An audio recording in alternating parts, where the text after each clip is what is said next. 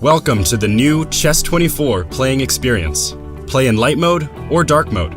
Choose from a range of time controls or create a custom game. And get paired with players from around the world, fast. Enjoy a polished playing experience while making moves on a fresh, responsive board to claim your victories. Train and improve with over 80,000 puzzles. And that's not all. Download now and discover what more you can enjoy in our brand new app.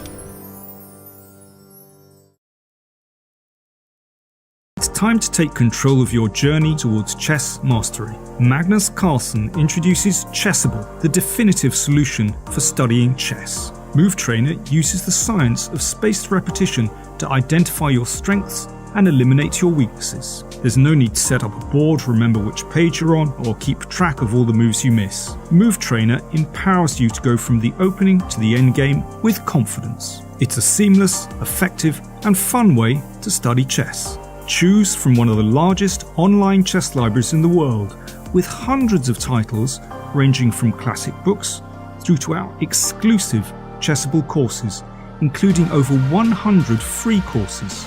Get expert insights from International Master John Bartholomew, Grandmaster Sam Shankland, International Master Christoph Sielecki, Grandmaster Simon Williams, World Champion Magnus Carlsen, and hundreds of other instructors. Get started now and join our growing community of over 100,000 chess enthusiasts at chessable.com. Chessable, take control of your journey towards chess mastery. This is John. John loves to study chess. This is David. David loves to study chess as well, but efficiently. John spends more time setting up the board and figuring out what's on the page of his book than he gets to study. David likes to take it easy and use his time wisely.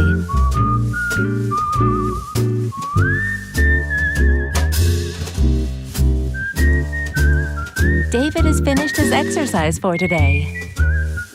John should try the same.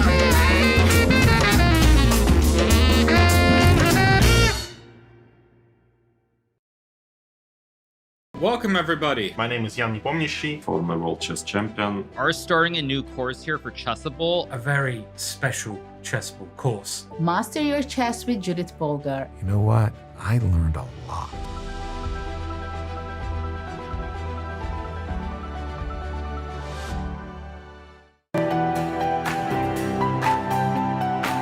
Okay, so let's send a challenge. Here is challenging. Nice graphics, easy to see. What are you thinking about? You're looking how it can be the most painful? Exactly. Okay, fine. So that I give up a phone. He wants to be even rude. Hi, I'm Grandmaster Judith Polgar, and I'm here to welcome you in the Chessable classroom. It combines a shared chessboard with live video. Teachers get to interact on the chessboard with their students and even run quizzes and tournaments. I really love what Chessable Classroom can offer. I use it myself all the time. Just invite students to your classroom and start teaching right there. No downloads needed, and it's for free.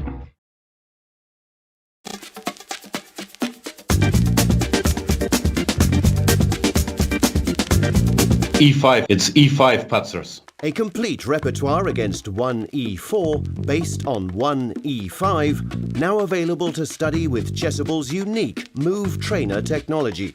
The backbone is the Marshall Gambit against the Spanish, with 3 Knight F6 against the Italian. Jan Gustafsson has revisited all these lines he has played for 20 years and worked on as a second for Peter Lecco and Magnus Carlsen, amongst others, with the help of the most powerful engines out there, Leela 0 and Stockfish 10. This has led to many new discoveries and a repertoire ready to master on Chessable that can serve the student for a long chess career. Maybe E4 doesn't exist after all. E5, it's E5 Patzers. I'm ahead of the game. I'm ahead of the game. I'm ahead of the game.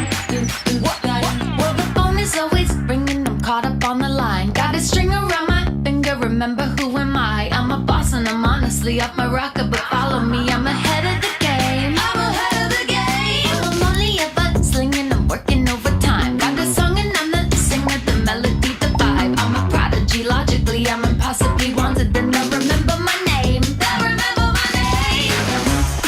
Ooh, well,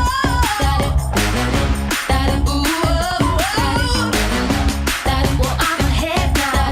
I'm ahead of the game. I'm ahead of the game. Ooh,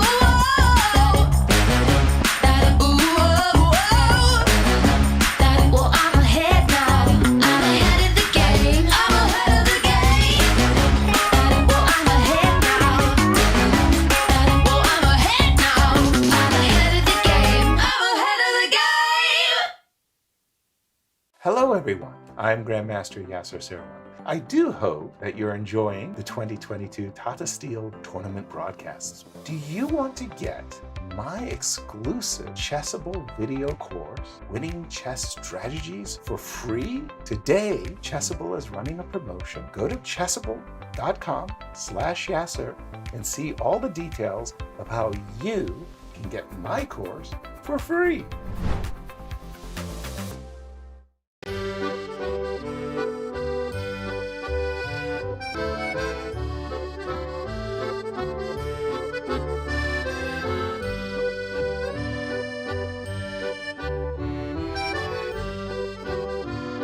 When I saw her for the first time, it was love at first sight. I love how rich and complex she is, how sharp and principled her first steps, how graceful her movement.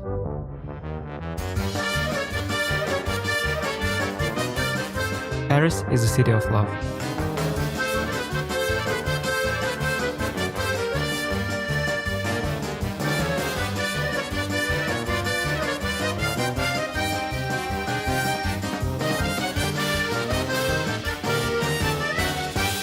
I've come to find my love for the French defense.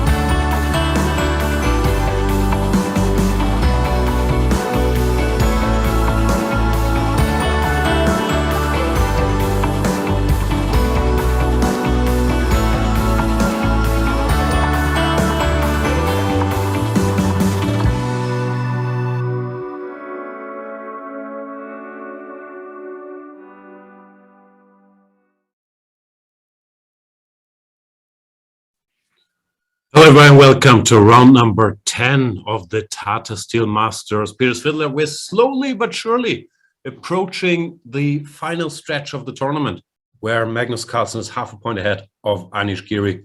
What do we have in store today? Well, as usual, lots of very interesting pairings, and hard to pick one. I guess the most obvious one is the 2016 World Championship match rematch, sort of, with Sergei Karyakin playing white against Magnus, but plenty of other stuff as well. Giri Duda is an important game for the context of the tournament, because I think, it might be very, very sharp. They are potentially playing a line in which there has been a number of quite exciting developments, and I think if Anish wants to catch up to Magnus, he does need to maximize every single white game, even though he's been winning with black as well. So it's not like he doesn't know how, but a very important game today.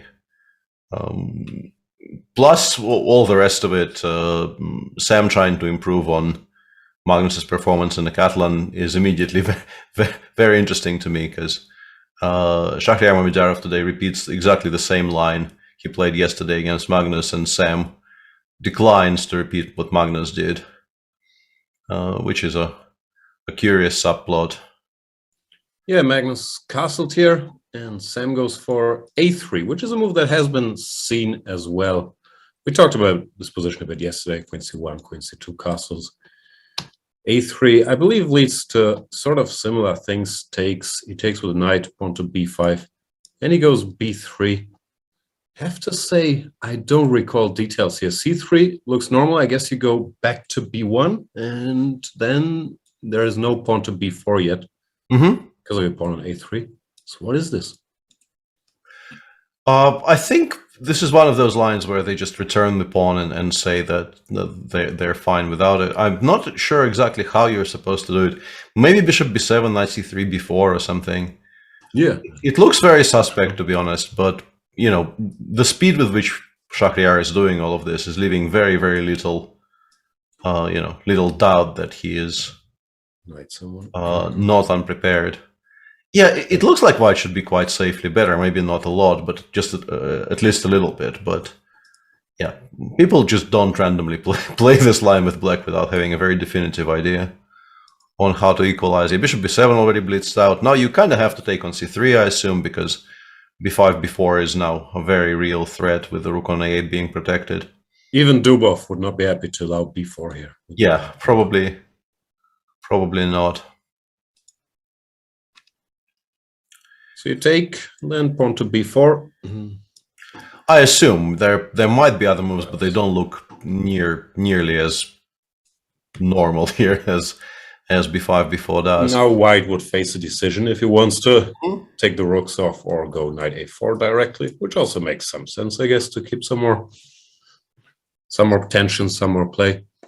Yeah. I know, looks like one of those where white feels a bit better, but maybe if you go deep enough, like in any line, you can equalize move by move. But yeah, looks somewhat. Yeah, looks like it should be center. Be a little bit better, c5. Yeah, but if we get here, we can discuss this position a bit further. But there's plenty other games to talk about. Oh, right.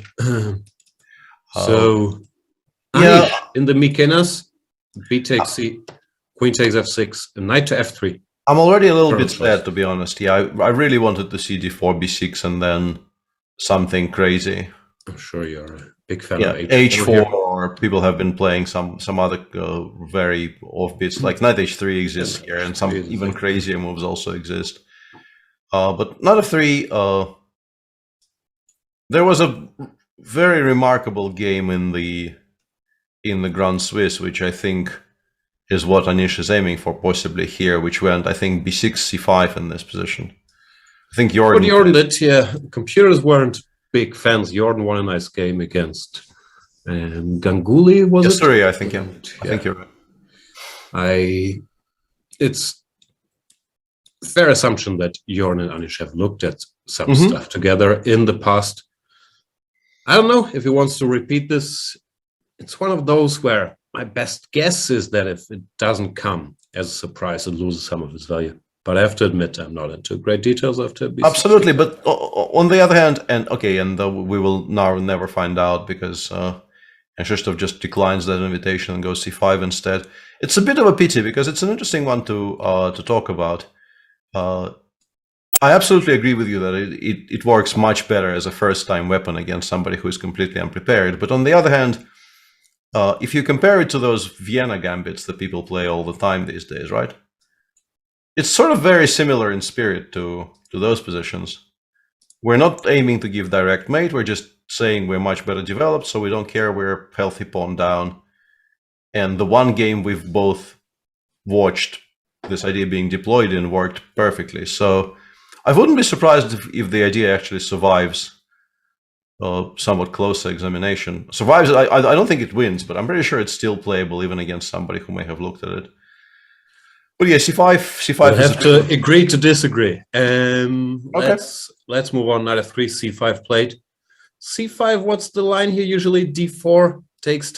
Bishop B4 check. Bishop D2, and this was never supposed to be that easy for Black. No, like C5 comes as a bit of a surprise. Yeah. E5. C5 never was the main line. The main lines were, I think, originally everybody played either knight c6, d4, e5, or e5, d4, knight c6, depending on your move order. It led to similar positions. The old main lines of d5, e5, d4, e takes d4, I don't think they've ever been completely refuted, but I think the consensus is white is a little bit better there, and it's kind of no reason for Black to allow any of this when there are safer options available.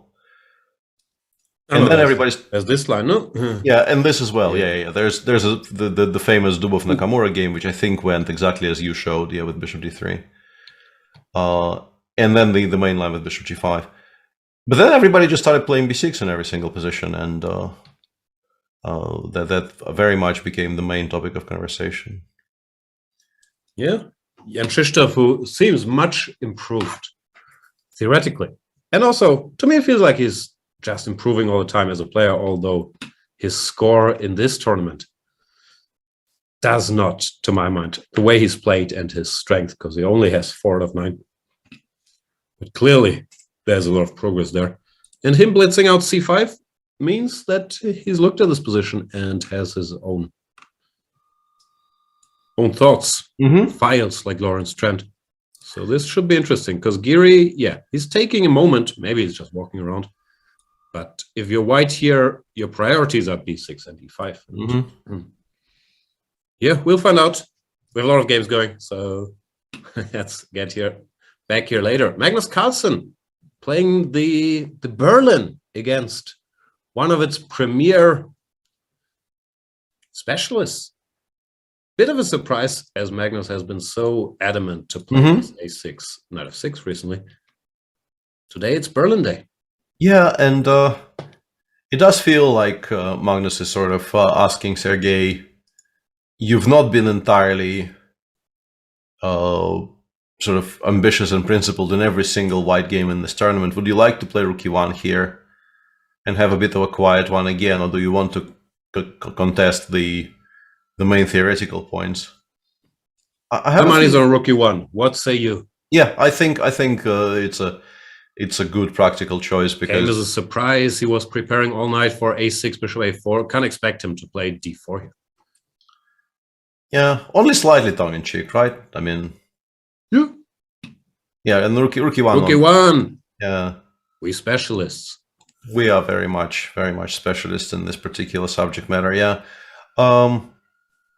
Thing is, this doesn't necessarily have to be a draw. For white can very, very seriously try things in all these lines, and has in the past. But it is, of course, a much safer choice than the endgame, which might sound counterintuitive because here pieces disappear. But these positions, if you're not in the mood for a fight, and with Magnus, you don't know what he's going to do. He could play something a little offbeat. He's played b6, bishop b7, and so on. They could easily go wrong for white either. So there's a lot more tension in these Berlin endgames than maybe one thinks at first sight, because queens are gone and so on. So rook e1 is a much safer choice. Bishop f1 played. Yeah. Pragnanda insists on his gambit that he played against. Rapport, was it? Is bishop g5, pawn to c5. This position. The more solid choices are pawn to h6 and d takes c4, which have been played plenty at the highest level as well. He likes this line and repeats it against a scary theoretician like Vidit. It means you really have to believe in it, because obviously repeating it means you will face preparation. And I think Vidit is the first one to deviate, right? Because I think Richard played queen g3 and queen f3 is a different take on the whole thing. Yep. Yeah, we went through the options then. Queen c2 is the old main line, but I think modern computers favor queen f3 or queen g3. And it seems like Vidit is counting on some queen f3 surprise value. Knight b7 was played very quickly, but now e3. Not sure if that's the main move computers give. And maybe, we'll see, if Pragnanda will start taking some time. Yeah, I wonder, I think in most of these positions, you're not supposed to allow white to remove the pawn on d4 so easily. So I would suspect e6, e5 is probably the critical idea here. Knight takes e5. There is also just a very simple tactical issue of bishop takes f6, which might be winning a pawn, right? Because gf, queen g4, queen takes d4 is a thing that needs to be weighed. I don't know how strong it is, though. There's definitely some compensation there, but... Yeah, this could continue, not sure. But yeah. So you're saying e3, e5?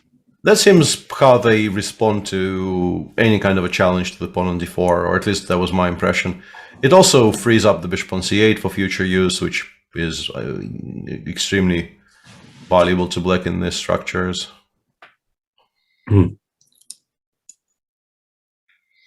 Yeah.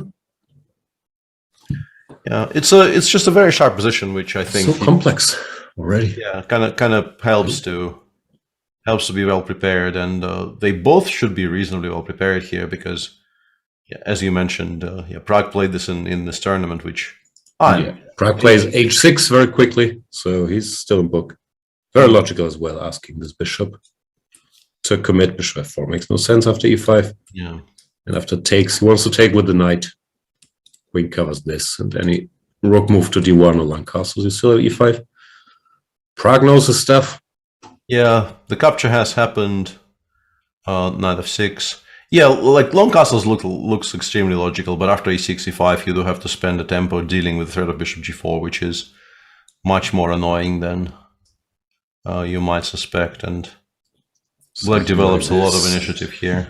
I think I've seen this before, but I can't for the life of me remember what black is supposed to do here. I've never seen it. Let me check. I have a feeling this is something I may have seen earlier. But yeah, very sharp position, which generally promises an interesting game.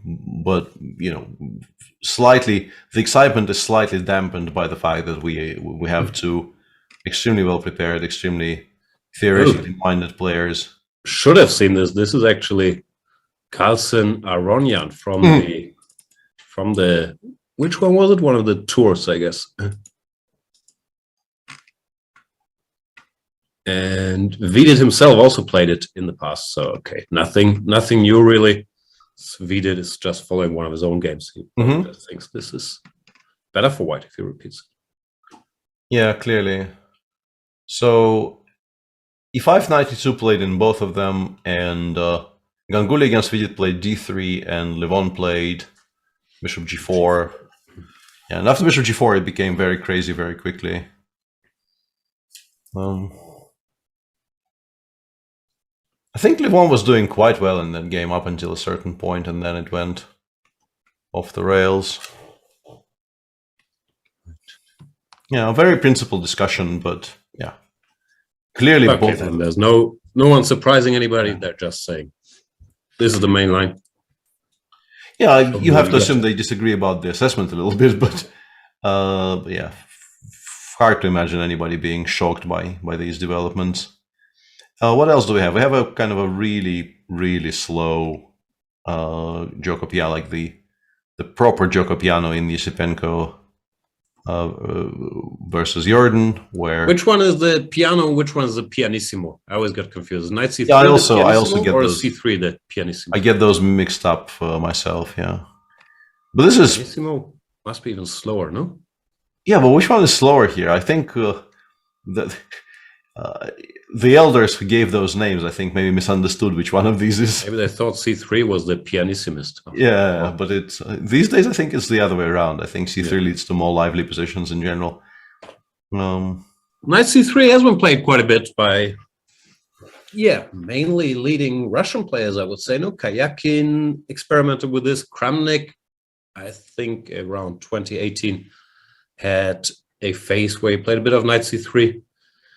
I guess the main point is after d6, you want to catch this bishop with Knight a4. Mm-hmm. So Black typically chooses a move like h6 or a6, or even castles, not committing to d6 yet, although you could certainly argue how bad d6, Knight a4 is as well. And after h6, one of the subtleties in these positions is that if you go bishop e3 and takes is played, you often actually want the pawn on h7 for this structure after exchanging here. So White kind of waits for h6 and then he switches plans to bishop e3.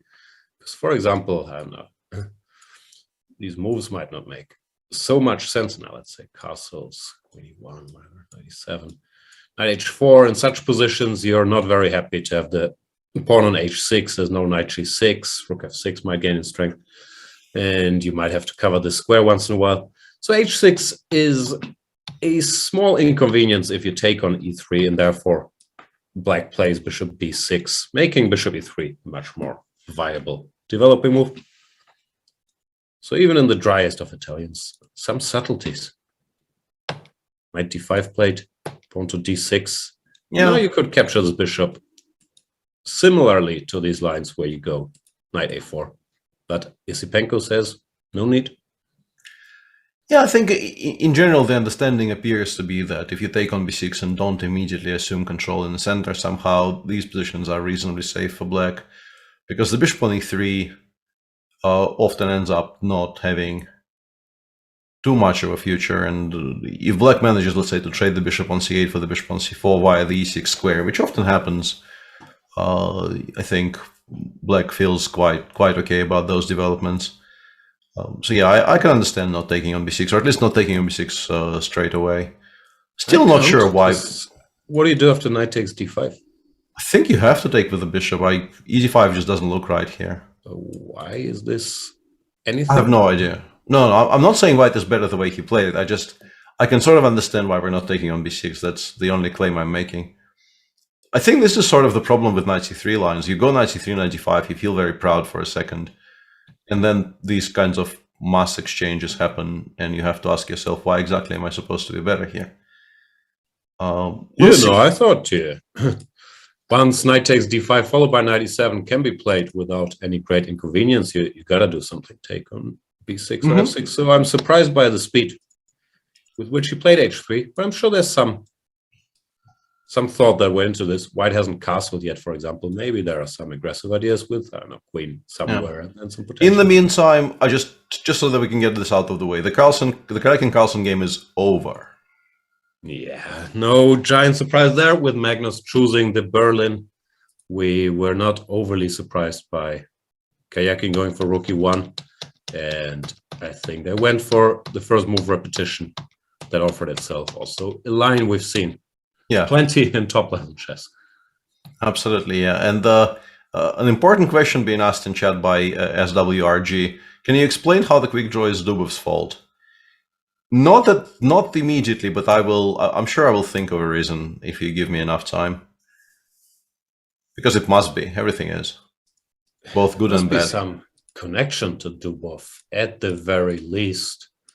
If Dubov, for example, had played his game against Anish and made it draw, then Magnus would be 1 point ahead, and maybe he would feel a little friskier about not playing conservatively and wouldn't have chosen the Berlin. Or if Dubov hadn't exhausted Kayakin in this game they played earlier in the tournament, where Kayakin had to find all the theory while Dubov was blitzing out the moves to make a draw. Then maybe Kayakin would have had more energy to put up a fight with the white piece today. So it always comes back to Dubov. I need to be more experienced in this game that we're apparently playing. I will come better prepared for future rounds, because Jan is just doing it effortlessly, and I'm just sitting here in awe of the mastery of the topic.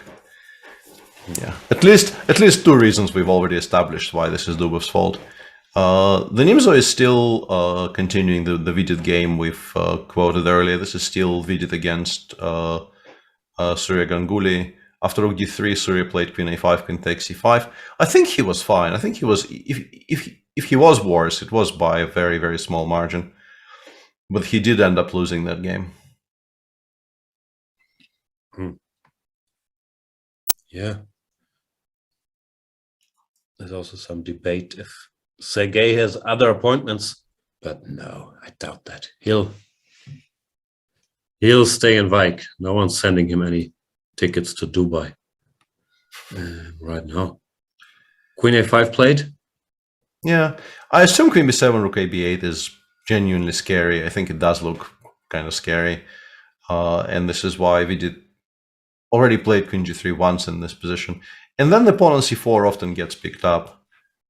So despite white currently being even 2 pawns up, I think it's very likely that by move 20, material balance will be restored, and white's claim of advantage will be based kind of specifically on the knight on c3 being more active than the knight on f6, because of f3 and d4 might be on the board by that point somehow.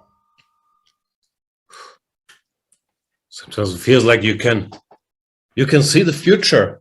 What's the term? Sentient? Have you become sentient? Yeah, the term is precog. Yeah, but I double clicked on the Vidit Ganguly game and imported it into the current game and went through it a little bit. So I'm predicting it will follow a similar course to the Vidit Ganguly game. There is absolutely no precognition involved in my bold predictions here. I'm just claiming I can read, which is a claim I've been making. Nice. I've been making successfully for a number of years now. Where haven't we been? We haven't seen Caruana Rapport. Yeah, that is actually quite something. Yeah. Another Mikenas. This line 3-4. It's called the Mikenas attack. D5 and C5, the two main lines here. D5 somewhat more popular, but C5 never really completely went out of fashion. Problem for black is after E5 is to go back to G8, but you argue that white, spend some time maybe slightly overexposing his position. You can either attack or exchange his pawn.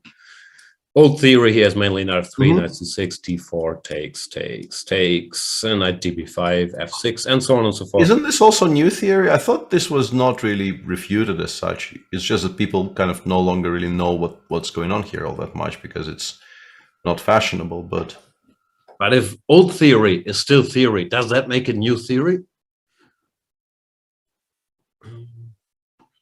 No, I think by clicking here, people sort of concluded that black is holding, but you still see quite some strong grandmasters going in with white. I believe the Leelas of the world recently have started pointing out that this pawn to d4, which was considered the more homeless line, harmless, mostly has a home in chess theory. The more harmless line so is also sort of tricky, mainly because of the move queen f4, which I believe was pioneered by a certain Daniil Dubov. Hashtag blame Dubov. Yeah. Earlier they used to play queen e4 and they didn't get very much, but this queen f4, the first choice of modern engines, has led to a bit of a renaissance in this queen f4, and clearly Fabi approves. So interesting stuff here. d6, knight f3. Not a specialist here. Knight h6, I would assume, is not, quote unquote, the first line. Probably not, but it might be useful. Rapport might know. Though I can't really figure out what you would want there. I wanted to say that after g5, knight takes e5, with knight on h6, the pawn on f7 will not be hanging, so black will have more options. But I don't know which of those options you might actually need. I recall I saw something like this, with this idea. Yeah, but knight h6, I'm not sure what white is supposed to do. We just play bishop e2 as a move? What do we want? Bishop e2 looks logical. Yeah, I'm trying to figure out if I can actually afford to play bishop e3, but probably not, because I would really hate for that bishop to be traded for the knight. So both knight f5 immediately, and also just taking on e5 twice and knight g4 seems to be working. Yeah, don't like this for white. You could maybe make an argument for a more waiting move, trying to get the bishop to d3 later. But yeah, I like bishop e2. I think that's by far the most natural decision, unless there is some argument for knight. No, knight b5 can never work. d5 and bishop b4 check is just too annoying. Let's see what Fabi has in mind. And there's also both sides seem to be prepared. Mm-hmm. Knight h6 after 5 minutes. And just to finish the roundup, there's also a bishop b5 check in the Niels game. Finally, we get to watch an actual Dubov game instead of just talking about Dubov. It's amazing you would call the actual Dubov game the Niels game. Yeah, shots fired. No. Why bishop b4 check? First of all, the move order. Knight f3, c5, e4. It's a bit curious because if you go e4 against Niels, you usually get c5. No, but maybe he wanted to rule out e4, e5s, or he wanted to do something where no one explains what it means. But it's provocative. And especially in Team Magnus, a lot of value is placed on move orders that make no sense. Because looking stupid is a value in itself. So knight f3, c5, e4 against an opponent that always plays a Sicilian. Such stuff is much appreciated. Yeah. Anyway, after d6, Daniel plays bishop b5 check. Not in the mood for mainline debate. Bishop d7 takes. Knight takes. Is knight takes becoming more popular? It feels like we see more of it when everyone used to play queen takes here. Or not sure if that's based on numbers. There's definitely more of it than before, but it's always been a weird one for me because I don't quite see what the advantage is supposed to be by developing this knight to this square compared to c6. c6 looks like a very logical move, considering that white's plan in most cases here is, well, I mean, there's two plans here. One is to try and establish some kind of a Maratsi setup with c4 and then d4, and the other one, the one we're seeing Dubov employ, is c3, d4 at the earliest opportunity. And against that in particular, I think you would much rather have a knight on c6. But yeah, Niels clearly disagrees. Yeah. Maybe you can make an argument if white goes for this Marozzi that then black, not having moved the queen, has some extra options here, like this knight e5, I guess, is a move. All kinds of things. But yeah, the drawback is supposed to be that c3 plans gain in strength a lot. Yeah, bishop b4 is an interesting one because knight e4, I guess maybe in this particular setup, and once again we have to be reminded that there's no knight on c6, meaning there's much less pressure against the d4 pawn. White could just try, castling and going knight e1, f3 really quickly. Might just be trapped. Well, it kind of escapes via g5 as like bishop b7, knight e1, and you go f6 here, f3. Maybe here it just doesn't work at all. f3, knight g5, we have ef, and maybe the pawn on e6 gets picked up. But yeah, bishop b4 check is, I think, a very clear indication that Niels wants to get the bishops off the board and then just play knight g8 and knight e7. And what we will have is actually a very Karakani type position, right? This is very much like a 3e5 Kara. To me, as a d4 player, I'm more reminded of certain lines in the Slav. The Slav, yeah. Very similar. For example, if we played this move, I'm not sure if this is good. But let's say we exchange these pieces, you get very, very similar positions. But yeah, this is maybe some Slav just pure Slav, right?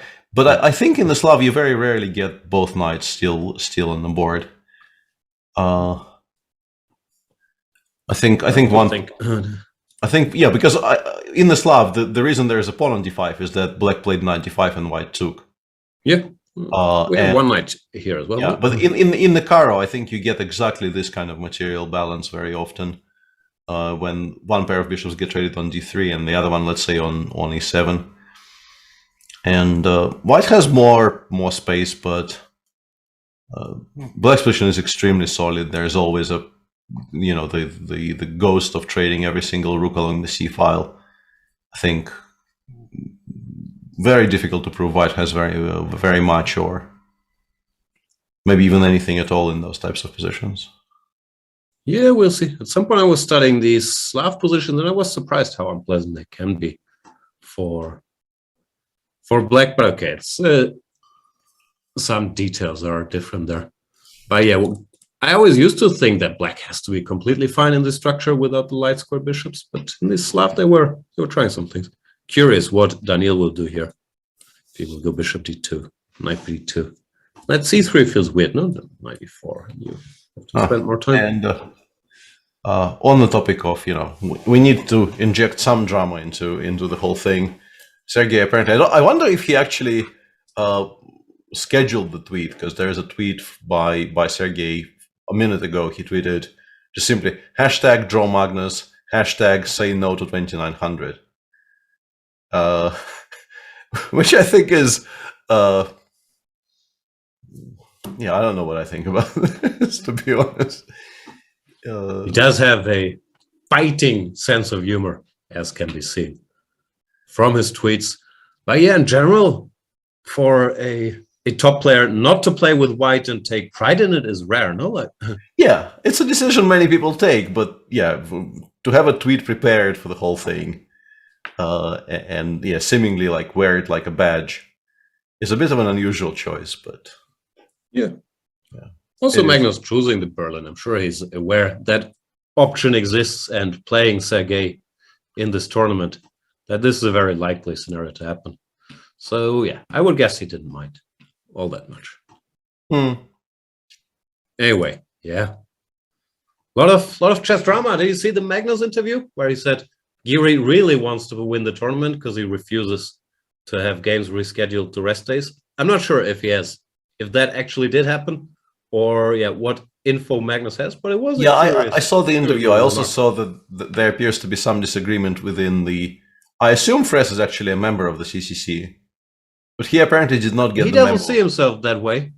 Yes, he made this tweet that the Chicken Chess Club, of course, and its president tagging me, of course, applauds the decision not to play on rest days. So I was asking him, I didn't do this. What's this about in our group chat? And he said, come on, it's obviously humor. People will get that. And I said, I'm not so sure if you're trying to ironic everybody here. So I'm going to have to write a humorless reply. But yeah, obviously the CCC does enjoy rest days and preparing. But my serious position on it is that, yeah, I don't think players should necessarily be put in that position, which I think is also what we talked about the other day, that in the ideal world, you want such things decided by organizers, rules, contracts, all that good stuff. So, yeah, I find it rough to applaud or condemn Anish for not wanting to play on the rest day, if that was an official talk, which I don't know if it was or not. Yeah, we still have no information on that, and we discussed it yesterday, and I absolutely agree with your tweet as well on the topic. Yeah, it should not have been put to him. He should not be in this position. Anyway, there was some speculation if Laurent and I are beefing because the tones sound very tense, and the answer is yes. I'm deeply hurt by his tweet.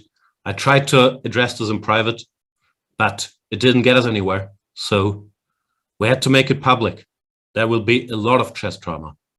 coming up in this debate with Laurent Fressinet, who also happens to be a very mean person and is still very well liked, which has been driving me crazy for years and years and years. So there's a lot of envy going into my anger as well. Anyway, draw. This is not draw, and this is potentially quite sharp, even though c5 bishop d3. Is this a thing? I know e5. There was there some e5 bishop d3 lines? B6 is a reply that exists against most things. Yeah, you can always go bishop d3.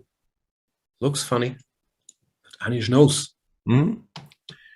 Well, today for once it feels like he may have been somewhat out prepared because he's behind on the clock and he's still thinking. I suspect he thought that this position must be very good for him because of rook b1, and he is now realizing that Black will quite happily play long castles, follow it up with queen g6, and launching any kind of a serious attack on the queen side might actually be an unrealistic expectation.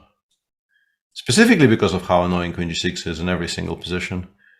And I think the endgames are just completely fine for Black here. Like if you imagine the queen's actually getting traded on g6, it's very difficult for me to see how any of the resulting endgames could be bad for Duda.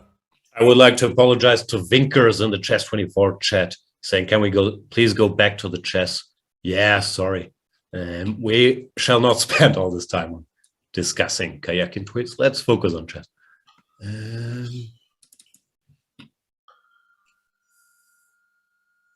What chess do you want to see? I want to see more chess instead of... More chess? No, I mean, that was... Yeah. I get annoyed on your behalf, even though I think you're managing quite fine on your own in this respect. But I also get annoyed on your behalf on those. Why on my behalf? He didn't say, "Jan, get back to chess." Get annoyed on your own behalf. Well, I'm sort of not reading that chat all that much, so I probably should. Yeah, I think we should. Chess24 premium members. Peter Svidler hates you. I feel like I have enough space on the screen for both of us to get equally annoyed. Let me correct that mistake. It's fine. Apologies. So rook to d2, bishop e6 has been played. And now, how do you keep this pawn needed?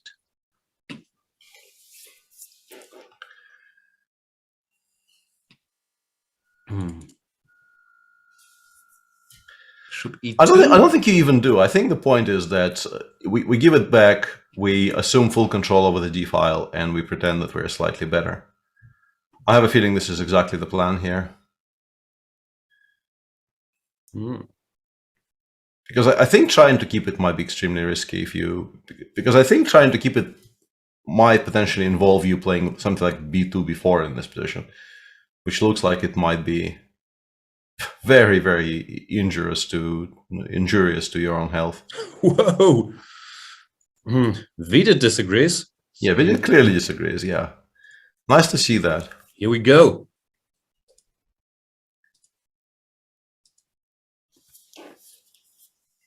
This must be a very materialistic move. No, you're exposing your king further, but you're not allowing any captures on c4. Where does black queen go? To c7?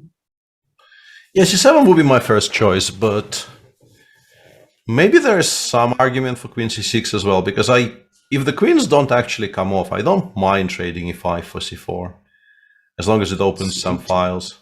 Or even queen c7 runs into knight b5, no? Which might... Yeah, but I have a feeling maybe provoking knight b5 and then choosing a different square might be something. Like if maybe I can play queen c6 here, for instance. And rook d6, knight e4, I was trying to calculate. Yeah, I was wondering how does this end? We take all the stuff. Yeah, I take all the stuff and I take one f2 in the end. Which doesn't actually guarantee me any kind of happiness, right? Like rook e5 maybe, or rook e7, whichever value, yeah. knight f2, knight d6, and then c5. Black might be in trouble despite being an exchange up here very easily. Very, very easily.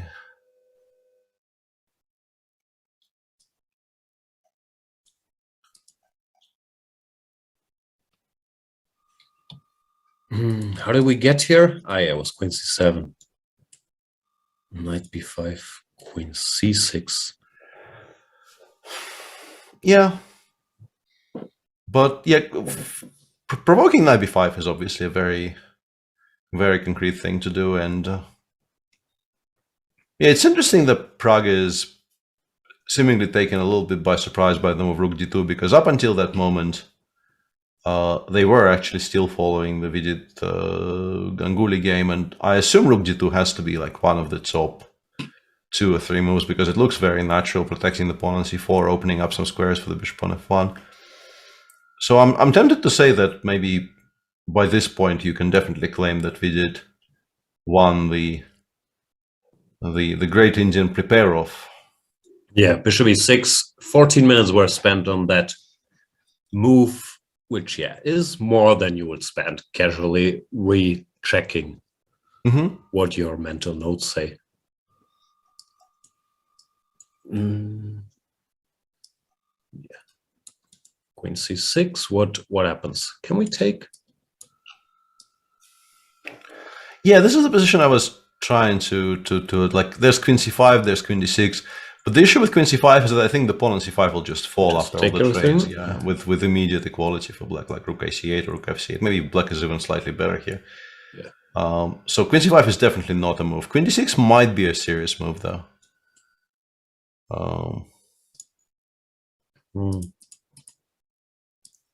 And now the choice is we can play queen c8 or we can try making queen takes d6 work tactically, but I have a feeling it doesn't, right?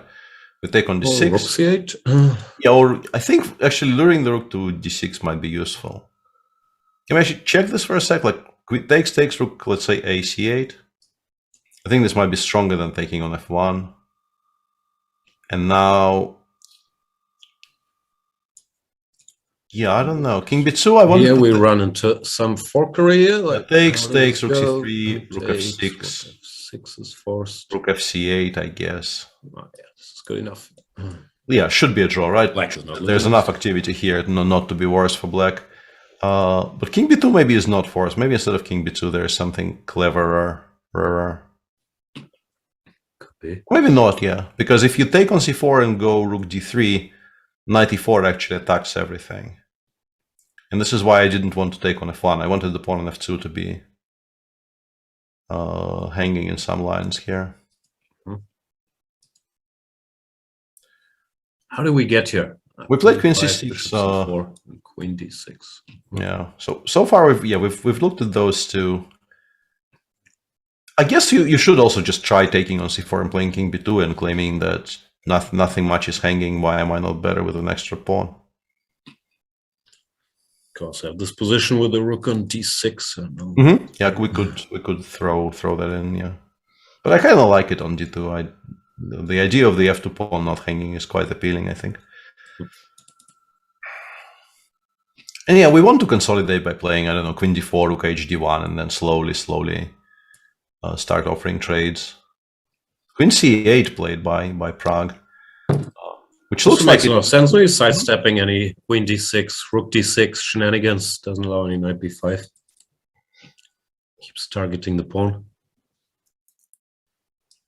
Could lead to the same, no? Yeah, but could very easily lead to the same position, because c5 a5 doesn't look remotely attractive right now. I think one thing that White should be extremely wary of is giving black easy openings along the a file.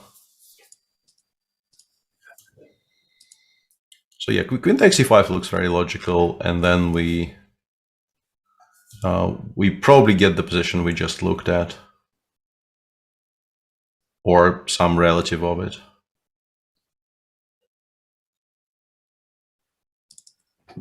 Yeah, Vidit apparently taking time for the first time, or going for a little walk. Fabi's done something odd, to my eyes at least. He spent a lot of time, then went e takes d6, bishop d6, queen g5, allowing black to develop with tempo and moving the queen around. Would not have been my first or even fifth guess as to It's very strange. what white is supposed to play here. So how can white be better here? Like any move, castles, takes on Yeah, G5. I quite like castling. Yeah, I think taking on G5 is actually kind of illogical because it just makes white's plan, which I assume is to castle queenside, this much faster.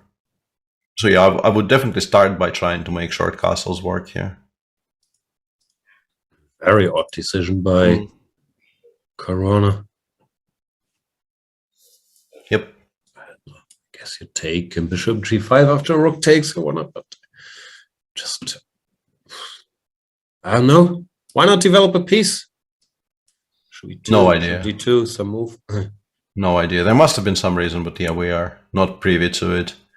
And a tribute account in the Chess24 chat, Traitor to the Motherland asks, long castles by Dubov, why? Question mark. And apparently he has castled queenside, which is whoa. Yeah, I very much am also D2. Team Y here. I don't really know why. It's not into the debates we were having about the tiny space advantage. Wow. Yeah. This is very unusual. I have no particular explanation for it. Just appears to make the potential counterplay on the queen side so much stronger, and yes, maybe some kind of a pawn storm on the king side is now more probable, but there's not even a king on g8 yet, so like what kind of a pawn storm are we talking here?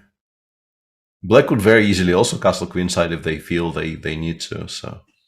You just think the king is safe. Your king b1, rook c1, play on the queen side either way. Keeping the option reserved. Yeah. I don't know. I've never castled queenside in my life, so yeah. I keep being shocked that it's even a legal move. Yeah. Yosha Iglesias saying, Team, why not here? And I think that actually probably answers the question why kind of convincingly. I think this must have been part of the equation for Daniel. He just thought, okay, this looks funny, so why not just do that for meme value?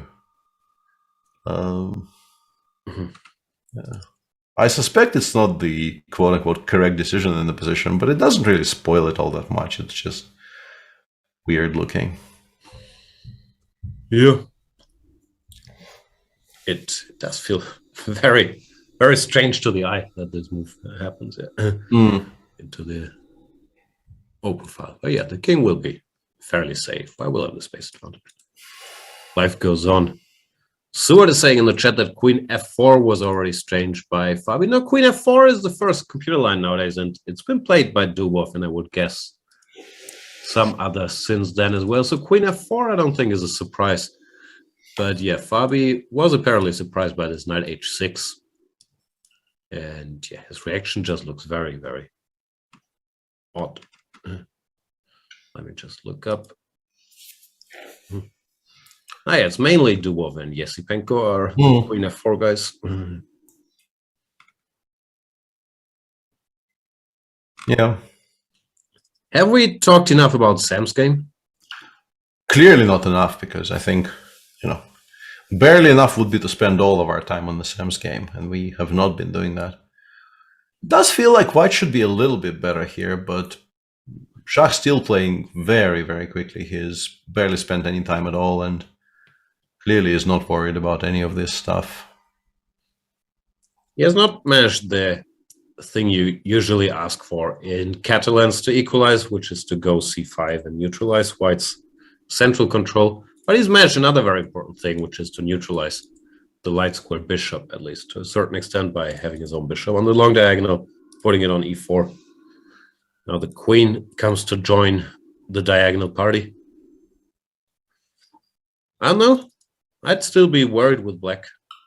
If the knight gets to g3, I think we are kind of entering panic mode potentially, but rook f8 is a very, I think, clear indication that Shah wants to play 6e5 and solve at least part of his problems by breaking the center open.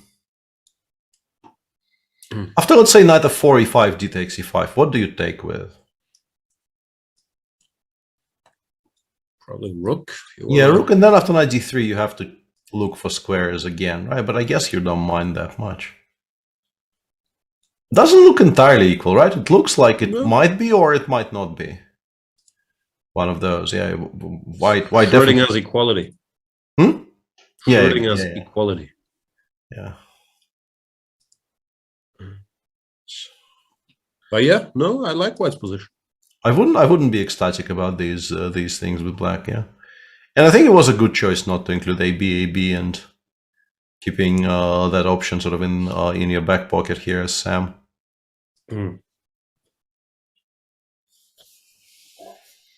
Yeah, Sam, as usual, well prepared, playing all the openings.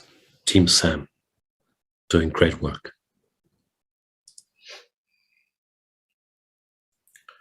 Yeah, apart from knight f4, I don't really see anything that I remotely like for White, though. Yeah, I guess it's still a debate. When you want to throw in AB, or take away the option of going BA. But on that, this looks very logical. You could. I mean, the one other plan I could maybe name is perhaps actually throwing in AB and then trying to double on the C file first to perhaps pin the black pieces to the protection of the C7 pawn. But I think E6, E5 is just too quick, and we want to address it in some way. And knight f4, I think, does a much better job of addressing it. Addressing it, yeah. A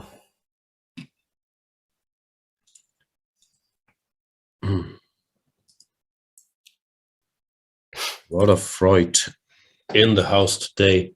Yeah. Vidit, in the meantime, has played Queen C8, Queen E5, Bishop C4, King B2.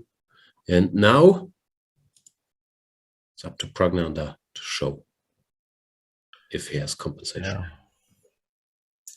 I did check at some point, and it appears I am actually the first person to ever use the phrase Freudian sleep fielder.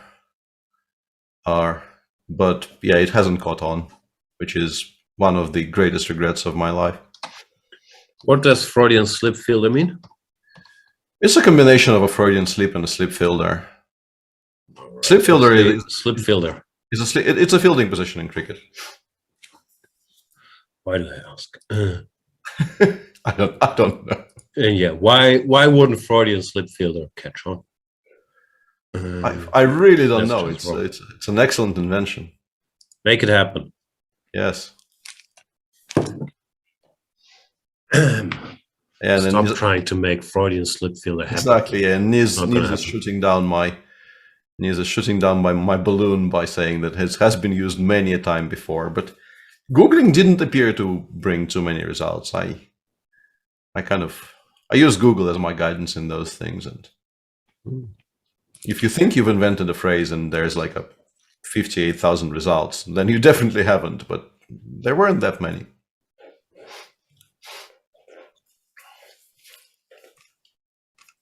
All right. Speaking of outrageous long castles. This one is JK. Slightly less outrageous due to the fact that it was pretty much an only move not to lose the game in that position, which discounts the outrage a little bit. Yeah, you could play Queen E7, but I think you'd enjoy it. If White could somehow play H2, H5 here, I think there would be a definite argument for White being better. But Queen H6 is just unstoppable. You could try to play H5 and argue it's a Freudian finger filler if you get called up. Yeah, absolutely. Yeah. Nothing we can do about it. Queen G6. Even Queen C2, Queen B3 doesn't stop it properly. I mean, Queen C2, Queen B3 sort of prevents the queen trade, but I think it also loses the game. So that's probably not the price you want to pay for preventing the queen trade. So Anish got out prepared by the dude, and the dude is just fine. Yeah, if Queen G6 is coming. Yeah, I think it's just a completely fine endgame for Black. Because you probably will even have to trade on G6, opening up the H file for the rook on H8, improving the structure a little bit. And then I play, I don't know, B6, F6, and, you know, if anyone is better here, I suspect it's Black, but probably not by very much. But yeah, Black always has the potential to be better in these pawn structures. Not even if white goes d4. It's like good old Nimzovich. He did enjoy these double pawns. All right, Duda doing well. Maybe Magnus Carlsen with his quick draw put some pressure on Anish there to win, to catch him. That's my theory. And I'm sticking to it. D4 played. Yeah, Anish does go g4, and after queen g6 he will just absolutely have to take. There's just no other move. So we can discuss that position. I guess he wants to take, play bishop e3. The issue is d takes c5 is not really a threat, so I'll just play f6 here. I think stopping any kind of knight g5 shenanigans is priority number one. And also I would like to play g6, g5 if allowed. I don't know, I like this for black. Yeah, I'd be tempted to take, not claiming I'm better, but make something happen. Yeah, rook h5, g4 is working, so I guess I want knight d4, but yeah, which is why I probably need to play 6 c5 just to stop you from getting your... Yeah, no, some move. I don't know if I start shuffling the knight. Probably not yet. Here. Yeah, maybe it's not as great as all that for black. I still think black is entirely comfortable here, like the Irish pawn center holding the fort.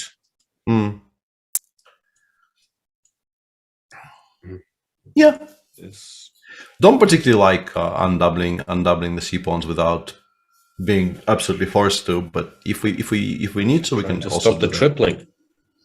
Yeah. I don't know. Even here, if you pick a side, it's black, right? So it's. I'm less certain. Because the hanging pawns. Here it does feel like if I somehow blunder d45 somewhere and the files get open on the queen side, it's a lot less comfortable. But yeah, I'd still feel okay with black. But I don't know if I'm preferring black here. I don't know, king e2, h3, rook h, c1 or d1, and start pushing for something on the queen side. Probably around equal in both cases, but yeah, I'm not trading on d4 unless I absolutely must. We'll see how the dude does it. For now, bishop g5 is a threat, so queen g6. He hasn't actually even played queen g6, which is curious. Yeah, maybe he wants to play. But white isn't obliged to play bishop g5. Like bishop g5 is not absolutely the next move. I was wondering if he wants to go something like rook d7, wait for bishop g5, and then play queen g6 and claim that he's won a tempo. Which would have been a solid claim, but bishop g5 obviously never gets played here. Castles or bishop e3 or... Yeah. Who's won the tempo now? Yeah, exactly.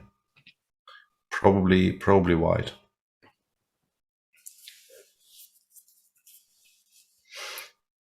Sonic Maya is saying Magnus +4 in a super tournament has gained exactly 1 rating point. 2900 is impossible. He could win more games, no? Like if he maximized all his chances, having +6 here wouldn't be impossible. Or he can just play 30 more tournaments like this one, and he's there as well. Yeah, but mainly I think it was very, very clear in the first half, or perhaps first half is a bit strong, but like in the first 4 or 5 games that he was not playing at his optimal level. And like the alternative argument here would be he can definitely play better. He definitely left some EV on the table, and he's still +4 and still gaining ratings. So even when he actually acquires some sort of best form, he will start gaining a lot more per tournament. So 2900 does appear possible in this evidence. Now that he figured out that the Catalan is a forced win for white, that should help. Pretty much, yeah. 100% so far in this tournament. He's beaten Giri, Rapport, and Mamedyarov in consecutive games with the Catalan. No? That's pretty good. Yeah, I'm not really laughing at. I'm laughing with. Yeah, no. Queen g6 played, takes. I don't really think the Catalan is a forced win. Here we are. Bishop e3 looks natural. Yeah, I think should be played because with the queens coming off, we definitely aren't giving up the pawn on d4 as a kind of a weird gambit here. Already played, yeah. And now we'll see what the dude actually.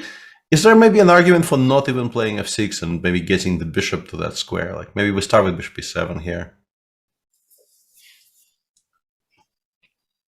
And ask the question that way. Yeah, now this looks less tempting somehow, doesn't it? Although I don't know why, yeah, but it actually does, but I have no idea why. I still do it. Ale. Ale. Magnus Carlsen fan 1 saying, I'm a bit less of a Magnus fan today. Sorry to say, quite disappointing. What did you want him to do? Yeah, this take I just... As we've debated earlier, if it's a quick draw in a top Grandmasters game, it's pretty much always on white. It's not like if he played, let's say, the Marshall, that there aren't ways to make a quick draw, or the Open Spanish, or any opening, even the Najdorf or the Dragon. There are ways for white to make quick draws, which is why in these must-win situations, you often see some desperate choices, quote-unquote desperate, like g6 or, what Fabi did yesterday against Niels and Magnus leading the tournament ahead of Anish is not in such a spot. So then, it is typically white's call, especially with how good preparation and computers are nowadays. So I think you can still be a Magnus fan today after the quick draw.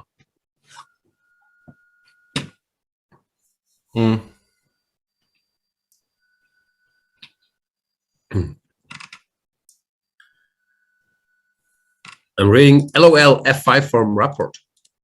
Not very LOL-y, actually, because you want to play knight f7 and you also want to stop knight e4. You can, I think, explain this in human terms very easily.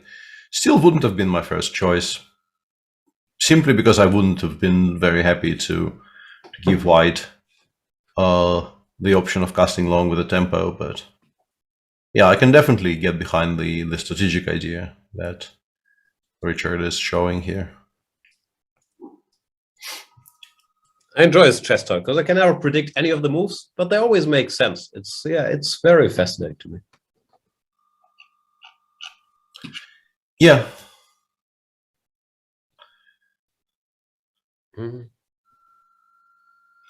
Yeah. Trotter's saying, a god calling out Karekin on Twitter. Now this is the fight of the two Yakutzun that we all want to see. We Popcorn, hashtag chess drama. Yeah. Apologies to Vinkers. No. Unapologetically wanting more drama is the new black.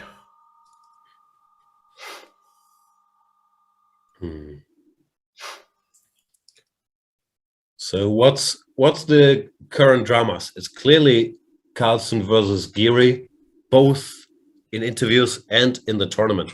If we recall 2018 and 2019, as Anish did in his interview yesterday. They had these races for first place in Wijk as well. I can't recall the final results. I know Magnus won both tournaments, probably was Magnus +5, Anish +4. Or one year I think Anish had +5 even, and they played a tiebreak one of these years. But they've had quite some fights for first place in Wijk, and obviously there's some bantering. I guess Anish does most of the bantering in that relationship, but Magnus, yesterday, he took some shots. That's the one chess drama. The other one, now there's so many. Now we have Agat Matur versus Kayakin. Do we still have Dubov versus Kayakin, or is that no longer dramatic? That doesn't seem to be happening all that much, with Karekin coming out strongly in support of Dubov's forfeit in round 6 or whichever round it was. Seems like that beef has been put on a back burner a little bit. So What exactly are you cooking when you put beef on the back burner? I don't know what a back burner is. I always thought it means if you don't have anybody to apply sunscreen to your back, but I'm not sure that's the actual definition. Let me look it up. Back burner. Apologies to Vinkers. If something is on the back burner, it is temporarily not being dealt with or considered, especially because it is not urgent or important. I have this barbecue thingy in my yard, and there's like an upper floor in the back. Is that the back burner? Things get less warm there if you put them on there because they are further away from the heat. Is that the back burner? It's a serious question. I don't know what the back burner is. Yeah, I know the expression, but I don't know if that's an actual thing or. I suppose it pretty much always ends up being an actual thing, but I'm not. I don't have a grill thing, and I also currently don't have anywhere to put the grill thingy. So since everything is covered in like a meter of snow, where I could potentially put one. Sorry to hear. It is very heartbreaking. You can always put a grill in your mouth if no other options. All right, let's get back to the Indian prep-off. That's what we call it. Mm-hmm. And there's been a lot of info provided on the topic of this game by our chief producer Satiris, who says that all of this is in Surya's course on the Nimzo, and Rook d2 is covered there, but sort of you could maybe say slightly glossed over, because it says black will quickly regain the pawn with bishop e6. And as we can see from the game, black doesn't actually regain the pawn all that easily, because they do win the pawn on c4, but they have to give up something in return. So yeah, clearly a very topical line on which the Indian brigade has strong and sometimes even publicly expressed opinions.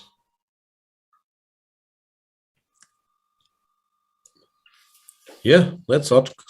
Rook d2 looks so normal, but yeah, hard to cover everything, as we know. Absolutely impossible, yeah. The back burner is typically a low heat burner that will just keep something warm. You put something on the back burner when you don't immediately want or need it, but when you want to come back to it later, hence the phrase. That makes sense. That's the thing on my grill in the back. Put it there. You don't want it to get too burnt, but you still want to keep it warm. Thank you. Let's put this phrase on the back burner and focus on the Shankland game. Absolutely, yeah. And interestingly, Shah played rook fe8, I think, with a very explicit intention of playing e6, e5, and has now not played e6, e5 yet for, I think he's been thinking for maybe 10 to 15 minutes. Let me check. So clearly he also is not entirely sure how equal the positions after e5, d, er. Yeah, already more than 15 minutes. I had a feeling that was the case. Perhaps the position is not as equal as he suspected, and he also finally might be on his own, because until that moment he was more or less blitzing everything. That would be surprising prep, though, not to blitz into a position where you're worse according to the computer and your opponent makes the first computer line. Then you're that would be slightly unusual. It doesn't look like it's the end of the world, but it also doesn't look like you've equalized. Maybe he thought there was enough surprise value in just playing that specific line. But to judge that, I would like to know what the official theory here says. For instance, after a3, what are you supposed to play? How does that correspond to what he did play? They probably just take on b3, right? Specialist. But yeah, we can switch on the engine as a substitute for official theory. Say what it has to say. Yeah, it gives CB as the main line, not C3. Yeah. Not surprisingly, but yeah, it does like this quite a bit for white. Even here it says, well, it always wants to go A-B now, apparently, to eliminate this BA option. Rook E8 it doesn't like. And in fact, yeah, Shark decides, I no longer want to have to debate that, and takes on A3 himself, which maybe should have been taken away as an option, as the engines do indicate. It still doesn't look like it's going to immediately solve every single problem, but I like the decision because it offers black more opportunities to perhaps eliminate the entire queen side later in the game. With the B file now semi-open and the pawn on B3 open to counterplay. Chat very unimpressed by our explanation that it's usually up to white in top-level chess if it's a quick draw or not. They say, Magnus, good player. We expect a lot. We're very disappointed. Sorry, Magnus. They hurt. You must play. What should he play, chat? G6? What opening do you recommend to stop this from happening? Sort of, you know, if you were to take this argument in a slightly more reasonable direction, if he played like what he played in the, although yeah, I mean, if he plays what he played in the World Championship match, Marshall no draws to be made there after Marshall offers so many C3, force D5. draws. Yeah, Marshall is just there's just going to be we can so hold much this. here. We click a bit. Don't tell anybody. Not really a serious suggestion. No, sorry. I understand that people are disappointed that there's no more action. But yeah, my main point is that in most reasonable openings, in 1e4, white can make a draw. And of course, measures are sometimes taken by black to make sure that doesn't happen. But it means taking great risks if we look at games like Fabi's yesterday against Niels and Magnus, probably with the tournament situation. Being half a point ahead with the black pieces against a former vice world champion. Didn't feel the urge to do that. And even for Magnus, who's very good, it's still also a very long, tiresome tournament. So to take great risks in every black game would seem extreme. Yep.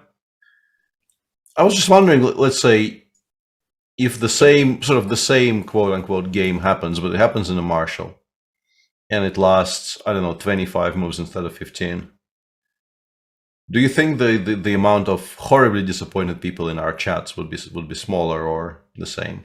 Maybe, I don't know if it's more a speed thing or a number of moves thing.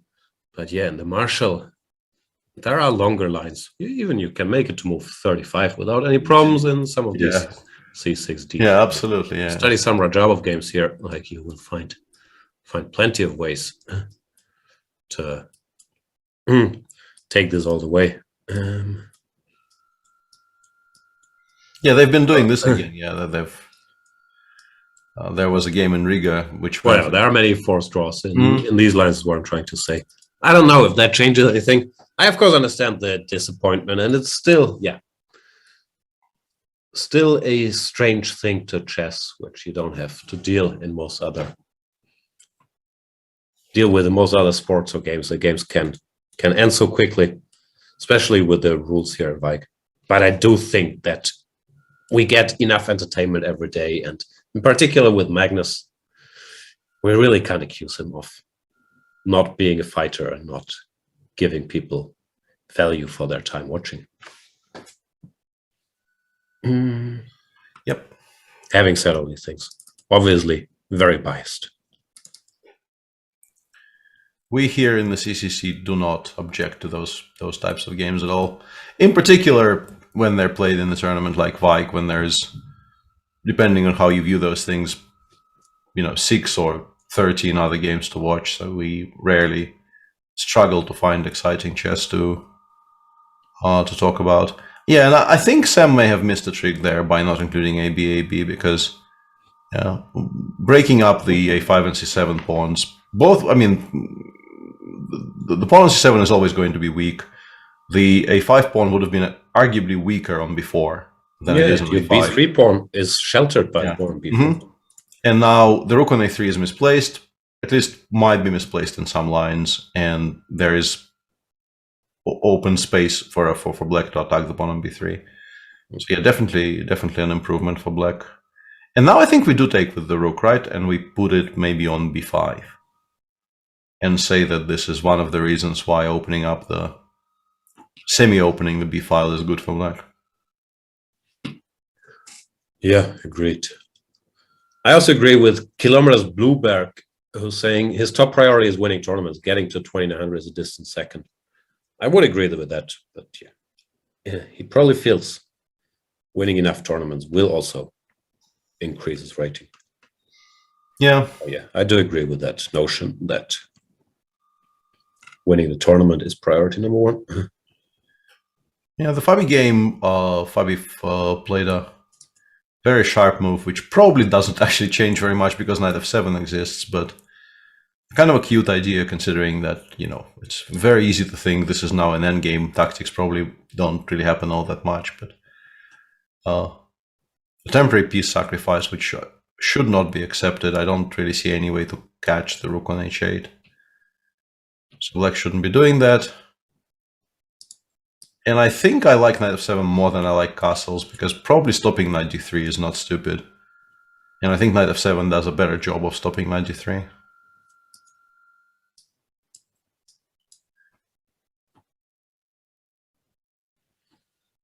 I just don't like the idea of looking for a square here. I don't like any of the squares necessarily, so just immediately attacking the bishop on g5 and making knight d3 much less attractive seems useful. Do we have a little kamikaze? Probably, yeah, I couldn't refute it, so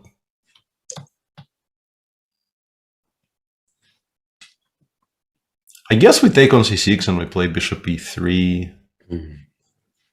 But that shouldn't be very much, right? That should be completely fine for black.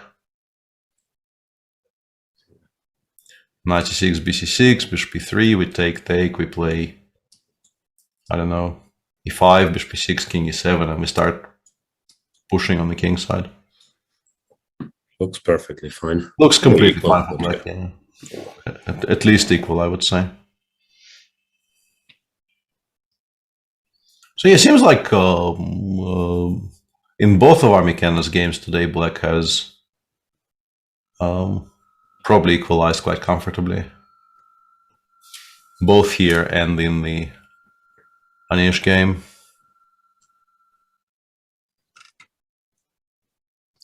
Yeah. The only topic in chat keeps being this game. So we can go through it again, maybe. Knight f6. The so-called Berlin, knight takes e4, rook e1. Very solid choice for white here, knight d6. And this is very much a choice you make, of course, with white. Knight e5, bishop e7, bishop f1, knight f5. Here, if white wants to play, they usually play knight f3, I believe. Then trying to get d4 with some more piece on the board. And this is a line that, yeah, has been used quite a bit in, I think, the Champions Chess Tour and other events.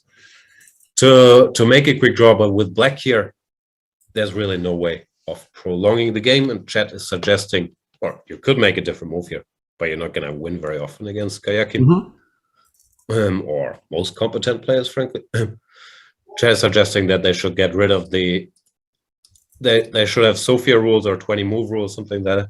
But it doesn't really stop players from repeating moves. Like, I'm not sure if there is a way. It's also suggested 3 points for a win and 1 for a draw. That has been tried. I've never been a fan because I like draws and it also feels artificial. I'm not sure how much it affects the outcome, but yeah, that you can experiment with. Personally, I don't think, as long as you don't change the rating system with it, that it would have made Kayakin's choice different today, for example, if you had 3 points for a win and 1 for a draw. Speculation. I don't know. Sorry you're disappointed, but I think, yeah, the pattern is also more about seeing who's a serial quote-unquote offender who does these short draws habitually and who does it with the white piece is always a good clue, and who doesn't. I did a lot of those in my days. Yeah, absolutely. Yeah, Gundel is saying, could you explain why black had no choice? I could, but you could also just, I don't know, believe us. What choice do you want to make here? I mean, if you play this position, c6, white will go knight d2, bishop d3, knight f3, and black has to be precise to keep the balance because he's slightly worse because you started with the black pieces and your pieces are somewhat worse. So yeah, once you're here, you do have a choice if you want to play a position where you won't actually equalize immediately, and also due to the full symmetry will not have any winning chances unless your opponent blunders quite badly, because the amount of safety net white has in these structures is unbelievable. It's you're very, very unlikely to acquire any winning chances at all. So what you're doing is saying, I want to play a longer game, which probably will still be a draw, but I want to suffer. Yeah, I would like to play for 4 hours and win 0 times, lose 2, and make 8 draws, which is probably not a good proposition. Pretty much, yeah. So yeah. We've talked plenty about the risks and non-risk of the alternatives. And Magnus usually he does not play. Should also be said. Usually he does not play lines where the draws are that much lying on the table for white. Usually he doesn't play the Berlin all the time. He doesn't play the Petrov. And even in this Marshall we've mentioned, there are draws, but it's somewhat less tempting maybe with white than, oh, I'm playing the world champion. If I play rook e1 here, I probably won't lose. It's somewhat different than preparing a draw against a Marshall where you still have long lines. And I don't know, like might play d6 or some random move early on. But yeah, in general, I think in top-level chess, it's usually on white as discussed earlier. And clearly Kayakin was very pleased with the decision to stir the game towards the draw, as indicated by his tweet. Yeah. Also, people keep comparing it to Fischer. But I should also mention this point that Kramnik made in his interview, that times with the engines are really changing. You can be much more accurate and obviously get more accurate information more quickly. So Fischer's approach to play similar lines of the Najdorf every game, obviously, I'm sure he did other stuff, but generally he stuck to his repertoire, played sharply there. I'm not sure how many games that would win you in top-level chess nowadays if your opponents are happy making draw. Sorry, rant over.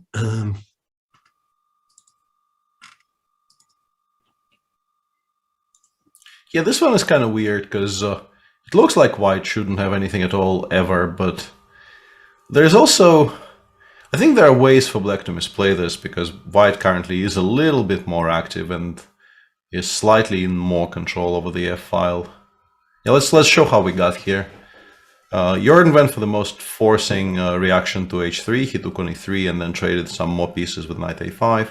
Yeah, also surprised by that. As mentioned, I still don't understand. Why not knight d5 here? But yeah. I mean, if this is the reply, I think this is also a solid option, right? Yeah, for sure. If you get this, this also looks perfectly fine. And yeah, he played a 5 af and then took with the rook, which I think is, I guess I know why that is.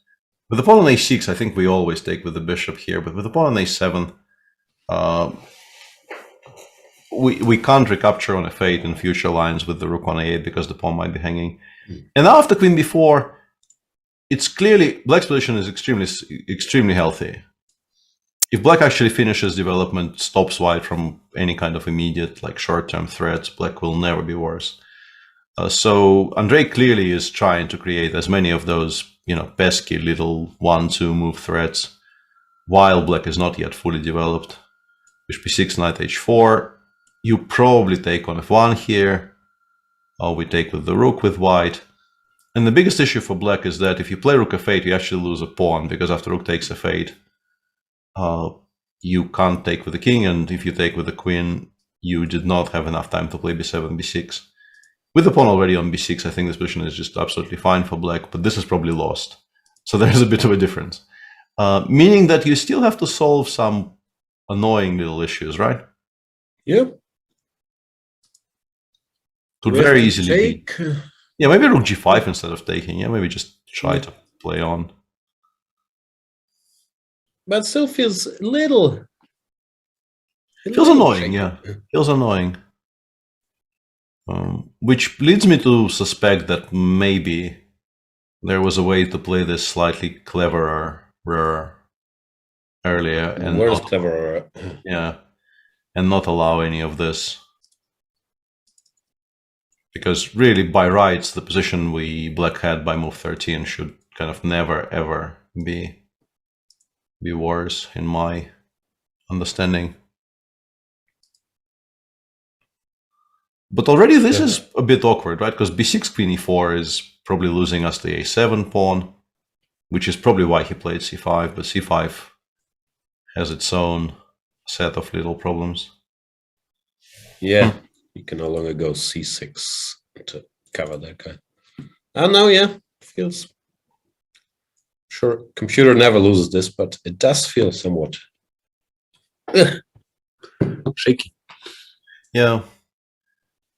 Sergei Karjakin asks, how upset would he be with the rule that draws are banned except king versus king and threefold? We've been playing under sort of those conditions for a while now, and doesn't change today's game. No, that's the threefold. Yeah, players want to draw. Plenty threefolds out there. Yeah, exactly.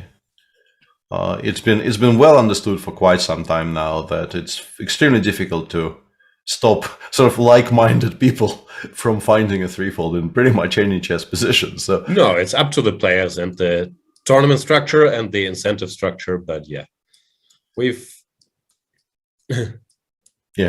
seen this fascinating game with I don't know what the rules were, but I'm assuming some Sofia rules. So exactly the rules you're proposing. Yeah, hundreds of times. And yeah, you can find similar games in the Grunfeld and so on. So yeah, it's up to the players to liven it up, and also, of course, the organizers to invite the right players, the tournament structure, incentivizing them to fight, and so on and so forth. Yeah. Yeah, it's chess. A draw, if both sides play well, is a logical outcome. So that factor will always be there. And I think it's absolutely fair if the organizers sort of do keep that in mind. And I feel like the invitations should, at least in part, depend on your playing style. And I say that as somebody who will probably never get invited. Like, there's more than one reason for that now, but in general, I think that would heavily discount my own chances of getting invited anywhere, because I'm very much... you might still have chances because you create a lot of chess drama, which we should also price in. So if you don't have the most exciting playing style, if you're involved in a lot of the drama, which means clicks, that should also be what's... Yeah, I am the... Or if you have a lot of Twitter followers. I have an Who are you currently beefing with? The Warle bot, I think. My most recent beef was I found out there's a bot making the rounds on Twitter, which apparently if you post your Wordle results, the bot will come into your replies and post the solution to next day's puzzle. So for those of you who are interested in Wordle, you should probably search for that and ban that thing preemptively, or it will spoil your enjoyment of the little word game. So yeah, that's my most recent beef. I understood the world, and I got excited, but it's the word. King e2. Dubov agrees with you that you don't want to undouble these pawns, even if it means allowing the tripling. The tripling happened a little later, h3, bishop e7, dc.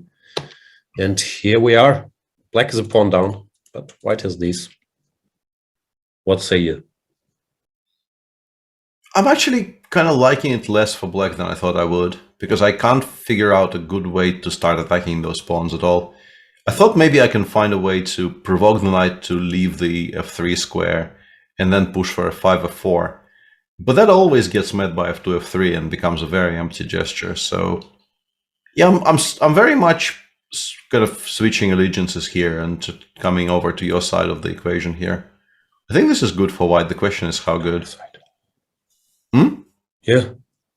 They're not so stupid, these pawns. They cover all the squares. And I find that... Yeah, they take away a lot of the squares from specifically the knight on c6.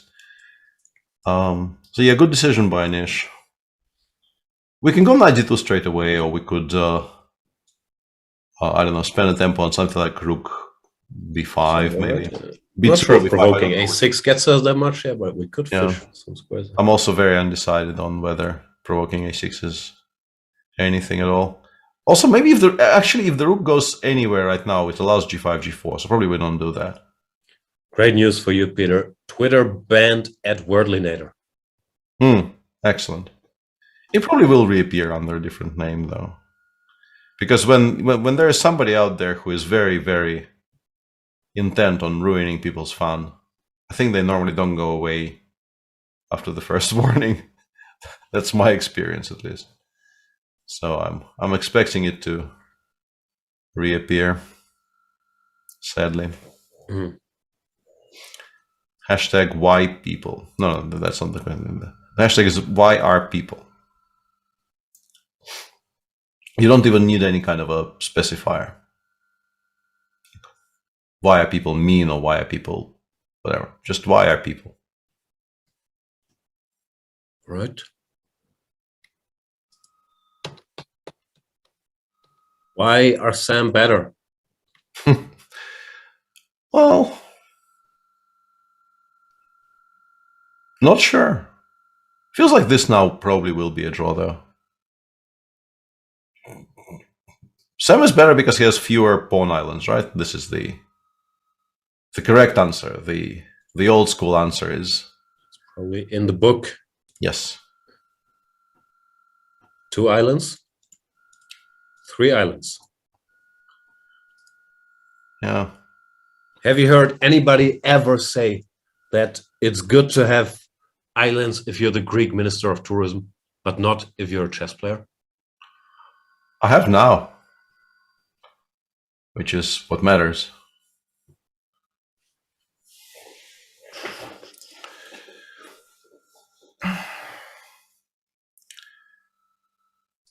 Yeah, Mamedyarov should hold once again. Nice opening work by Sam, putting pressure, but maybe he could have put more pressure, at least according to Compi, by throwing in this.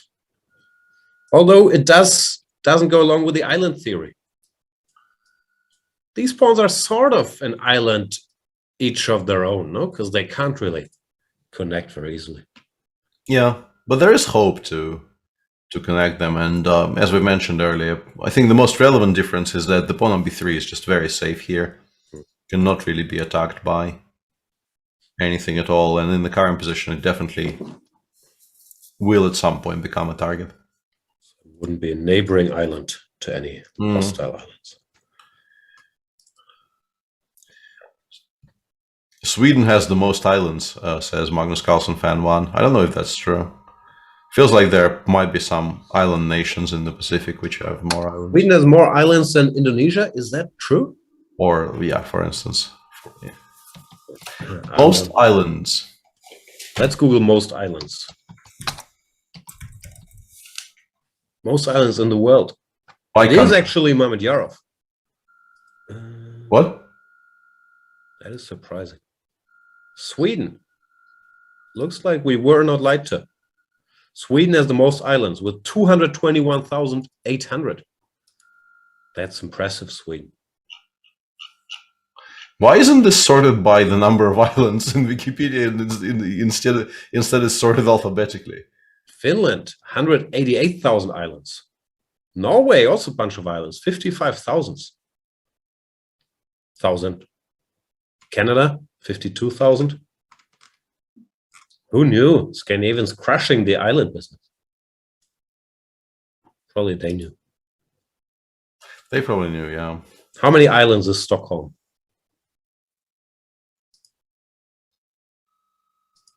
I have no idea. How's Pragnananda doing? People are saying he is in trouble again. I don't know how easy it is to convert this position because there's definite counterplay. Yeah, a5, a4 in particular right now feels like a very serious threat. This looks annoying. Hmm. So what should White do? Well, we could play something very artificial like rook f1, b1 maybe, but then maybe we don't even go a4. Or we go a4 anyway, and then we attack the knight on c3 once White goes king a1 or whatever.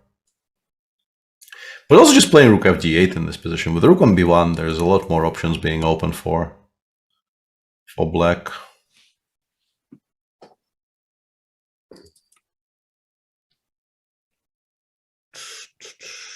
Chat, what's he supposed to do?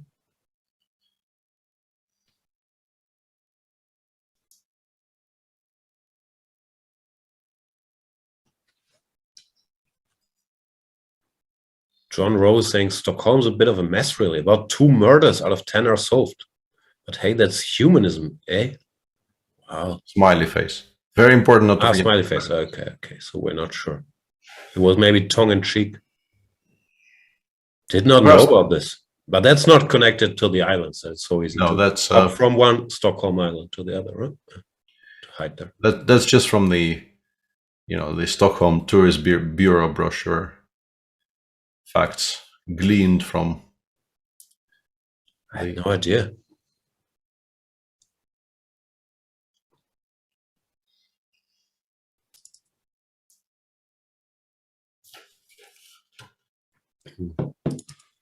So Vidit has a decision to make here where to go with the rook. Here, this looks just unpleasant. No, we can't have this. Same thing. Yeah, it looks like. Yeah, I'm not convinced by the move b5. I'm not sure exactly what he should have played instead, but I'm not convinced by the move b5. You can just see the little engine bar still says white is much better. Yeah.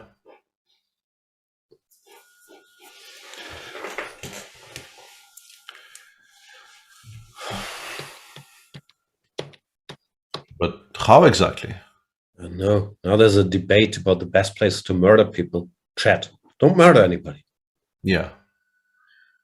We do not endorse the blatant murdering of innocent people. Don't be doing guilty that. People. Or guilty people.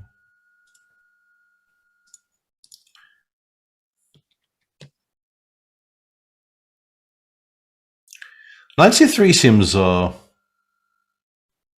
I did not expect knight c3, but I guess it's an understandable move trying to control some squares. Maybe play rook ca1 and attack the pawn on a5. But feels like Jarvis. Once again, I can see the engine bar, but also the eye test says he's just equalizing now step by step. No, yeah, it feels like his position is improving slowly but steadily. Not improving to any kind of a spectacular degree, but enough to hold. Another curious fact, because it goes against what we were claiming, is that according to Sese, black is seriously or minus 0.47 better here now. Maybe it's the played some moves idea. Yeah, we don't approve of. Rook bd1. Why, Anish? Yeah.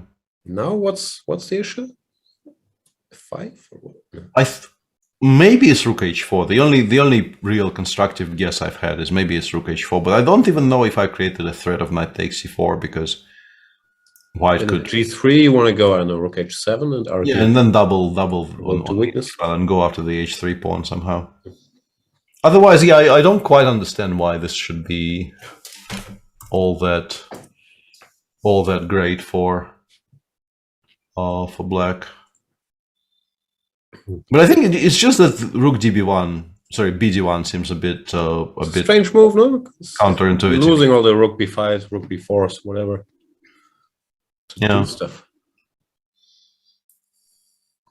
Speaking of doing stuff, I need a very brief break.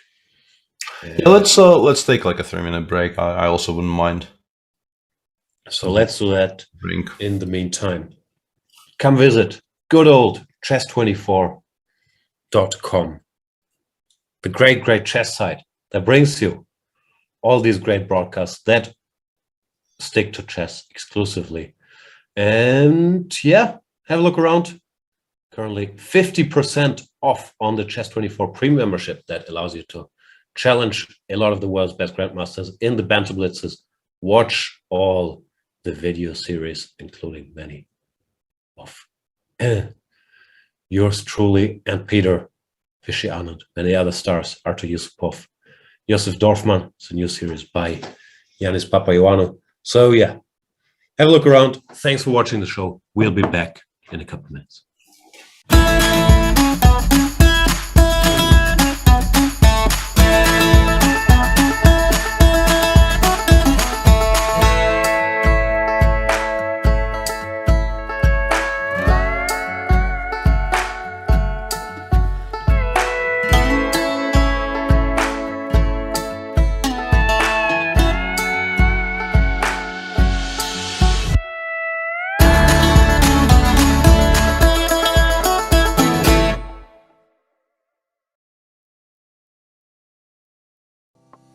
Welcome to the new Chess24 playing experience. Play in light mode or dark mode. Choose from a range of time controls or create a custom game and get paired with players from around the world fast.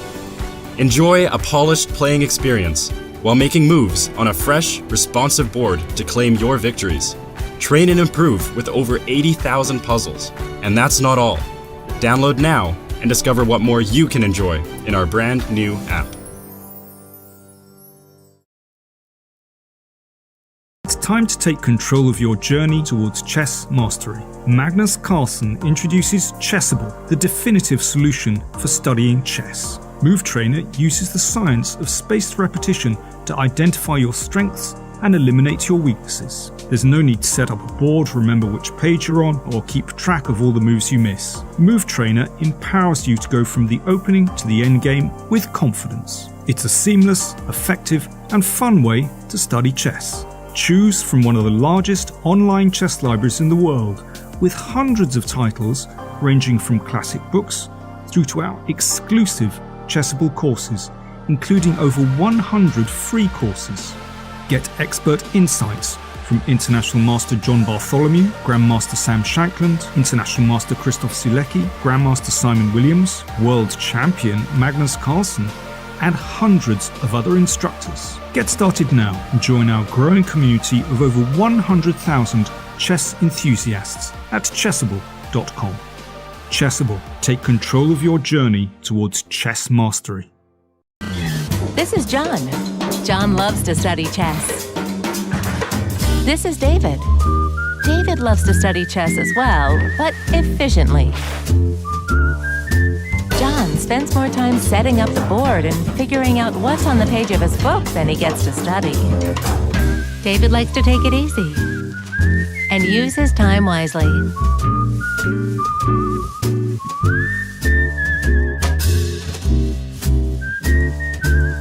David has finished his exercise for today.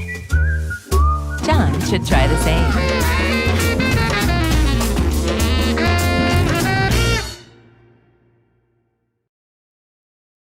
Welcome, everybody. My name is Jan Pomnishi, former world chess champion. Are starting a new course here for Chessable. A very special Chessable course. Master your chess with Judith Polgar. You know what? I learned a lot.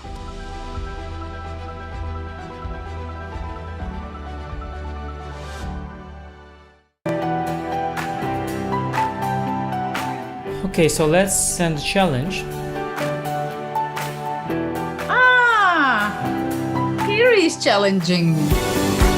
Nice graphics, easy to see. Oh, what are you thinking about? You're looking how it can be the most painful? Exactly. Okay, fine. That I give him up a phone. He wants to be even rude. Hi, I'm Grandmaster Judith Polgar, and I'm here to welcome you in the Chessable classroom. It combines a shared chessboard with live video. Teachers get to interact on the chessboard with their students and even run quizzes and tournaments. I really love what Chessable Classroom can offer. I use it myself all the time. Just invite students to your classroom and start teaching right there. No downloads needed, and it's for free.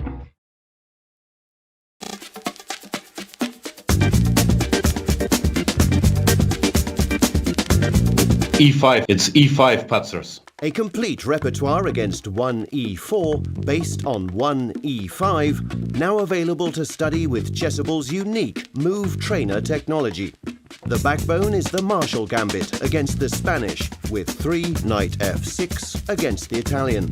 Jan Gustafsson has revisited all these lines he has played for 20 years and worked on as a second for Peter Lecco and Magnus Carlsen, amongst others, with the help of the most powerful engines out there, Leela 0 and Stockfish 10. This has led to many new discoveries and a repertoire ready to master on Chessable that can serve the student for a long chess career. Maybe E4 doesn't exist after all. E5, it's E5 Patzers. I'm ahead of the game.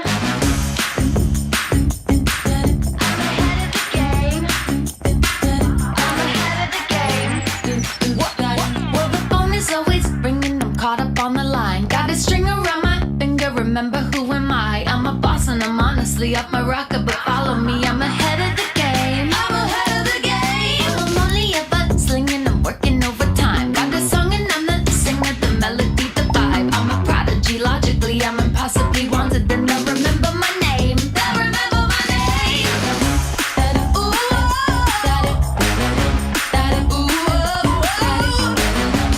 well, I'm ahead now. I'm ahead of the game. I'm ahead of the game. Ooh,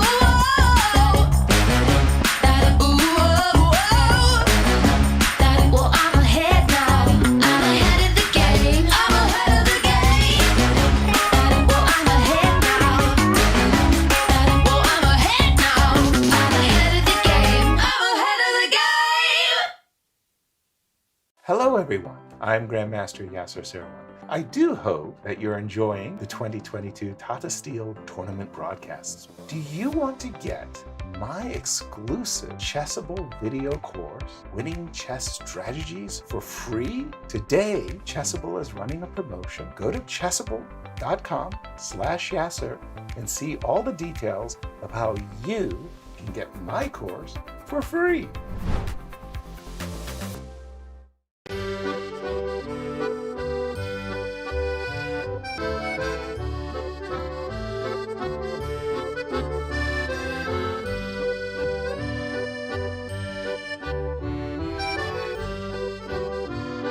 When I saw her for the first time, it was love at first sight.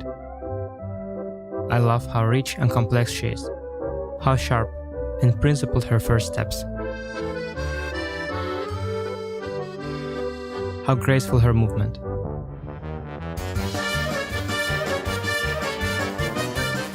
Paris is a city of love.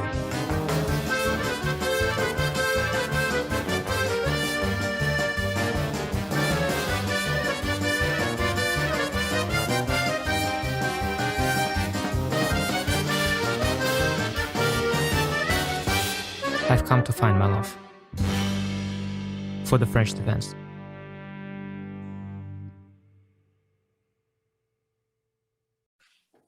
Welcome back, everybody. Round number 10 of the Tata Steel Masters is in full swing. But the most anticipated game of the round, Sergei Karjakin, the 2016 Vice World Champion against Magnus Carlsen. Already over. Quick draw there. Karjakin against the Berlin. Chose a way to keep it very, very safe and down. Yeah. There was the early move repetition. Karjakin went on to tweet hashtag draw Magnus, hashtag say no to 2900. So clearly very pleased with his decision to make a quick draw with white. Magnus, I just looked up on Twitter, said in an interview, what is there to say? I gave him a chance to make a quick draw by playing the Berlin, and he took it with both hands. And he also said that he now regrets that he didn't play the Berlin in the match against Nepomniachtchi, because if this was White's preparation, it would have been a bit sad, because Karjakin, at the very least, in public was mentioned quite a lot as being a big part of Team Nepomniachtchi. Yeah, probably something else would have at some point been demonstrated, but he was clearly joking about that part, but I thought it was a cute little remark. Yeah, and thanks very much, Simon, for the raid, and welcome to all the ginger GMers. Impeccable timing as usual. Here just in time for the recap of this never to be seen or never not to be missed epic battle between Karjakin and Carlsen. In the meantime, plenty of very exciting positions on other boards. We were wondering how to meet the idea of a 4 Queen B3 check, and Vidit, I think, has done a decent job here, right? Forcing Queen B3 pretty much. And then after King A1, there seems to be no easy way to continue pushing, and White probably has time to just smoke the queen out with... Currently the biggest threat, I guess, is Rook C3, but even if that gets stopped, the queen can be driven out, and then White can start consolidating.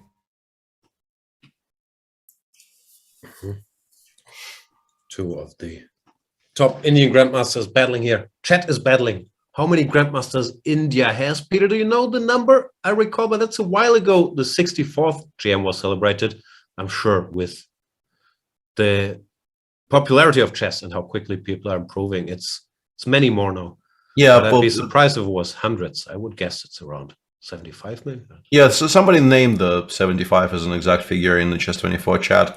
I do know that I think on the live list probably India currently has 8 players in the top 100 for the first time in the country's history, which is also obviously a very, very nice milestone.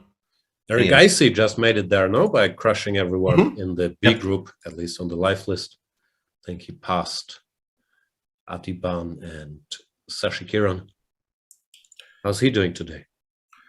Doesn't look that great, no? These positions are very hard to assess, yeah, because, well, Rook A8 I think allows Knight F6 check, so Polina has to deal with that threat first.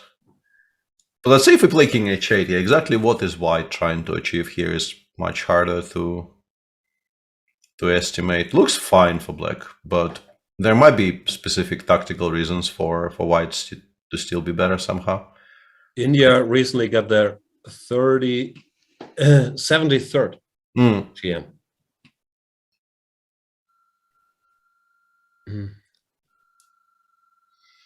Yeah. So yeah, even if he isn't much better out of the opening today, he still is. It doesn't really feel like he has to win every single game anymore. He's doing well enough, even with conservative results. There's a really funny position in the Jumabayev Biera game because everything looks sort of normal, and for some reason there's a Rook on A7, which you don't see very often. Can we capture it? I guess he's claiming Bishop E3 is just nothing, right? Not a line you're accustomed to seeing. Yeah, this trick I've blundered a few times, usually in more painful situations when like it would attack a bishop on D2 and a rook on B7. This long castle's hitting a rook here, but here I'm not sure how much it does. Yeah, it's just specifically Rook A7 there is just such a stunning response. Just saying, I don't believe it's in any trouble. It's the most active square, so I'm going to choose the most active square. Prove me wrong. And so far, I don't know if you can prove him wrong, because King B8, Bishop B3, followed by some kind of Knight A5 ideas, doesn't seem to create enough threats for White to be worried. And Bishop F4 is currently a very strong threat as well, so I think maybe playing Bishop D6 without even spending a tempo on King B8 might be... That's my first impression, but I don't know if it's actually any good. Chicken Chess Club would do something like this. Yeah, actually, I think maybe a very solid choice, right? Rook A4, Rook A8, and We don't mess with that rook. Yeah, black is just completely fine. I quite like this, yeah.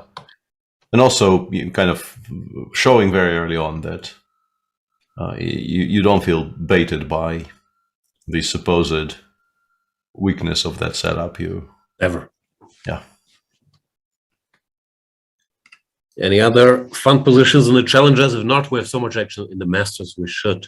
Fun? I mean, people are asking about the Ganguly This position. looks fun. Yeah, I think Ganguly is just winning and has been for a while. I think this got very badly misplayed by the What Chinese happened to player. the queen? Already looks unpleasant now in rook e8. Okay. Yeah, I think she probably felt that the position kind of now requires such measures, but yeah, this is just a very, very poor position for black, clearly, and I think Surya probably a huge favorite to convert this into a full point. Yeah, she's gone b5, but it's very, very slow, and in the time that this will do anything at all, Wijk probably gives mate on the other side of the board. I want to go AB, knight g5, and kind of end the game on the other flank. G6, knight e4. Like I don't know if this works, but that would be. Actually, this maybe doesn't work because GF5. So impressive. Yeah, I kind of blundered the fact that the queen on g6 actually connects to the h6 square because GF happened. Maybe we don't have to. Yeah, I think there's probably much simpler ways of converting White's overwhelming advantage into a full point here. I'm tired of arguing with chat. I keep reading. Is Magnus sick? Why did he take a draw with black in 60 moves? He is very, very sick, yes. We all worry for his health and wish him the speediest recovery. Yeah. What can you say? Nothing. Let's return to the Masters, where Anish, other than this game, the other games are still going. Yeah, Anish, I think, realizes maybe that What was wasn't great. And I think also the knight a5, knight e2, rook d7, which I think it's the machine suggestion as well, was a clever way to actually start creating threats, because maybe not immediately, but eventually rook c7 would become quite annoying, I suspect. Just going after the c5 pawn, including rook hd8 at some point, I guess, can never really be a mistake. But then eventually you probably go after the c5 pawn in that fashion. So rook b1 is aimed at, if not preventing that, at least making it less powerful, because rook b5 exists again. f5 played. f5 now, interesting. So after f3, threatening this, so we go here. well, we could go rook b5, but I don't know if forcing black to play knight c6 is such a bright idea. Yeah. So we go f3. So what's the big plan here from young Should renew our threat of f4 by doing this. Ask for a move. Yeah, let's go rook hd1. And now rook b5 is unplayable. Yeah. So this is kind of the clever idea. If you move, we take. But after rook c7, you can do it again. So do we have a breakthrough here? Some move like rook d3. Do you have rook d3 maybe, but well, I was wondering about king c7, c6, but I think you can do that. But then bishop takes c5 is still not a threat, unfortunately.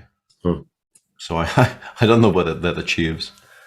Would have been a clever way to increase pressure, but even with the king on c6, we still have to generate some way to make progress.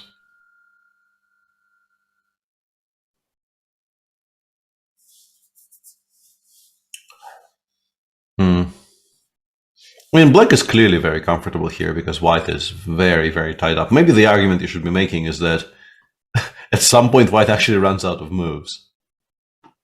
But bishop f2, g1, e3 is still something you can play there, right? Because, like, legitimately, yeah, what moves can white even make apart from moves with the bishop? Let's have a look. We don't want to move the knight because the pawn is hanging. We can't move the rook forward because the pawn is hanging. Rook a1, I guess, with the other rook, yeah, with this rook. Too sad. Yeah, but those are too sad to mention. Yeah, even if they don't lose, they look a bit annoying. Yeah. But how do we make progress? Yeah, a6. Yeah, check. Yeah, I just can't figure out how to land a telling blow on this setup. G4 Maybe bishop. white just is barely solid enough. Stamp them. HD8 plate. This will likely happen. Is there any argument for not pinning yourself with rook d1? Let's say rook b2. Is this a move that is preferable or not? I don't know. Looks artificial, but it works. Yeah, it doesn't look very natural, but on the other hand, I think there's a lot to be said for not stalemating yourself as efficiently as we were doing in the other line.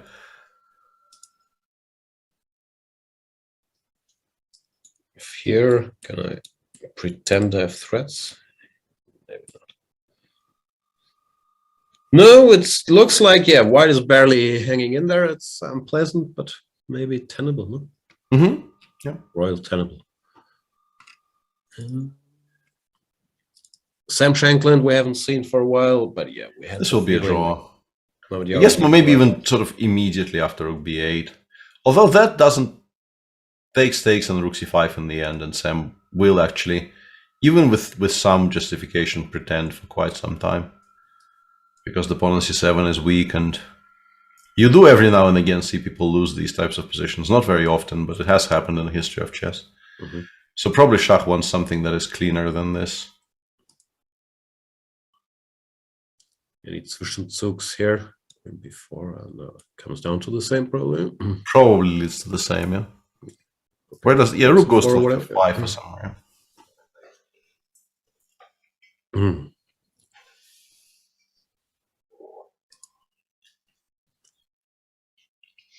b3, b4 is probably not a threat just yet, so we can make a useful move of some description. What's useful? Yeah, that's the big issue.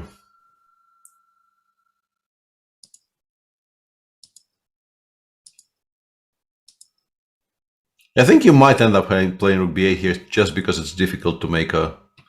Everything seems to be exactly where it's supposed to be. Yeah.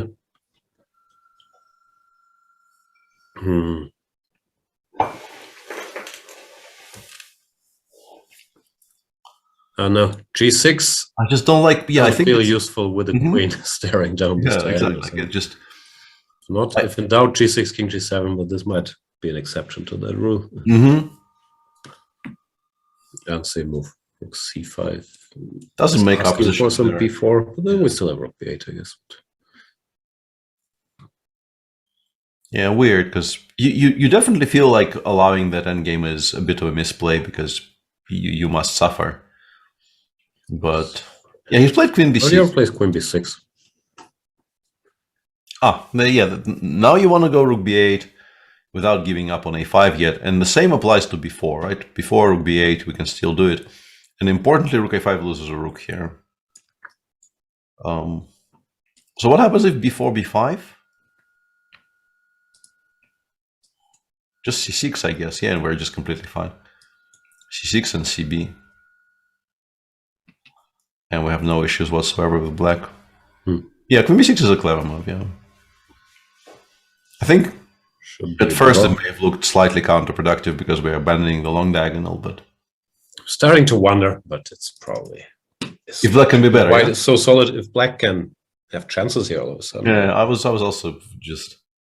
Some rook b8, some h4 in the right circumstances, but yeah, white is such a solid structure. It's very... Yeah, e3, knight e2, and just solidify everything, get it over to f4, wherever. Yeah, no, white almost never loses these positions, but yeah, Schach should be completely fine. Vidit is definitely at least a bit better here. So after knight b1, check rook c8. As I mentioned, stopping rook c3 was very high priority, but now queen f5 is very nice. It was nice stopping any aggressive moves. Pretty much forcing the rook to abandon the c file because yeah, you can't allow this, and you don't want the queen trade. After queen e6, I think you're in a lot of trouble. Yeah, queen c4 is probably the most principled move. My question would be, Why isn't that losing the a4 pawn after rook d4? But I guess he is just making an argument that for white to spend 2 tempi misplacing the rook so much. I don't know, queen c1, rook c2 maybe, or something. Wait, attack. Oh, no, that's still... I blundered the same mate again. So maybe not, yeah. But queen c1 and then something. A move of some description? A move of some description, yes. Very much like those. Try to make those. Hey, we need some tip move like king every opportunity. King f8 just doesn't look right. Yeah, king h8 with the idea so of knight g8 or something. King h8, yeah, maybe that. Also looks very stupid, but might not be that stupid actually. Who knows? Just to prepare. And chat says rook d4 queen c2, which is also a solid argument. Maybe some of these endgames, like in general, I would be very afraid of forcing an endgame here with black because you definitely will be in trouble in at least some of them. But yeah, it's not like a race, no? Rook f2. Yeah, I would actually, I think, be more worried about knight d2 because this race. Apologies. Bless you. Too slow to the mute button. I'm very sorry.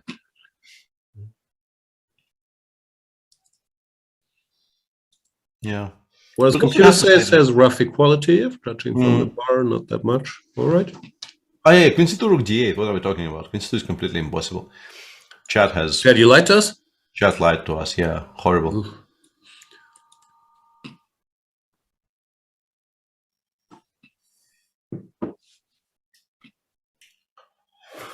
Yeah, still a surprisingly complicated position. Rook d4 is by far the most natural move. I guess maybe you can just play queen c7 and clay. No. The rook on c8 is always hanging. I was trying to take on h2, but it's still impossible until you move the rook away.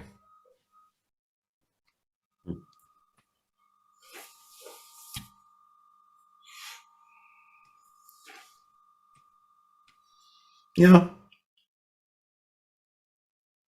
Feels like black is not very far from equality, but not there yet for sure. Still needs work.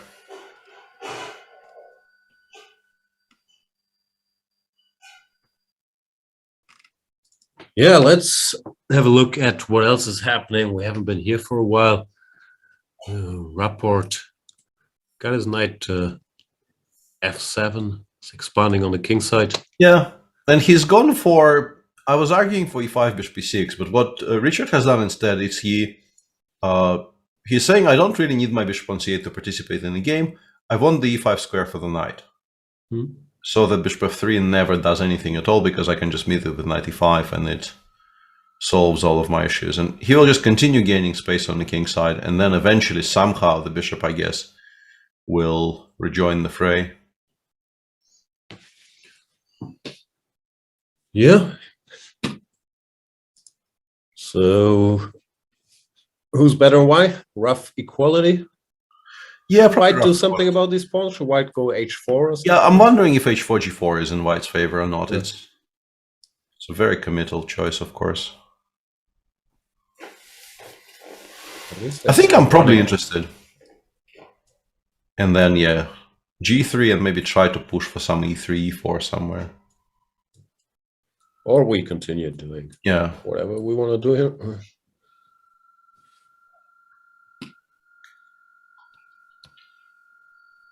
Let's see. What Karana chooses should be equal, but plenty of play left here, no? With balls on ball majorities on opposite sides and all that stuff. We've been ignoring the Dubov game a bit, partly, frankly, because there's 6 games that fit on the screen we're seeing, and this one is the 7th, which hasn't been there. I can't fix that by getting rid of the very controversial Kayaki Carlsen. Yes. So what's going on here? I think, what we would have maybe hoped for is exactly what is happening here, which is Niels kind of picks up the gauntlet and castles the opposite direction, allowing for the supposedly very strong pawn march that pawn storm that white castled queenside for, but I still don't really see any particular scope for an attack on the king side for white. In particular, once you go knight e7. It was knight h4, knight on the rim. Well, he wants to play g5 without allowing knight f5. It's understandable. Is this time finally to start offering trades along the c-file, or does black have anything more ambitious? Go for checkmate. Put a horsey. See what happens. g5. The horsey. b3 hg, yeah?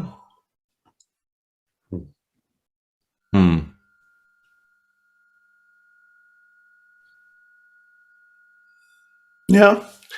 Okay, so maybe I shouldn't be ignoring knight b6 just to such a tremendous extent.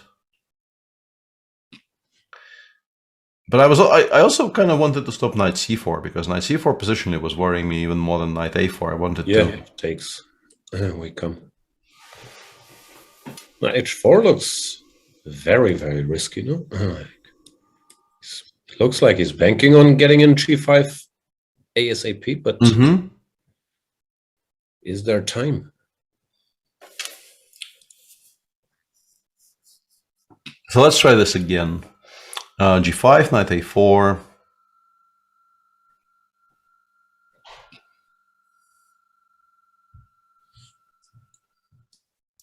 Let's go b3. This could also be funny, but let's try it. Let's try this. Yeah. b3. b3, I guess hg, and I want to... Yeah, knight b6 played in the meantime by Niels, which I very much like. Not even remotely interested in trying to simplify just yet, when he might be better, and there's no reason to suddenly start playing for a draw. And I wanted to try to sacrifice something here, but my biggest issue is that I think I get mated first on the other side of the board if I try doing that. Like, the issue with rook cg1, I think, is not the fact that gh might work. It's more than the fact that rook c3 is mate, as far as I can tell.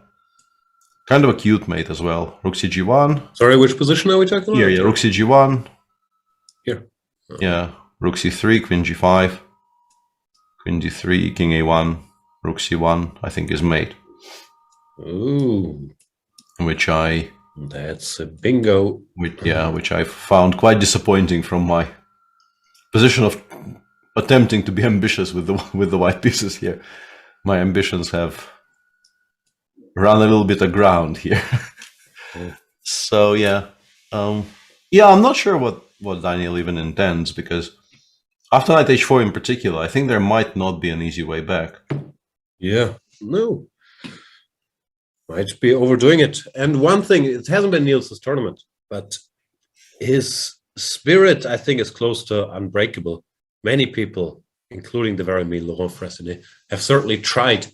But he just likes playing chess, even if a tournament doesn't go so well. He's never shying away from picking up the gauntlet, which I find very impressive and enviable.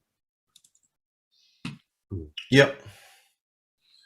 But he might be overpressing here.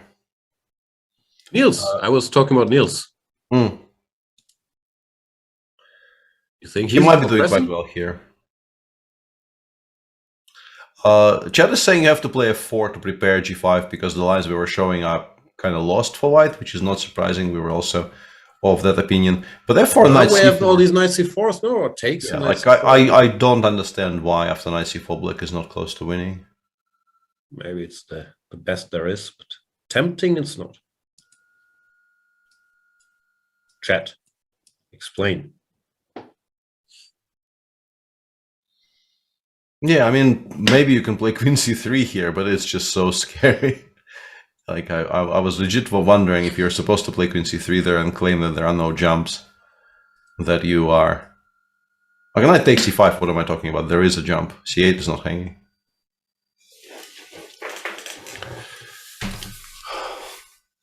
Yeah, very confusing. One thing he is doing today is, I think he's probably consciously tried to play very, very quickly with the white pieces. I've seen him do that. Like, there was an absolutely model game he won in Riga in the Grand Swiss on the black side against Andrei Volokitin, who is one of probably the most famous time trouble merchants in world chess, where he played a very theoretical line in which I think at some point he even gave Andrei a very well-known theoretical draw as an option, knowing his opponent basically just doesn't take draws, plays for a win in every single game. And he just continued sitting at the board and working on his opponent time, and eventually at some point with an hour against like 3 minutes for 20 moves, it started bearing fruit. So many questions about that story. Perhaps the most famous time travel merchant in chess is Andrei Volokitin. As someone who's made many quick draws against Andrei Volokitin, he never takes draws. So many questions. I said one off, and I stand by that part of the statement. But the second part, you're genuinely surprising me, because I thought he was definitely one of the more ambitious players in the world. But obviously, I cannot deny you your lived experience, and if you have somehow managed to make many short draws against Andrei Volokitin, you are. I'm exaggerating. I think I have one short draw, some longer draws.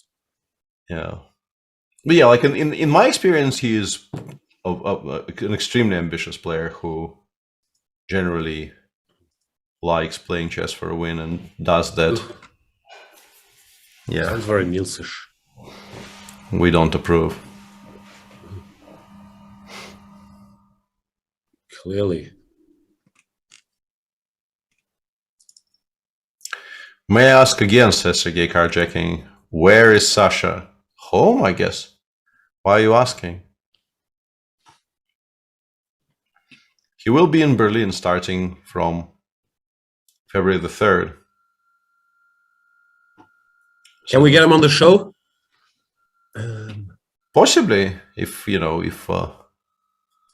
can get interviews. Oh, you mean to cover Wijk? I don't know. I guess that's what Sergei card-checking is asking, no? Sure. We all love Sasha. We could politely inquire, yeah, but I have a feeling he's probably preparing for... He's probably busy. Yeah, preparing for Berlin, and also he has a large household with a lot of, leather-bound books. Not what I was going with, but also possibly leather-bound books, yes. Last time I spoke to him, he said that he asked me if he could call me back later, and when he did call me back later, he told me that he had to take two of his kids to some kind of a karate competition.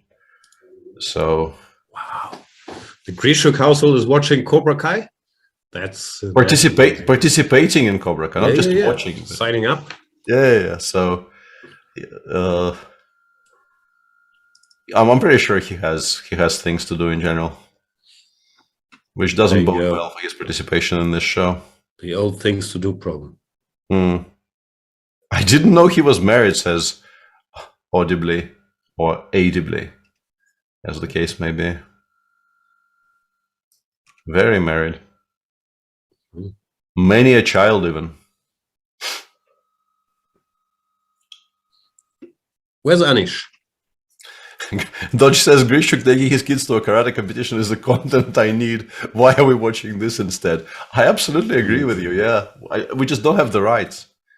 As usual, it all comes down to the rights. We just don't have the rights to anything. Do you watch the movie The Art of Self-Defense? No. Is it any good? I recommend it. But no, it's probably too cringe for you. You don't enjoy cringe as much. Not as much as some other people, no. Anish did your cringe rook maneuver, rook b2, rook c2. And now the argument is still, my position might look ugly, but neither of us can greatly improve. Yeah, I think that's exactly the argument. And this setup, definitely, I prefer this setup to the rook on d1. Because the other one can go to the b file, and yeah, the rook on c2 I think is just so much better than the rook on d1.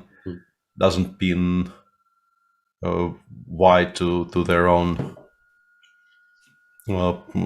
problems nearly as much. Yeah, kind of weird, because I understand, or at least this is what we were sort of told, that the machine likes this for black, but I still don't hate this for white at all, despite this looking so awkward. Just don't see how you make any progress at all. Nothing to do. How bad could be? Pawn breaks don't really seem to exist. Yeah, he goes bishop f6, hinting at some e4 followed by f4. Yeah, but is that really a threat? Let's say we go. Yeah, the issue with that is that if you go actually e4 followed by f4, you allow bishop d4, and then you might lose. Although, yeah, maybe you can actually play this. Yeah, rook g3. It's a lot stronger than I thought, because bishop f6, rook g2 actually works, yeah? I think. And rook d2, and things are coming in. I also wasn't sure how much we gained by and just knight f3 this type of situation.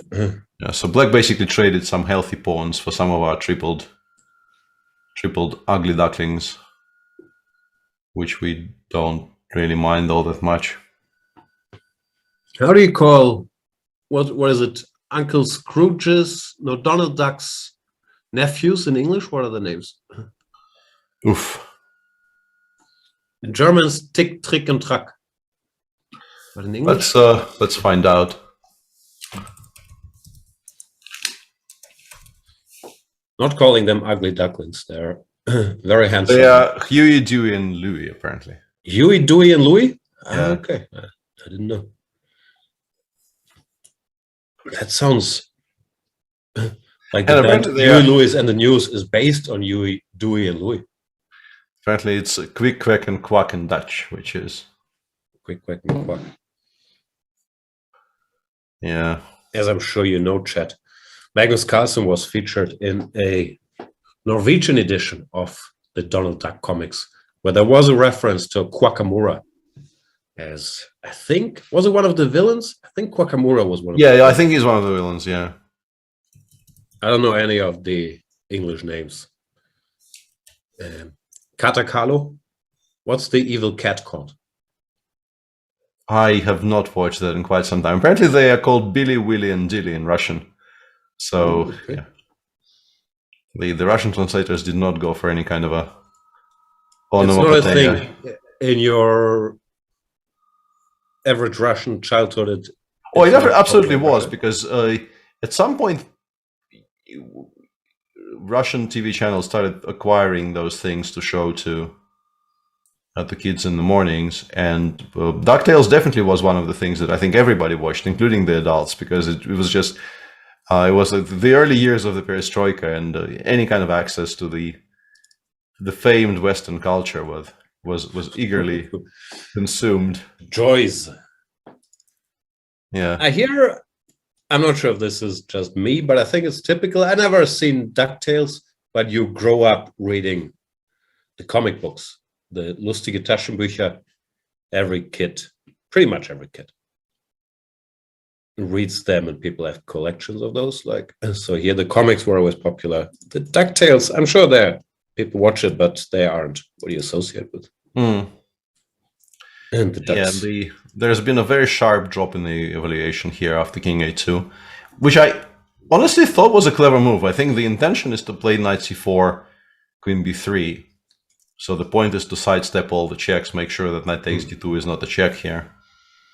But yeah, the engine appears not to be a fan of any of this. My guess is Queen A6, I guess, yeah. Not disappear, no? We're still threatening this. Yeah, this is still hanging. Rook C6, B6 might be a bit of a threat now. Yeah. A lot of arrows to draw here. Many arrows to draw.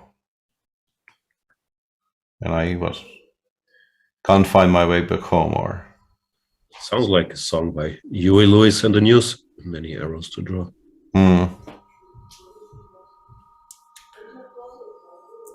Hashtag blame Dubov, indeed, yeah. And Niels with a shot here. Has he won? He hasn't won a game yet, has he, in this tournament? I don't think so, no. He at some point stabilized, made a number of draws in a row, but he has lost either one or two recently. He's lost 5 and 4 draws.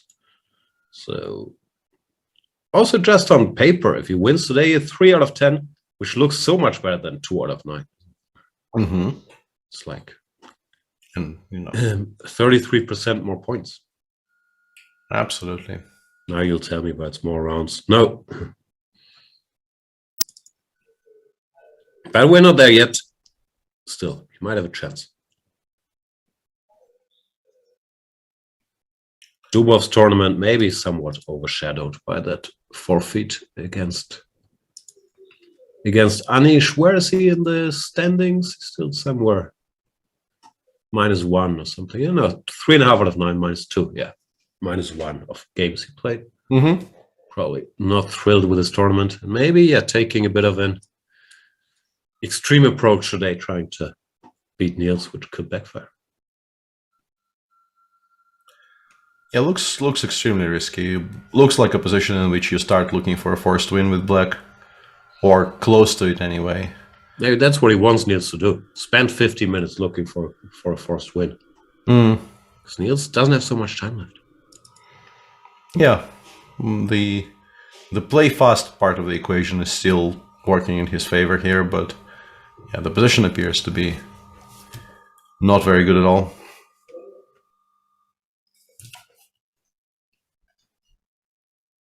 Which game would you like to see? I don't know. This one is the likeliest to become very, very sharp very soon, but it's also perhaps the least relevant in terms of the fight for the top spots. So that's Dubov's game. How can it be the least relevant? Fair. We haven't seen Yesipenko Jordan for a while. Let's maybe check. Yeah, I think Jordan actually saw Rook G5, as we suspected, turned out to be a clever choice, and then he just took the time to make sure the Rook on E1 doesn't do anything. And now there is this kind of a weird, detente where the Rook on G5 has no squares, but White has no pieces to attack it with, apart from the maneuvers, which include the move Knight of3, which will instantly give it the square on G6. So yeah, I don't see how White can really do anything much. On the other hand, White has full control over the one open file on the board. I just don't know whether it's worth a lot here. Maybe White is actually better, just simply by virtue of controlling the F file so decisively. Might be no pawn breaks, but it's unpleasant to play with black. No, if you're reduced to moving the rook around, waiting for something bad to happen. Yeah. D6, D5 might be an idea here, with the queen C7 in particular, sort of hinting at E5, E4, discovered checks if things become opened up. I'm wondering if we can actually afford to play C2, C4 just to completely kill off the bishop. It probably involves sacrificing the pawn on B3 at some point, but if black has to spend so much time picking it up, maybe we can justify it somehow. Like queen b6 we go, rook a f1, nah, it's too slow. Queen takes b3, I wanted to play already queen e2 and rook f8 in this position, and then maybe I would have maybe eventually had some threats, but... Can't do it. Yeah, I can't do it. And b7, b5 already blows up my queen side, it happens too quickly. Yeah, Andre just quietly goes queen f3, e2 for now. Sidestepping some of that counterplay, and the f file is still going to be controlled by rook af1. Yeah, my original impression that Jordan is completely fine, I'm kind of changing my mind here. It's awkward. You're playing sort of an exchange down. The knight on h4 is not doing very much, but it's coupled with rook on g5, so White is in a weird way slightly up material here. Karana's played g4. Yeah, he's trying to use the fact that the black rooks aren't connected. The same idea with the rook on h8 connected to the rook on a8 wouldn't have been nearly as potent. So you're saying hg, hg. Yeah, if we could play e5, bishop b6 here, let's say, let's put like a e5, b3, bishop b6 on the board in this position or something. Yeah. I don't think black minds very much, but as it stands after e5, White of course takes on h8, goes rook h1, and it might become kind of annoying because White will have by far the more active rook. Although knight f7 does cover a lot of squares, but still, rook bishop h5 is a threat. It's kind of meh, right? Yeah, it feels like we're one fast move away from the question how Rapper wants to get his piece. Yeah, I think the biggest part to include in the game. Maybe we play knight e5, and I don't know, rook g8 and kind of keep the balance for now, and maybe we can play bishop d7 next move if nothing happens. I would very much like to get this bishop finally off the starting square. Can I think about knight d7? Knight annoys me. Yeah. Also very much an idea.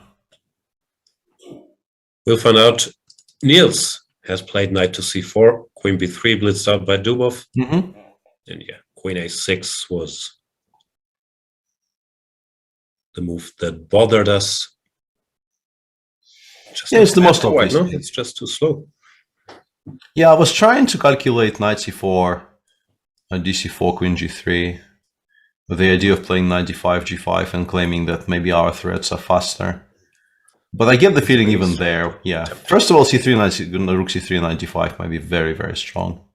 But also knight d5, g5, c3. Like if we actually kind of bite the bullet here and go for this gh, knight b4. No, that doesn't work because queen d3 cannot be played, yeah? Why can't you just go king b1 here? Because I don't have a check from d3. I thought I had a check from d3 for some reason. Okay, then maybe this is the way to, at least, I don't know, how optimistic are you about Niels's 15 minutes here? I don't know. Okay. This looks so tempting. Yeah, this is excellent. 95, I guess. Yeah. Take. No, this is very strong. I'm probably not taking on c8 though. I'm probably playing something like rook b3, hoping it's a kind of a weird way to use it in defense while still pushing for g5 and trying to create threats on the other flank. Might lose. Move by move. It feels like we should be first, but maybe. Yeah. Who cares about feelings? Well, people famously don't, yeah. Very famously.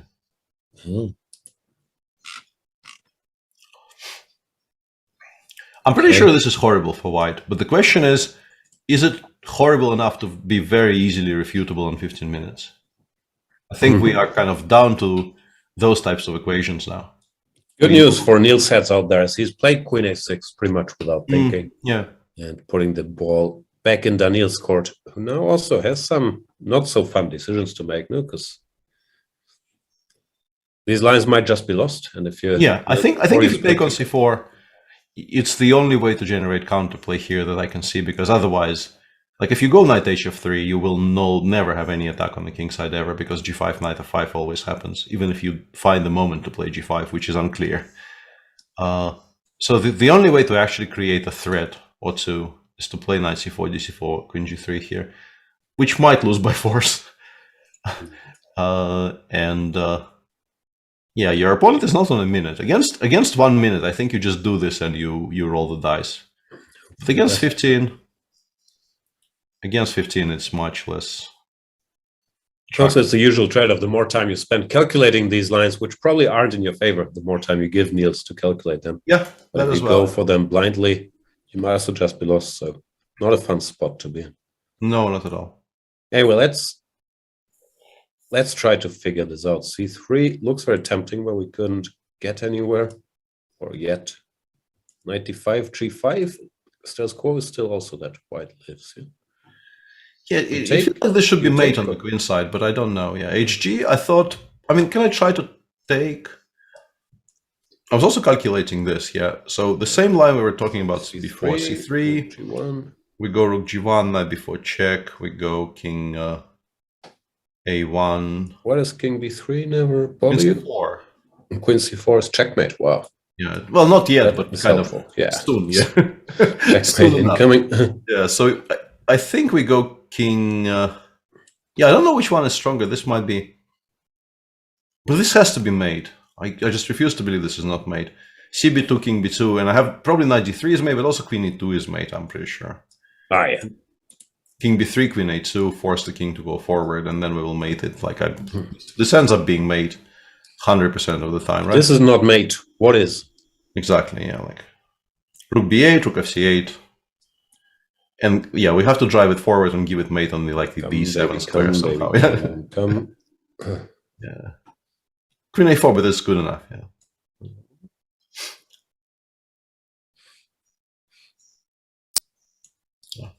Drive it to e7 and mate it there. Ooh. Not a forced line, but yeah. You have to think it's not, yeah. King b1, queen d3, not an improvement. We can get the same at the very least. Yeah. So this doesn't work. Unsurprising, yeah. And if this does this. But then we go c3 and it just transposes because you same. can't really make a much cleverer move here. I mean, BC exists, but like if you have to play BC, you kind of know you're losing. Queen c4 check, and then things start coming in, yeah. Or queen e2, yeah. Queen e2, king a1, and then here. I guess if all else fails, we can go like rook c3, knight c3, and then gh, and win that position. Yeah. If we really want to kind of crush the spirit of the player playing the white pieces here. But yeah, this also looked. Yeah, king b2, rook c6, I guess, yeah. But this is our mate. This I was kind of worried about because after queen g5 there seems to be no mate. Yeah. And then you might find out that there is mate on the king side suddenly. Yeah. So it's not that easy for black, but the feeling has to be that it's very good. Daniel's thinking, I gotta run to the bathroom. I'll be back in. Yeah, I'll drive in the meantime. Has Fabi made a mistake? Asks Lupus TT. First of all, it's never Lupus, as we all know. And secondly, why is this a mistake?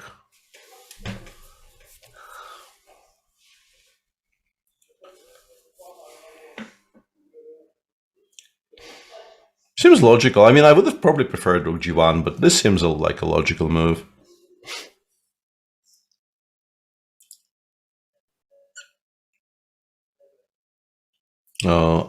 One potential reason for it is that maybe he didn't like fg4, bishop g4, knight takes c4, but that looks like, honestly, I would be quite happy to give up a pawn like this if it meant that black has to break up their structure. So I'm a bit surprised rook d4 was chosen over the rook hg1 move. And whoa, many things happening in the Giri game. So how did we get here? So instead of just standing still here, Anish actually went for broke with g4, g6, takes, and rook g1 and e4. Now f takes e4, f4 is extremely unattractive, I would assume, because bishop d4 can be met by any number of things, including the very simple bishop takes d4 using the fact that the rook is hanging. So he took on g5, and chat is very happy for this position for black. I'm not entirely sure why. This doesn't look instantly winning. I guess we start by taking, and in this position you have to choose between taking on f3 and playing e4, e3. But e3, knight b3 doesn't really look like, as the quote goes, this doesn't look like anything at all, anything to me. So let's check ef. We go ef, knight takes, we go knight takes c4. Rook f5 probably loses to knight e3. Okay, says 0, okay. Well, question withdrawn. Okay, I understand now. And that's a very missable thing, which Richard actually spotted instantly, but I didn't. Knight takes g4 here, followed by bishop takes g4, e5. Whoa. That's actually a very, very painful miss by Fabi, and he is in a lot of trouble here, because if you go back and allow fg, the biggest problem with this position, I think, is that g3, hg, and h3 just happens very, very quickly, and black ends up with a protected passer on h3, which will basically more or less guarantee them a winning endgame in the near future. So I'm wondering if you're supposed to actually go like bishop g4, e5, bishop f5, ed, bishop takes c8, and then e takes d4. But that also looks kind of lost. Very big things happening in the Caruana Rapport game. Yeah, Fabi went rook d4 instead of rook g1 for sort of reasons unexplained. And he missed knight g4, e5. And I think he just missed knight g4, yeah. And people are saying this is now kind of borderline winning for black. Oof. And it does look borderline winning for black, if we're honest. That's rough. Knight g4 played. Fabi, yeah, he's had this long break, and I'm not sure. Might be overreacting, but I'm not used to him missing such stuff. He had obviously had this one giant blackout against Anish, but also knight g4, bishop g4, e5.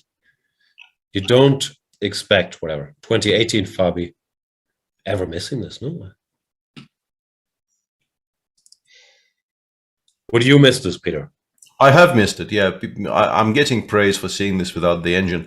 I only saw it when Rapport played it, so no, I was giving the speech that I don't really see why rook d4 is so bad, even though I would have preferred rook g1 simply for...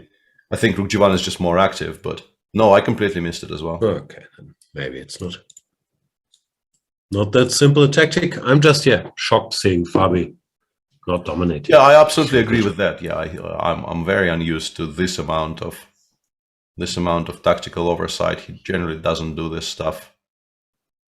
He's one of the sort of average quality of a Fabi move is extremely high. He might not be making the absolute best moves, but his moves are generally extremely solid. Yeah. Centipawn loss is very low, is what I guess what I'm trying to say. Exactly. Yeah, the all-important centipawn loss, the one metric that we all swear by. No, that's a very important metric. No, for anti-cheat, if you're trying to detect an engine, you try to figure out the centipawn loss. And I'm sure with Fabi, I don't know. Do we have numbers? We talked earlier about how little stats we have in chess. There are some studies, no, like about who loses the most centipawns per move among top players. Do you know any of these numbers? Because I don't. Sometimes I read these, how precise Capablanca was and Kramnik compared to Kasparov, but that's an unfair comparison because Kasparov played more complex positions and so on. But on current players, I haven't seen any numbers. Yeah, I think like I've seen some numbers sort of pertaining to like the average precision, like the precision percentage, which is not exactly the same. Those are very, very related numbers, but they're not exactly the same. And I think Magnus comes out probably... Numbers bear out Magnus good at chess? Yeah, Magnus pretty good at chess by that particular metric, as is pretty much any other metric. But yeah, apart from all of these hot takes, yeah, Daniel ends up going knight h3, and now it's just horrible. He's always going to be behind in the heavy race. heart, to realize these things don't work. Yeah. So keep the game going. Oof. Yeah. Now rook b6 is a threat. You like White is already kind of struggling to even meet that threat, and there will be more things coming in the future. Like maybe rook c2 solves the immediate issue, question mark. But yeah, first off, ugly move to make, and secondly, I'm not even sure it solves it.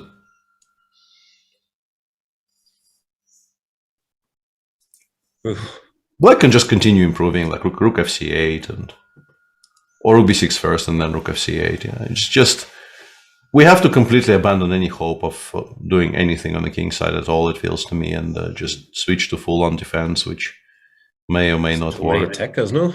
Yeah, they'll all be here. Yeah, just looks absolutely horrible.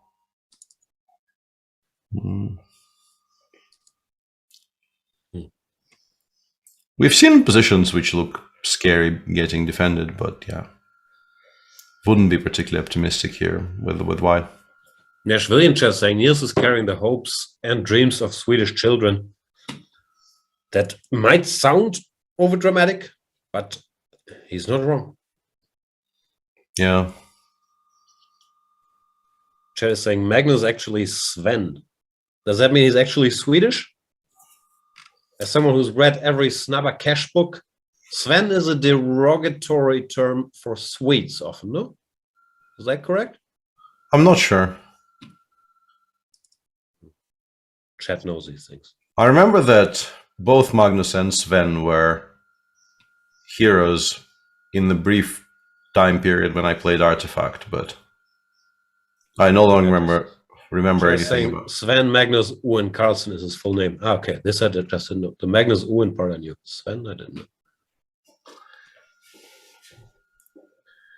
Yeah, people are saying Sven is a reindeer from Frozen.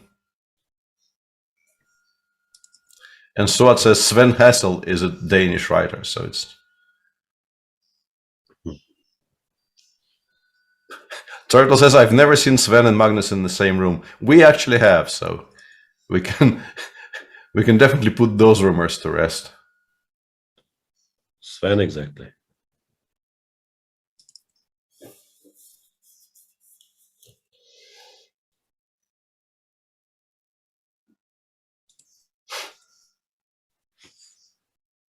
What is there to say?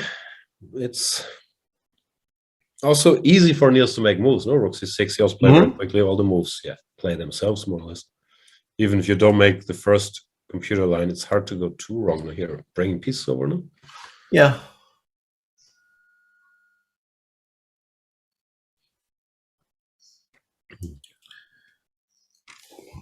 Just a very, very poor position for Daniel, and it seems entirely self-inflicted because obviously the king has no business being on a2. It could have been on g1. We did mention here that long castles looked strange to... Yeah. I think most eyes. It's just a very strange move.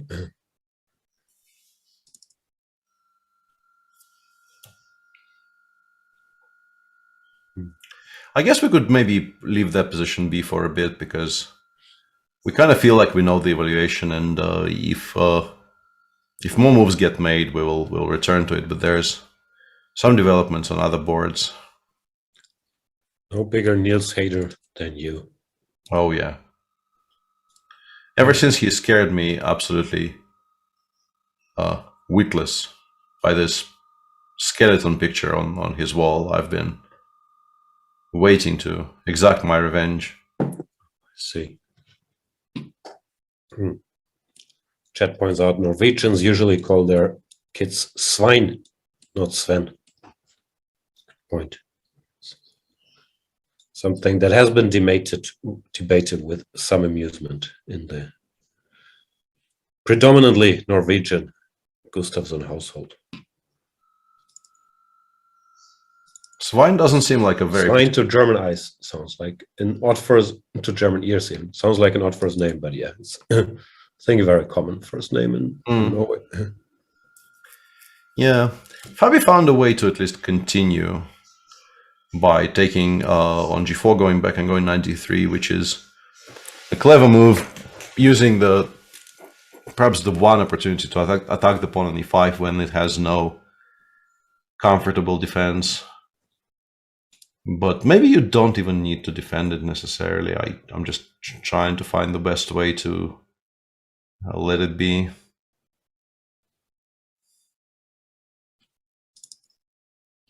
But yeah, as usual, Fabi is not in the business of giving up early. We'll continue posing as difficult a question as possible on every move. Even though I'm pretty sure thinking still has time. Yeah, pretty sure he's disgusted with how this turned out, considering that his position was probably quite safe, or at least safer than what we're observing now. Maybe you can even go like e4 and then rook h6. Give me a brief moment, and I'll be back. So let's use Peter's temporary absence for a very quick tour Anish Giri against Jan Krzysztof Duda. Quite some things have happened since we last saw this, or at least since I last saw this. Rook c2, bishop f6. Anish went g4, looking to change the structure here. Now rook g1, and Duda picks up the gauntlet, goes e4, pawn to e3, knight b3, knight takes c4. Apparently, it's still equal. Can White just take on f5? I guess the idea is rook d2 check. This is what I was wondering, but rook d2 check might be very strong, right? And then just e takes d2 and we win material.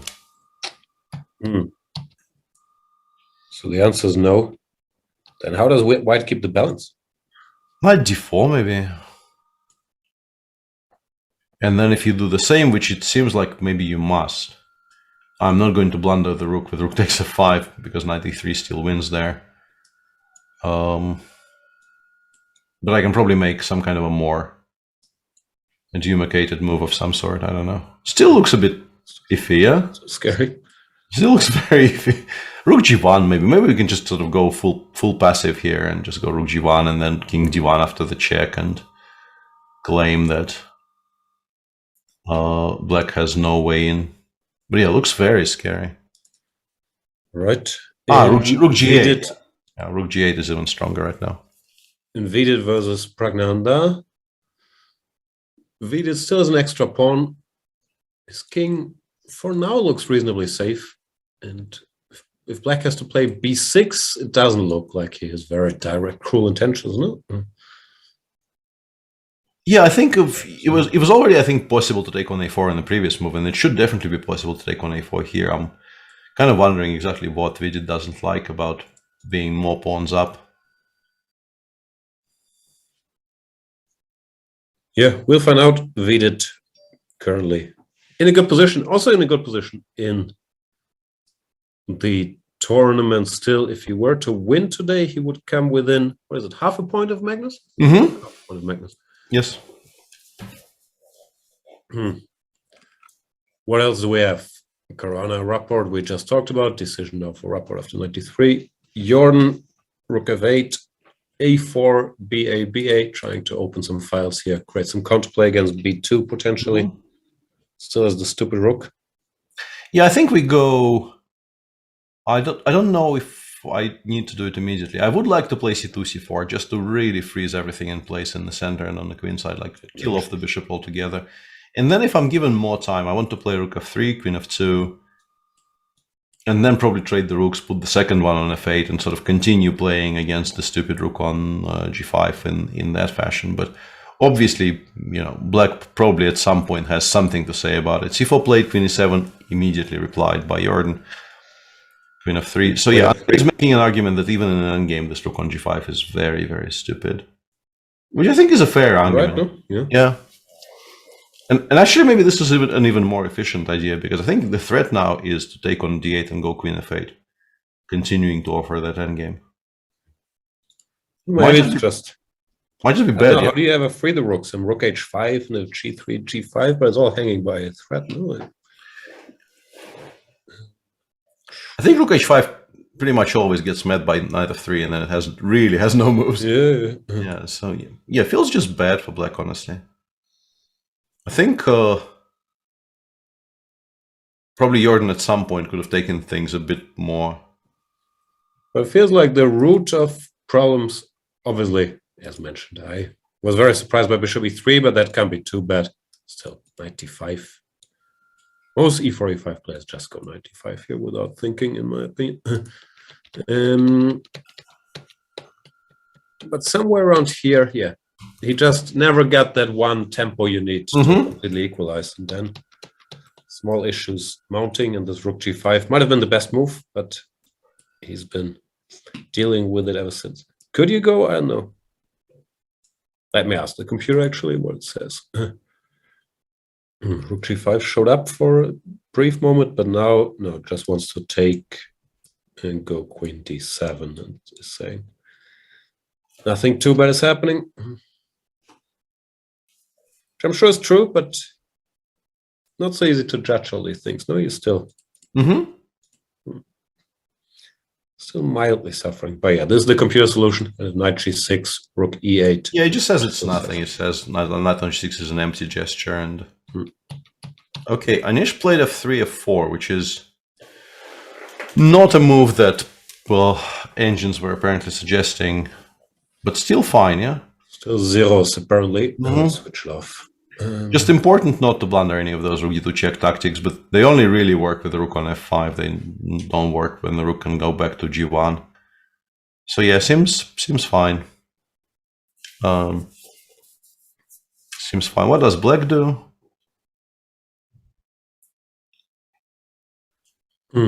Harry is saying f4 is second engine choice. So Yep. All right. Feels like a logical move, kind of making sure f5, f4 never happens, really supporting the pawn on e3. Maybe not creating any threats just yet, but just an all-round solid move. I guess we maybe want to attack the pawn on c3, so one thing to try would be like knight a3, knight b5. But yeah, it probably has some tactical... Does knight d4 work here? Trying to calculate. And not really succeeding all that well. Knight d4, king d3. Even c takes d4, I guess, is a draw, by the way. So, but also this, yeah, I think I can go king c2 here and not lose. Knight c1, king c1, e2, rook g1 just in time. And I assume this is a draw. We're probably also in time to pick up enough pawns. Yeah, black is under no danger here whatsoever, but in no danger. But. All right, so apparently still equal. Let's briefly check back in with Daniel Dubov and Niels Grandelius. Yeah, now after rook c3, I think b7, b5 just becomes very, very natural move to kind of throw more of your... Chad was also asking for b5.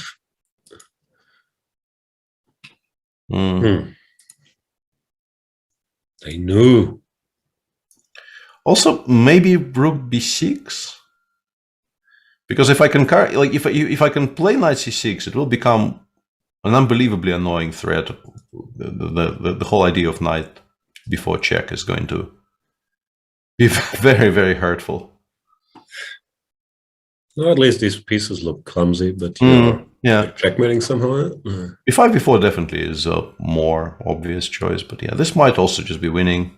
King a1, knight b4, and then king b1, knight b4 as well, and knight takes a3 next move somehow.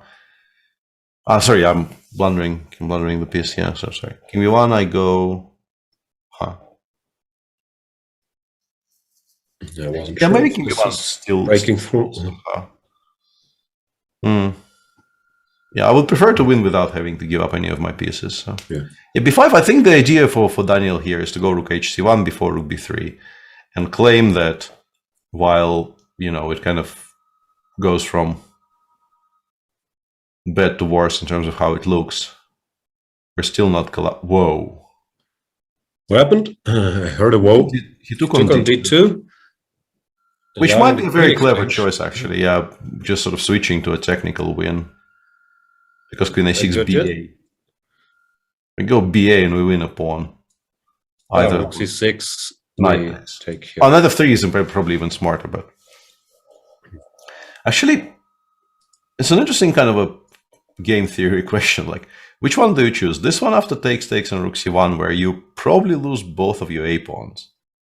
Rook c1, rook c7, rook a7, and then you will have to win very quickly, or the white a pawn might become a source of major annoyance.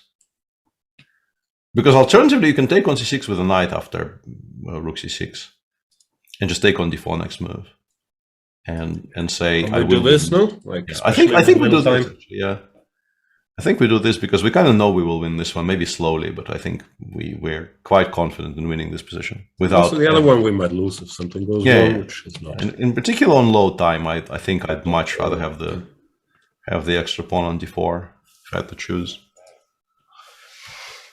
So yeah, Niels, somewhat surprisingly, because I think he is generally prefers to give mate to almost any other thing you can do over the chessboard. Just switches to a That is technical.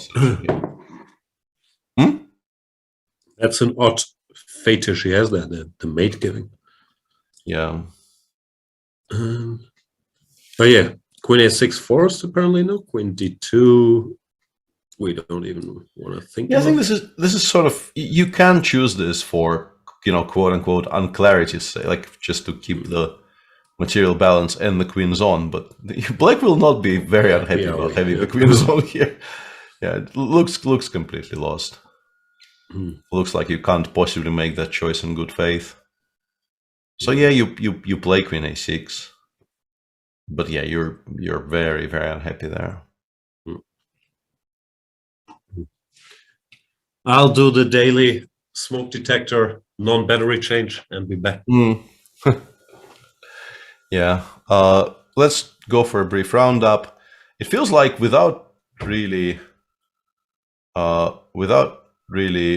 committing any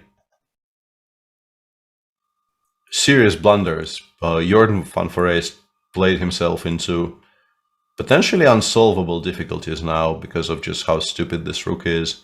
As we mentioned earlier, like the biggest threat probably is just to take on d8 and play Queen f8, more or less forcing the queens to come off the board, and then White, I guess, wins just the pawn on d6 very, very quickly because there's nothing stopping White from just going rook f8 d8 and rook d8 takes d6, since this is a dead piece. I think one way to try and stop this would be to maybe trade immediately and play rook h5 with the intention of meeting knight f3 with bishop g4. But the issue with that plan is that, first of all, this is not a draw, and secondly, I think White probably wins by going king g3, rook g5 check, king f2, and if you continue insisting, now we can play knight f3, where bishop g4 is no longer a playable move at all because there is no king on h2. And as I've spoken about before, rook d6, rook d8 takes d6, just going to end the game in White's favor. So yeah, Jordan appears to be in a lot of trouble here. And yeah, at most you can say that he perhaps was slightly inaccurate in a position which really did look like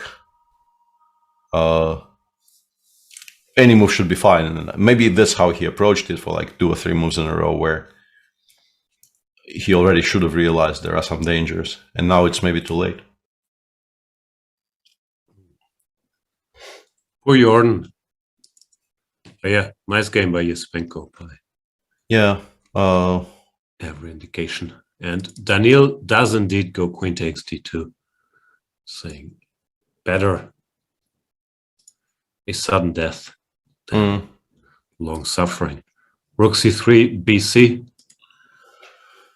And yeah, we give a check. How do we do this? Do we bring the rook or the horse? I very much like this. Knight 6 a5 is not going to be a mistake either, but I think we can bring the rook to b6 first and then kind of consider our options. Would be nice to have the horse c2 and then bring the rook. I don't know. Let's see how Niels does it. Yeah, I think both are perfect. I guess we go rook b1 here with White. That maybe is the way to keep the game somewhat afloat. That loses the rook, sorry. Oh no, it doesn't. I have king a1. I blundered king f1, queen f1 check after king c1, but this still exists. Okay. This loses the pawn on a3 with check though, which is still completely lost, right? I just take and I play queen b3 check.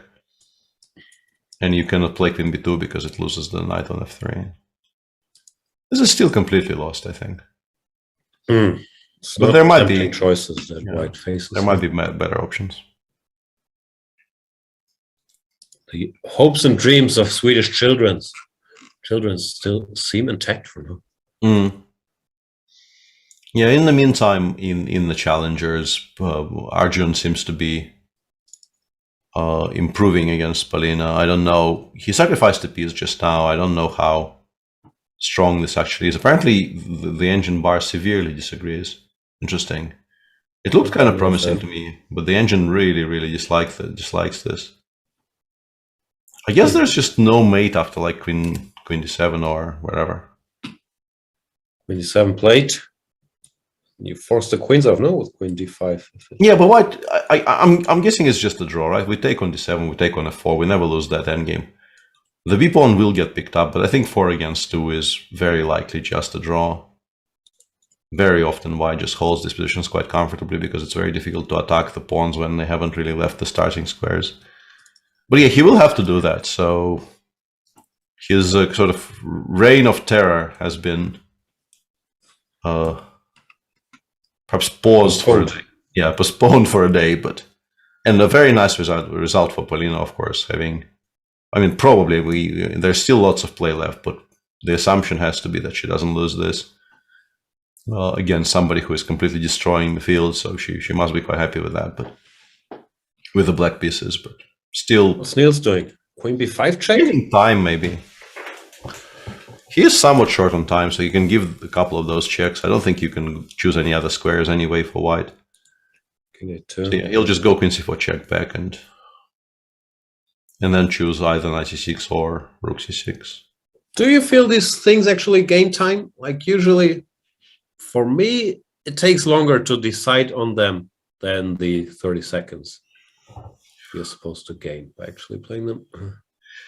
Well, I mean, it's kind of weird. Yeah, I know exactly what you mean, but I think, let's say you get to the position after king b2, right? And you start calculating, like you start choosing between rook c6 and queen c6. As long as you don't actually calculate queen b5 check, as long as you just know that the option exists and you fail to make a choice between the two extremely attractive moves, and then you just decide to throw in a queen b5 check, then maybe it doesn't gain you the full minute. But this will also take you some time to make sure king a1 is no good and so on. But yeah, I always think it's always given as smart, being practical, gaining time. Sometimes I wonder if it. Yeah, it's not a full minute there for sure, but it definitely, I think it gains some time. So you can miscount if you panic later. Yeah, you do have to be quite careful not to miscount. But yeah, you could also argue, I guess, that it's not just the seconds counting, but that you are 2 moves later, 2 moves closer to the time control. So if you reach move 40, you will gain so much time that even losing some time before doesn't matter. Yeah. Rook c6 played. Yeah, Niels is better at this stuff. And this is it's a position that you can't even improve. Like, it's just so difficult to play with white because there's absolutely no way you kind of ever equalize. You're just trying to solve immediate problems to forever. Like, there will be more immediate problems. Yeah. Your immediate problem here is how to make moves that don't lead you to immediately resigning. And that will continue for the rest of the game, pretty much. Yeah. Just an ugly spot. Also the structure. Even if you use all your defenders perfectly, like once the knight shows up here, for example, with this king, something's going to give. No, it's just lost. Rough day at the office for Daniel. Yeah. Vidit in the meantime is finally 2 pawns up, but black is maybe activating at least some of the pieces, but feels like just to briefly bring this up on the screen. Yeah, the pawn on a4 has been collected, and yeah, can't say that Prague is making too much progress here. But maybe it's kind of awkward to protect the pawn on b5, and maybe he wins it back.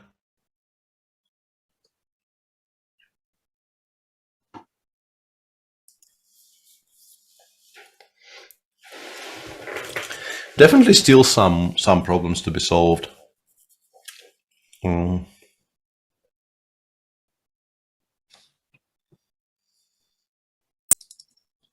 Yeah, even the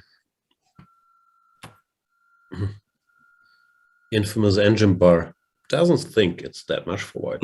Yeah, it feels like it's somewhat playable. All right, Prague hanging in there. Jordan still in trouble because of this funny construction where the knight takes all the squares from the rook. So yeah, I guess he's gonna lose. And Rapport played rook h6 after. Yeah, this is an interesting choice. I was wondering about that. After knight takes e5, what's the intention here? Is it maybe actually rook e6? Which is a kind of a change in the nature of your advantage, like a very, very serious change. Because after knight f2, we have to take on c4, and I guess take on c2. But black is better. Black is quite significantly better in this endgame, I think. Maybe just even go g5, g4 straight away. Are you g4 or are you time? No, rook g1, I think we're not in time, right? So we have to start by playing bishop e6, I suppose, yeah? Bishop b6 and then rook f8, but it's all include this and then bishop b6. Yeah, very undecided. Both seem quite strong. White is still struggling here. Yeah. Kind of a horrible endgame. Yeah, I was gonna say h3, but so bad. Yeah, the pawn is always saying the rook is coming. Yeah, the rook will come to 3, and then it's just going to be very, very unpleasant. So clever move by Richie. Rapport good at chess. Yeah. Chat has actually been discussing this seemingly non-controversial opinion for quite a while now, claiming that I don't know if they're necessarily claiming Rapport not good at chess, but they are claiming other people more gooder at chess, which is more gooder. Yeah. He is number 11 in the world without playing all that much or being your typical theoretician. I think he's a very, very special player. Yeah. Chat also made my retirement announcement for me, which I appreciate. Saves me on the ink and the hiring of the press secretary and the rest of those things. I thought he had a press secretary on retainer that whenever you want to give a press conference, they just do the business. Yep. So what are you retiring from? Chess, I guess. Oof.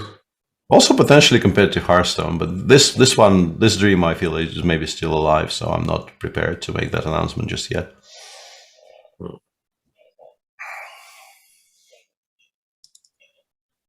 You stop watching cricket because you can no longer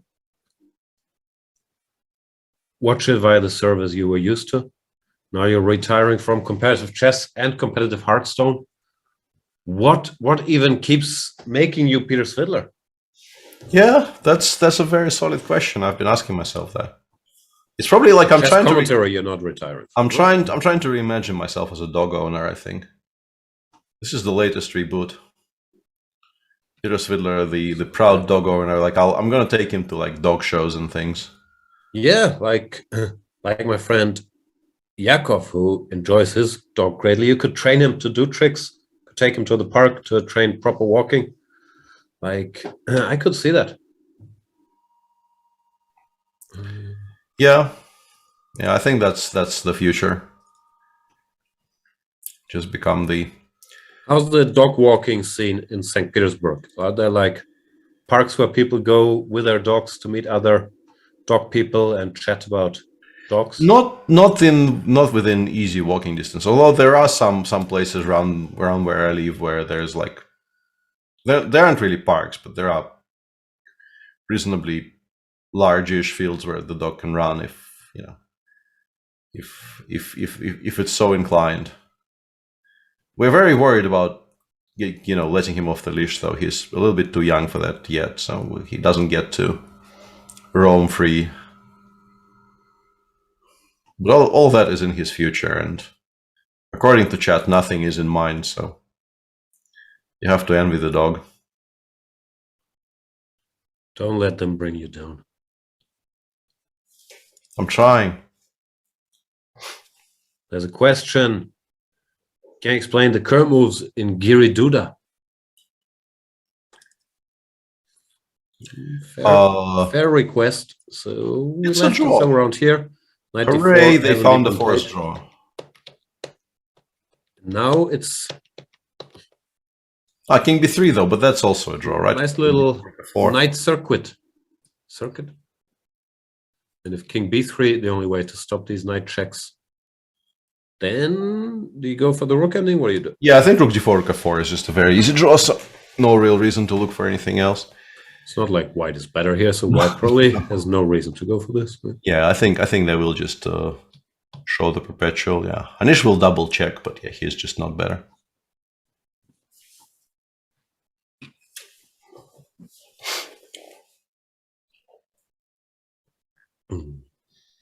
And less than 5 minutes for Niels. Yeah, less than 4. And apparently Vidit did something very badly wrong, according at least to our chat, and might now be in trouble, even though I don't quite understand why. Sorry, Swedish children. Whenever I try to get to the Niels game, it changes the topic, so Swedish children are completely safe, though. Swedish children are under no threat. Why is what? Queen h6, and there will be... This actually is losing, eh? But why what? Why, though? Be more constructive and so on and so forth.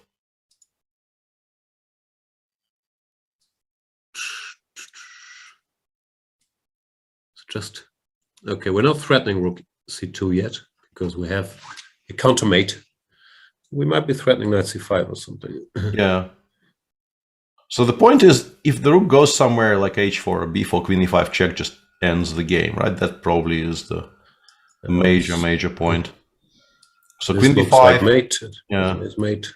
Yeah, that's a very cute construction. So simply queen takes b5 creates unparryable threats, if that's the... Knight c5 and yeah.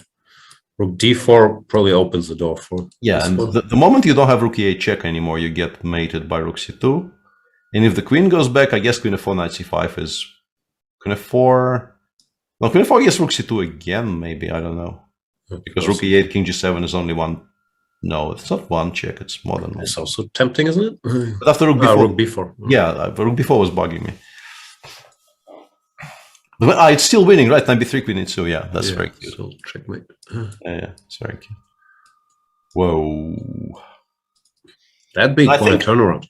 Yeah, I think you play queen takes b5 simply because nothing else really works. Because it seems to work beautifully. Yeah. Like even without any crazy computer stuff. No, if is that... Yeah, I think it has to be maybe the most natural move in the position, because you need to have the option of queen e5 check to meet rook h4. So you cannot play queen c2, you cannot play queen c1. Those will allow rook h4, which is clearly bad. So the queen has to stay in touch with the e5 square. And then there's really not very many moves you can even consider. Queen d5, rook d4 is illogical, because why are you giving white an additional tempo? So I think you actually do get to like you land on the correct decision here, more or less by excluding everything else. So currently, it looks like both Pragnanda and Niels Cornelius might win their games today, making the field come much closer overall, because those are two tail enders. Although Niels has once again insisted not to try to give checkmate. Yeah, he's gone for the technical. Queen b3. Yeah, queen b3 is just such a striking decision, honestly, in this position. Come on, Niels. Even in the CCC, we would say, nah, we might want to keep queens here. Yeah, that I can't really endorse. Just go knight c6 there. Like, why are we not CCC approved? Yeah, I also quite to win, but it's no longer automatic, is it? Like he's a pawn up. Yeah, these endgames are not as easy, because eventually white will actually generate some counterplay on the king side while you're trying to win. Yeah, exactly. Knight to d3, f4, and yeah, kind of a striking decision by Niels. I guess he wants just to make his life simpler, but I don't think he is making his life simpler by this decision. I think conversion would have been a lot easier if he went for. The good news for us is this game could have been over any moment, while now we have a very fair chance for a 6.5 hours game here. Absolutely, yeah. Absolutely. 92 played by Daniel. He wants to cover this square. Oh, yeah. Clear the way for the f-pawn and have a look around. And these pawns, they aren't very fast. Like, rook is in the way. White has plenty defenders dealing with them. No, this might not even be objectively terrible for White anymore. Yeah.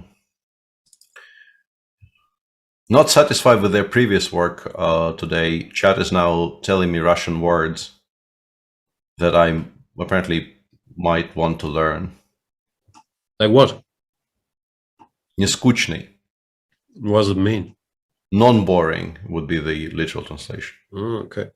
And do you know that already, or you just learned from the chat? Yeah, I've never heard that word before. Go. You might know this if you had played more Leisure Suit Larry in Russian in your youth. Fair point.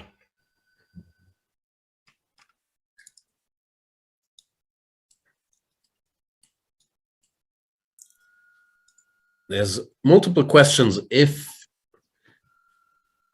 Regaisi is losing his first game today, no, probably not is the answer. No.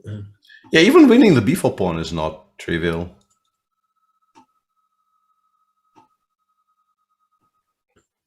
Fish one is saying, what's non-boring in English? I don't know. Exciting? Droll. Entertaining? I very much like the word droll in that context. Very droll. Else, doesn't it?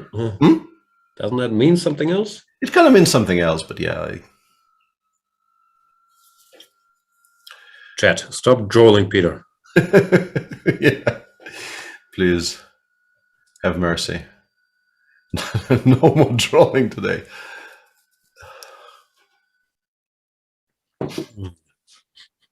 Titillating is a pretty good word. Yeah, I like the word titillating. Yeah, that's a also means something else, but still good word. Yeah. Uberpatzer says droll means something else in Dutch. Do we know what it means in Dutch, or? Remise. Lekker remise. I think you have to say lekker remise, actually. It's not just remise.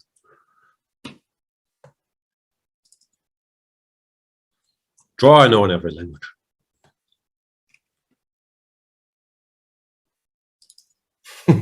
Okay.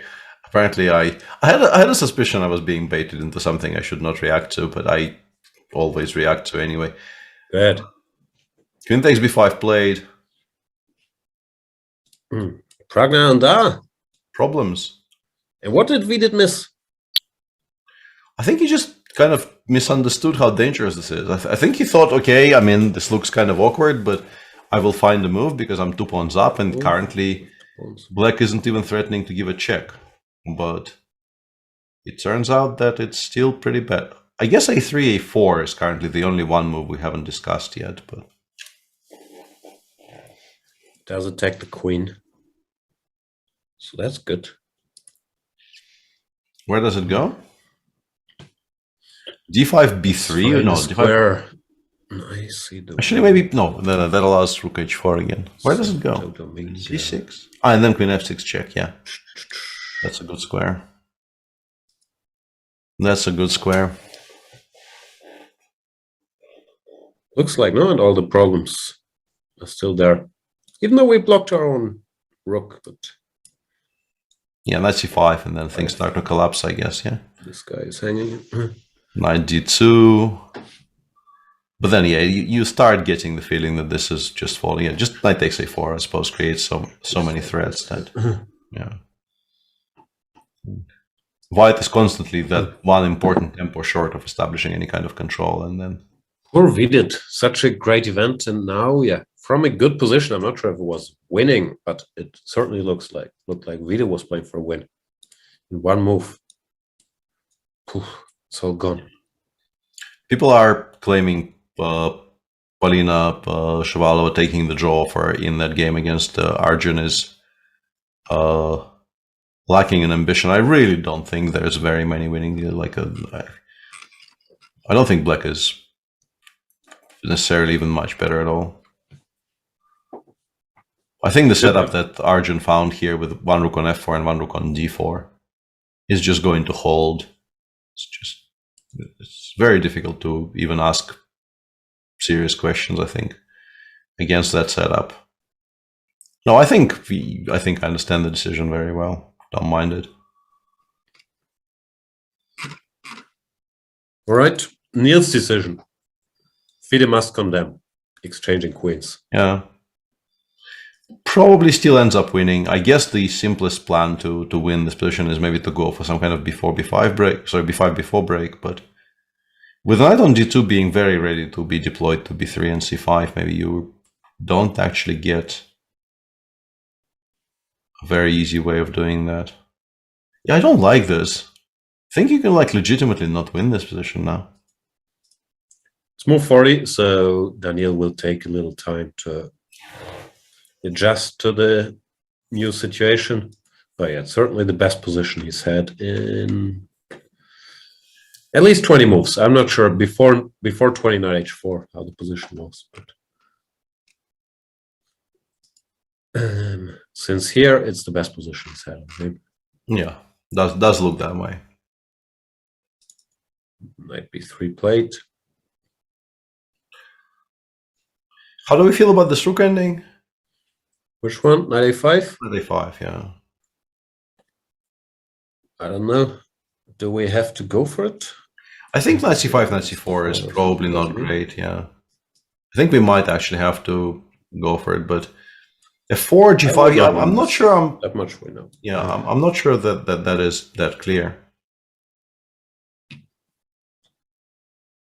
It's legit drawing chances, no? Like whenever Absolutely, you do active stuff, as you described earlier, we'll go g5 or f5, like when the king leaves the king side and so on. Yeah. Suddenly all the progress White made on the king side earlier, which appeared to be completely irrelevant because you were getting mated on the other side of the board, is now meaningful again. Yeah. This will also be a typical double bathtub situation, where the white bathtub is just much further advanced than the black bathtub. Usually, if your bathtub is more active, then you're the one who decides if the structure holds any water. So I believe Daniel has very good drawing chances here. Also, given how things went, like Niels can't be thrilled from a position he obviously knows was completely winning to going here. Well, Daniel might think, oof, why am I still not lost? Let's fight. Is Fabi going to save this position now? Still unpleasant. Yeah. Nice Fabi. He did find a nice response to exactly the line we were discussing, bishop b6, rook f8. He played knight d3, which sort of not panicking, establishing a very nice knight on f4, which will be of great help. Covered. Stops the g pawn. That is nice. Yeah, he's still worse, but I think he is maybe becoming a favorite to not lose. Fabi. After our rating debate the other day, I looked it up, and yeah. Feels, no, just time goes by, but his highest rating he ever had by some margin was in 2014 after that epic run in the Sinquefield Cup, and I think he won rating even in one or two tournaments after that. He had 2.845, I believe. It's 8 years ago. So Fabi, he's been up there for a while, even though he's still young. I don't think he's 30 yet. Time goes by.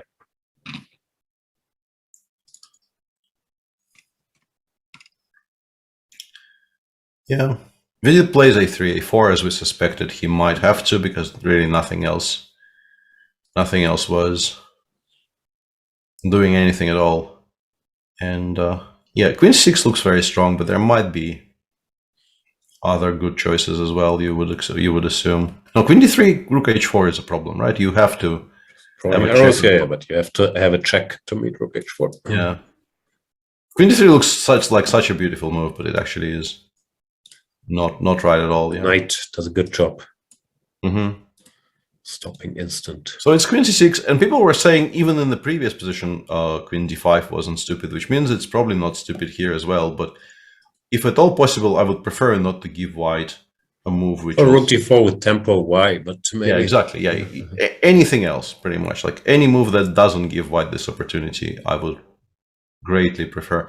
Can we check queen c6, rook h4, by the way? Queen f6 check, rook d4. My point being that knight c5 looks completely crushing, but I have queen f4 in this position. Ooh. And maybe this is something. Maybe this actually allows white to stabilize a little bit. Resiliente. Yeah. And here with the pawn on a3, black would have been winning with a very beautiful combination, right? But the pawn is on a4.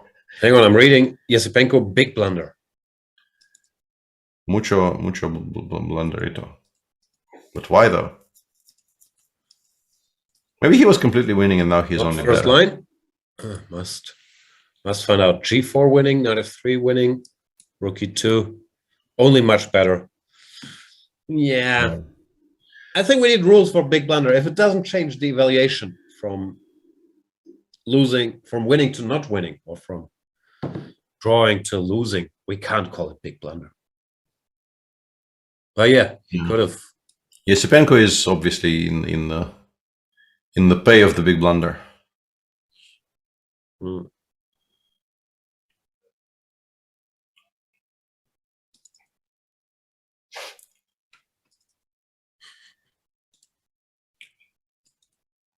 And we've been no, that game actually finished. I was about to say we've been completely ignoring the Shankland Mamedjarov game.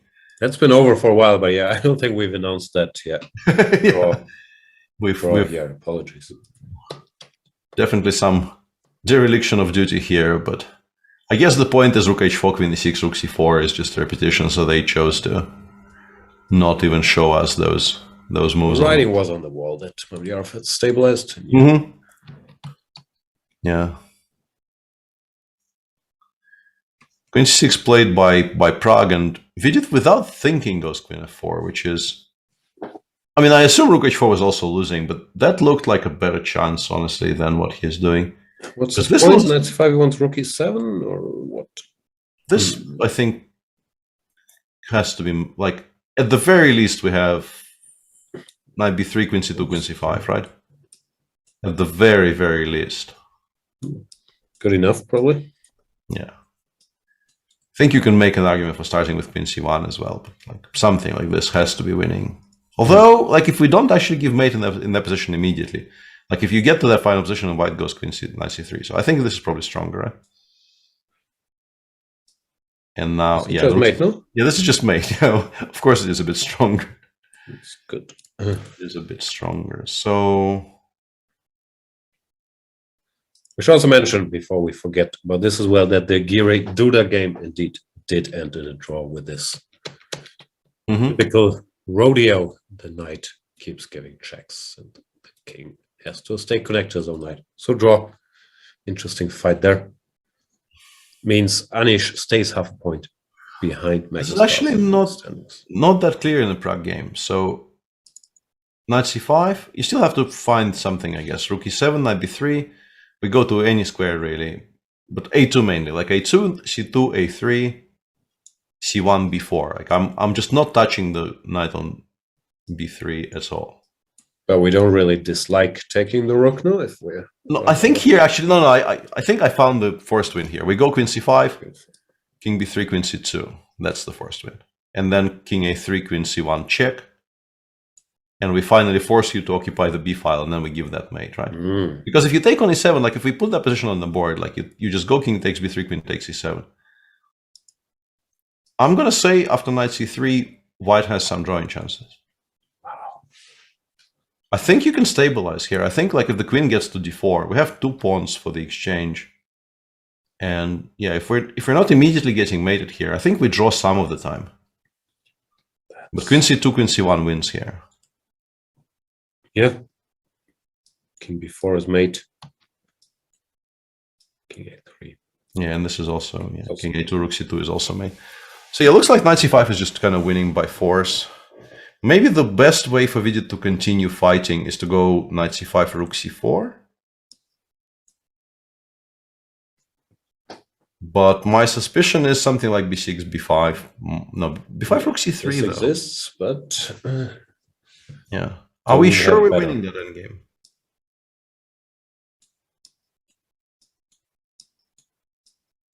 King b3, I guess rook c1, and we go knight c3, and try to go after the b6 pawn as early as as hard as possible, like f4, knight d5. Looks kind of in betweenish, right? I wouldn't want Yeah, to. you wouldn't mind something cleaner. If it Yeah, absolutely. It's again, queen somewhere. 5. Prague. Do you see a win? Yeah, it's maybe a good shout by Vidit in practical terms, because it's not immediately obvious. Against all of the moves you've indicated with the arrows, I think I go rook c3 against every single one of them, and I seem to be kind of alive. Make a new arrow. Not happily, Stop but rook c3. Yeah.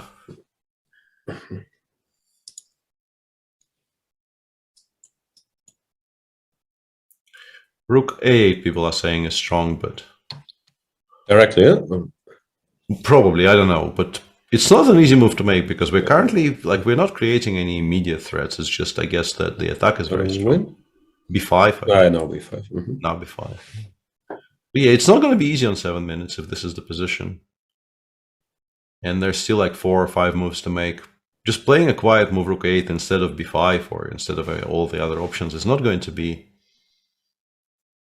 such a straightforward choice. Zikomo is saying, frustrating to see Vidit losing to Prague where he should have targeted point, and Prague too is trying to win at such point of time when win for Vidit is crucial. So you're saying Prague should not try to win, or what's the implication there?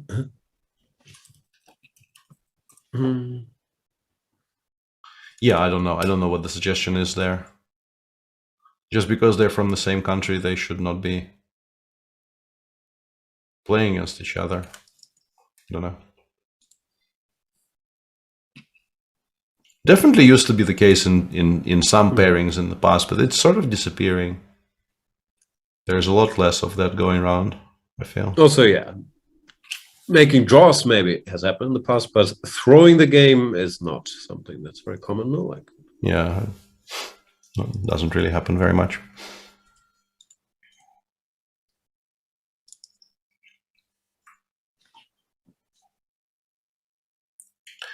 Yeah, knight c5, rook c4 played. Yeah, rook a8 is far from easy if this is the way to do it. If it really is the only way that wins here, I'm not sure how easy it is at all. Because he, as usual, sort of what is arguing against you finding it is the fact that you have a very, very solid failsafe in the move knight takes b3 check, where you kind of know you're never losing.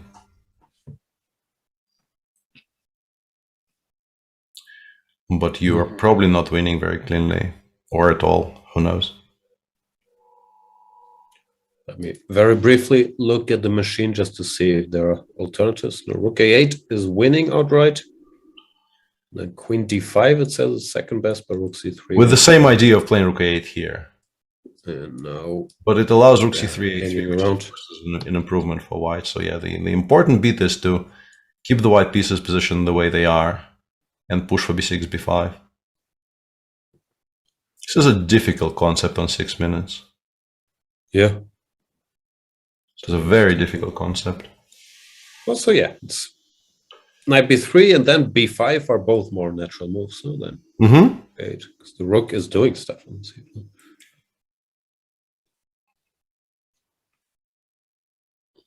Let's find out. Sikomo, maybe there's still hope for you, even though Prague is doing his best as he should.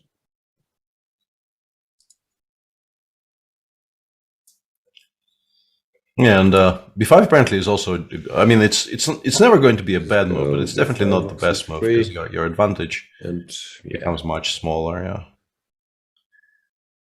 Even this, the machine very much enjoys because of how unsafe the king on a1 is. But yeah, you're no longer really talking about trying to win by force. You are just saying that it's still a healthy position. Black is better, but while we have the machine on, let's see what it has to say about this endgame. Just doesn't feel great about it. Yeah, rook c1, knight c3. Equal. Yeah, it's fine for white.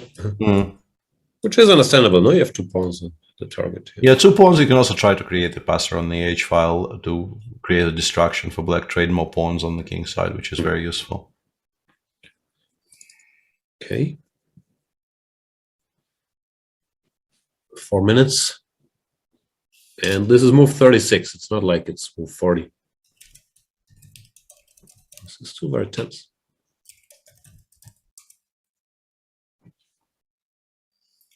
Yeah. Will be a very, very impressive little bit of solving by Prague if he does find rook a8 here and understands how strong it is. It's not just seeing the move, it's also understanding that White legitimately has no defense against b6, b5, despite having a move. And still don't really understand it. And knight c3. Just b5 and everything falls apart, yeah. Just don't have squares. Oh yeah, we just can't cover everything. Yeah, everything falls apart. Knight d3 here wins all the materials. It all falls down. Yeah. Yeah. People are confused by knight b3 check. If you haven't seen us show the line, basically White has 2 pawns for the exchange there. You do win the exchange, but the previous sacrifices are now starting to tell, and White definitely has counterplay. And we had the suspicion it might be true, but we also checked what the machine thought about this, and it does appear to be much closer to, or perhaps just a draw.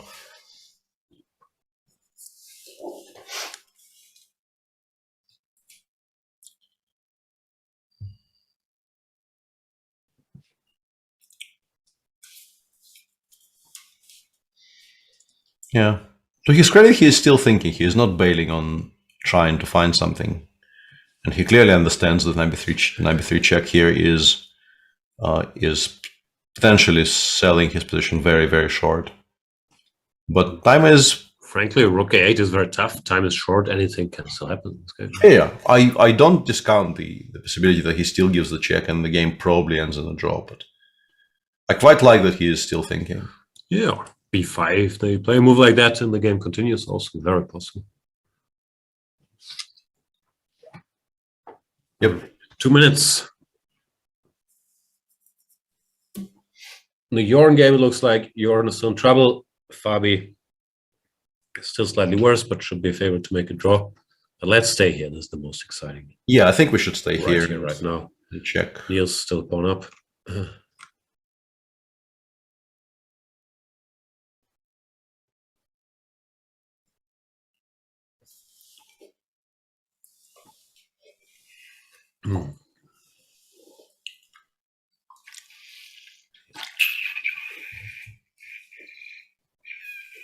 Okay, 8 would be pretty sick. Yeah, it really is. It doesn't look like such an epic decision. And he's gone with rook d8, a move we haven't discussed at all. Goes for a different way to activate the rook. We have the machine running. The white best move is also, to my mind, surprising at the very least.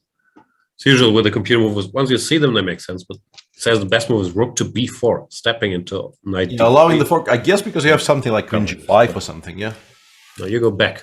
You just go back. Whoa. Computers, fun. Yeah. That's not going to happen. Yeah, Vidit has a ton of time here, but I think rook b4 is an even harder move to find than rook a8 in a way. Yeah, I don't think you... And if white makes some random move, the problem is rook a8 is still the best move. We might not threaten anything. Yeah. Chat says blunder. Oh yeah. Rook a8, as we mentioned, was incredibly tough in a human game, and he rightly assessed knight b3 was not the way to do it. And since rook b4 won't happen, it's probably not technically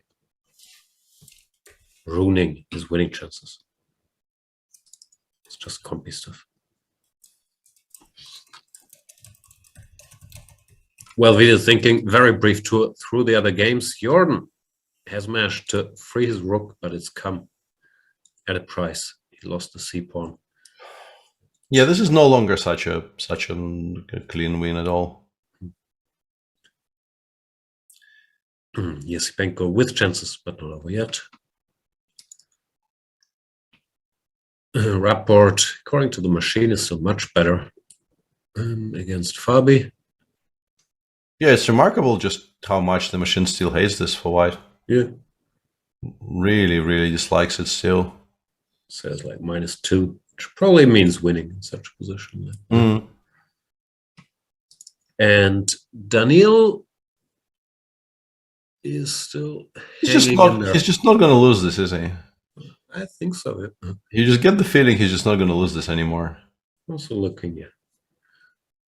Computer, well, it gives -1 now, but the lines don't look that impressive. Now it drops, yeah. It feels like computer's also dropping. Can't really make up his mind. Yeah. No, he's just gonna hold. That'd be very sad for the Swedish Niels, that position. Really, he should just win. Mm. Back to Mr. Vidit, and I'll switch the engine off. Yeah, we've got enough of those absolutely nonsensical lines being this displayed. Move tough. This move we have fork. This move, what do? We just invade, yeah? I don't know, Queen H1 might be strong, maybe. And then Rook D1 if you play Knight B1. I guess you do play Knight B1 because what else do you play? That knight. Yeah. So yeah, it's still a very challenging situation for. I think the second best move after Rook B4 was Rook C3, which is also not such an easy move to make, but maybe possible just to get it to A3, get it to cover. Yeah. No, I feel like if you spot there's no direct threat, a move like H4 or whatever could be possible. Once again, giving another chance for Rook A8, which is even more likely. No, but he goes Rook C2, which unsurprisingly does not find compy applause. But why? Rook A8, he wants Rook I have a A8. feeling it's Rook A8 again. Yeah, it's usually Rook A8. It's very, yeah, and now something will win A8 somehow. again. Yeah, Knight B3, Rook C1, or Knight B3, Knight C1 even. I'm wondering, probably not. Yeah, Queen C1, Queen B1, and this might end up being mate. Yeah, Queen D somewhere, D3 maybe. King A2, B5. And things actually kind of collapse for white. Very possibly. I'm not sure about any of this, but it's possible that this is the solution. Makes a lot of sense, yeah. Yeah. And now Rook A8 seems like a much easier move. Yeah, I think now you can actually play it. Yeah, it was difficult with the Rook on C4 when it wasn't really creating an immediate winning threat. Now that it does, I think you can play it. Time is ticking. In particular, because you if you allow Queen C4 here, your attack really dissipates. You really have to do something immediately. It's not a position in which you can, spend too much time gardening. I believe Rook A8 will be played. Yeah.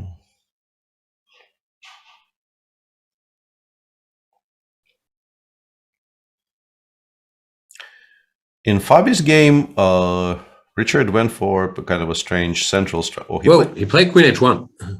Yeah, that probably is not Rook A8. That probably isn't great. Yeah, because it's not Rook A8. And now I guess White probably stabilizes like Queen C4 and Rook B2, and suddenly you could no go longer either way. really Suddenly, yeah, pieces will eventually start coming out of the corner here. You do nothing. Puts pieces in the corner.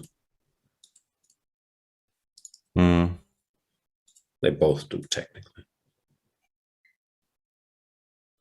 Yeah, this isn't great. I can also maybe go King A2 first, so that if you still play Rook D1, I have Queen B8, B6 as a no. That last Queen D5 check that I don't like at all.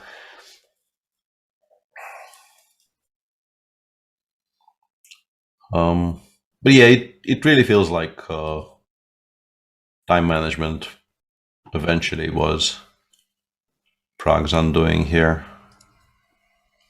Because I think the first Rook 8 was very difficult. The second one I honestly expected him to find. Yeah. Because I think the only reason he might not have played it is that Rook A2 line. And I think he calculates that if he has slightly more time, he calculates that like 9.5 times out of 10. It's not very difficult. Queen d3 check. You still have to find a way to refute king b4, but I assume it exists. Rook e8 or something.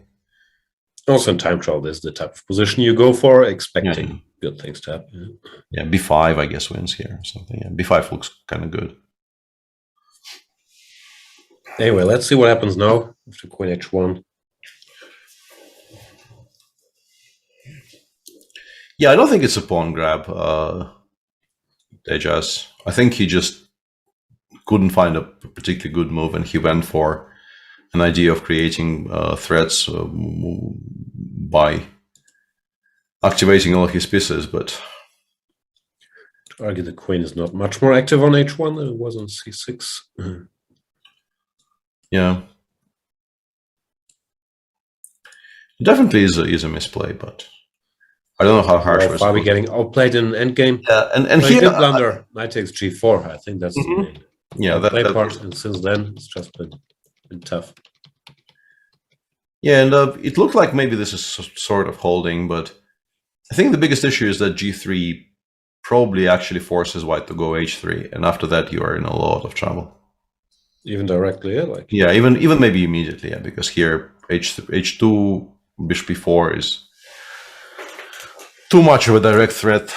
I don't see how white deals with it. So if black plays g3, maybe you can ignore it for a time because gh rook h1 maybe is not that horrible, but eventually you will be forced to play h3, and then with the king side completely frozen in place and the protected passer on g3, you just don't fancy the defensive task for white. Yeah, Vidit has gone queen b4, which is a move we did not discuss, but looks perfectly reasonable. I guess queen d1 maybe?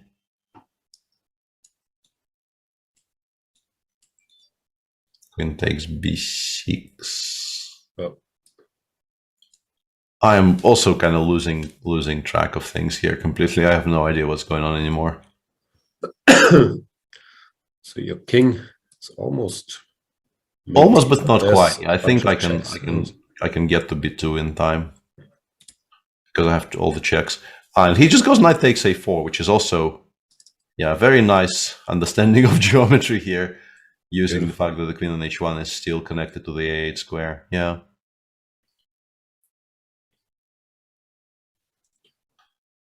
Anything could still happen. But it must be nice to get rid of this a-pawn just. Yeah. And we have seen a number of these positions, well, maybe not even seen maybe strong. I've seen it on our screen, but we haven't shown any of those lines. But the point is, even if there's no immediate mate, often black just has a very nice position here, even not winning the second pawn, being a pawn down, just because of how weak the king on a1 is without any pawn cover. So you just make a quiet move here. You play like, rook c8 here, so that you don't pin your own pieces. Like rook a8, rook a2, unless we win by force, I don't want to pin my own stuff like that. So we go rook c8 here. Yeah, and ask for a move. It's just very, very difficult to play for white. Unless maybe you can go like queen h4 here. The way to maybe save this position for white is to force the rooks off the board by just... But you might lose to something like queen a8. Rook a2 and then b5 and then just... The king on a1 is just so bad that you lose long term. Flanker says, I think Prag has completely forgotten about rook a8, but he's just used the tactic which is based on the rook a8, so I don't think it's unlikely. So this gets taken. He would remember. No, still tough to play for Vidit. He needs only one more move, and then it's the time control, meaning both players would have a lot of time to calculate, but Vidit only has one move to make. Right now, let's see what he comes up with. Yeah, and I briefly checked, and because I was wondering why our chats were once again very unhappy with Prague, and rook a8 was stronger than rook c8. Specifically because the engines think white can save the position the queen down. Like you're supposed to take on a4 now. By far the best move in this position, according to the engine, is just going for this, taking on I don't think that's happening. Honestly, well, they say this is a draw. No, just king b2, knight c3, rook d4. I think you can actually imagine this being a draw. Yeah, get the rook to f4, play h4.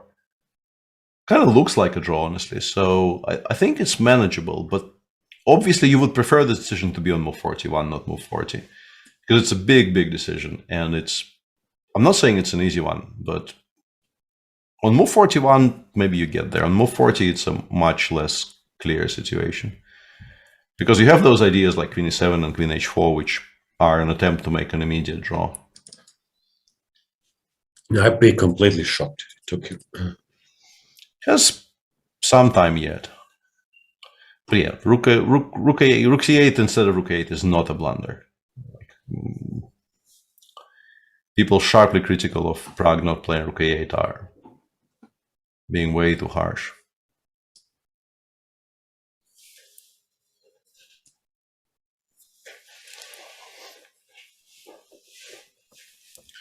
Way too harsh. And yeah, in the under pressure. Yeah. Oh, he's lost apparently. Yeah, I guess h4, h3. Yeah, and I don't know what the threat is, but eventually there will be a threat, right? Sooner or later there will be a threat of some kind. Bishop g2 might just be a threat, no? Yeah, so we go king f1 here. I just want to walk to g1 by foot. and stop that, and eventually, but I guess g3, g2 just wins long term. But yeah, how happy you are with black to have this setup, and you constantly have to pay attention so that you don't lose the pawn on h3. Yeah, NVIDIA does go queen e7, as we expected. It's just a much easier decision on move 40 than queen takes a4, and now he's in trouble after queen a8. But because I think black has a comfortable draw with knight c3, he does it. He does like his corners, stopping the check. Well played. The young man is, he may have missed some subtleties here, but the young man is playing a very, very nice game from a certain point on. Gundili is saying rook a8 was the obvious move. No? Yep. No. Not. I honestly preferred not pinning my own stuff there, like rook a2, b5. I wanted the rook on c8 in that position. I gave reasons for that live on air. I understand that, I'm a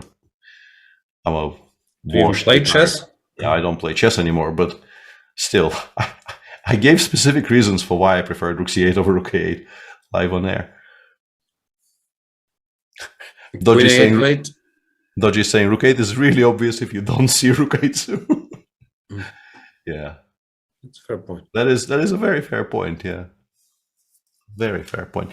And also, both of them made the time control, so now they can finally relax a little bit. And hang on a second. In the Fabi game, can we get this on the screen for a second? King f1. Can I go rook d8? Creative. I think I can, right? And then just run towards like c7 or whatever. Rook e8 check, king d6. Just go in that direction. Don't even want to calculate. Yeah, just wins, right? And Fabi probably realizes because he's played a3. But now I assume bishop g2 actually is winning, right? Ends the game. No. Hey, I actually blundered knight g6, but this might be a good blunder. King f6 or king e4 or whatever. This is just a queen. And this move 41 as well. So yeah, Fabi looks like he probably won't survive this. You can also start with rook d8 here, which is kind of funny. even with the king on where it is, we can go rook d8 anyway. Might not be a bad move. Yeah, just drive the rook away and then do the same thing anyway. Yeah, also probably ends the game. All right, so we've reached move 40 in the Karana game. In the Dubov game as well, it's already move 43. In the Pragnanandar game, where queen a8 was move 40 by Pragnanandar. And also in the Yasipenko Fun for Ace game, So I would suggest we go on a little break, as players will now all take their time to readjust. Very much endorsed, yes. And yeah, we'll be back in a couple minutes with more hot beverages. Go get yourself one or go to chessable.com/Peter and treat yourself to a very fresh repertoire. A veritable bonanza of our repertoire, yeah.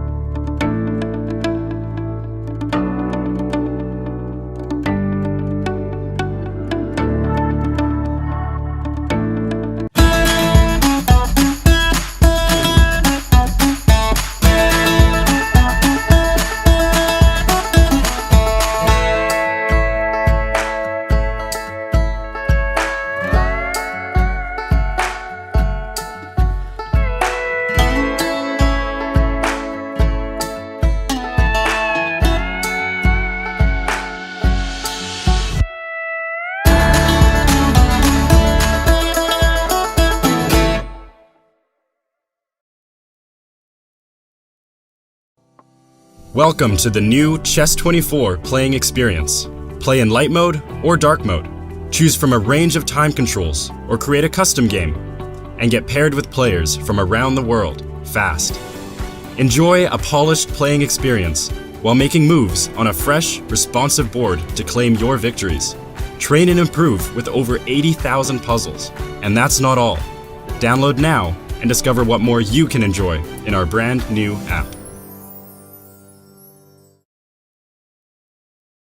It's time to take control of your journey towards chess mastery. Magnus Carlsen introduces Chessable, the definitive solution for studying chess. Move Trainer uses the science of spaced repetition to identify your strengths and eliminate your weaknesses. There's no need to set up a board, remember which page you're on, or keep track of all the moves you miss. Move Trainer empowers you to go from the opening to the end game with confidence. It's a seamless, effective, and fun way to study chess. Choose from one of the largest online chess libraries in the world, with hundreds of titles ranging from classic books through to our exclusive Chessable courses, including over 100 free courses.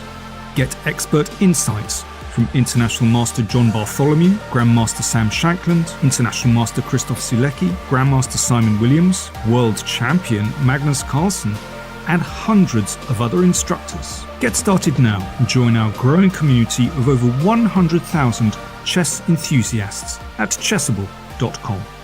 Chessable, take control of your journey towards chess mastery. This is John. John loves to study chess. This is David. David loves to study chess as well, but efficiently. John spends more time setting up the board and figuring out what's on the page of his book than he gets to study. David likes to take it easy and use his time wisely.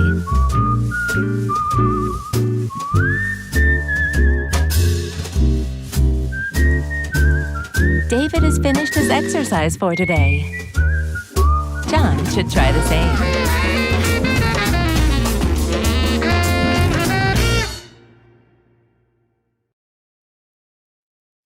Welcome back, everybody, to the after-hour session of round number 10. Tata Steel Masters still ongoing, although since we last spoke, one of the games has ended. Richard Rapport beats Fabiano Caruana with the black pieces. Some nice finishing touches, Peter Svidler. He played your move. Rook to d8. Yeah. And then bishop f3, which I hadn't seen, but a very, very nice final touch after the rook goes away. b2, and here... Now you just queen the pawn, right? Yeah, the pawn just is an actual queen. You can't even give up a rook for it anymore. Yeah, very, very nice final sequence, but the position was very promising for a while. It's just, I very much like how he approached it. He first maximized everything and then started looking for the final blow, and unsurprisingly, considering how dominant his pieces were, it did come. So we only have 2 games left, right? We have the Yesipenko Fanfores game and the All Indian. No, that's not fair. Also the Dubov fight. Your boy. Is Dubov back to being in a lot of trouble? I don't know. The engine bar seems to indicate that. Also, the eye test does, no? D4 week. Yeah, exactly. Well, I think it's mainly the eye test. Yeah. And he now has been forced to give up more material because, both knight f3 and knight b3 looked, frankly, completely lost by quiet means. Just take the rooks off the board, and the outside passer has to be enough here for a win. Very difficult to imagine how you don't lose this position with white. So he goes king d3, rook d4, king e3. Can we make that work? Probably not, right? Not too many pieces hanging. Yeah. I mean, rook takes knight d2, d4, takes e5. I guess we still take black there, but it's unnecessary. Knight d4, check, and rook c7, I'm guessing, is the idea, right? How unclear is this? No.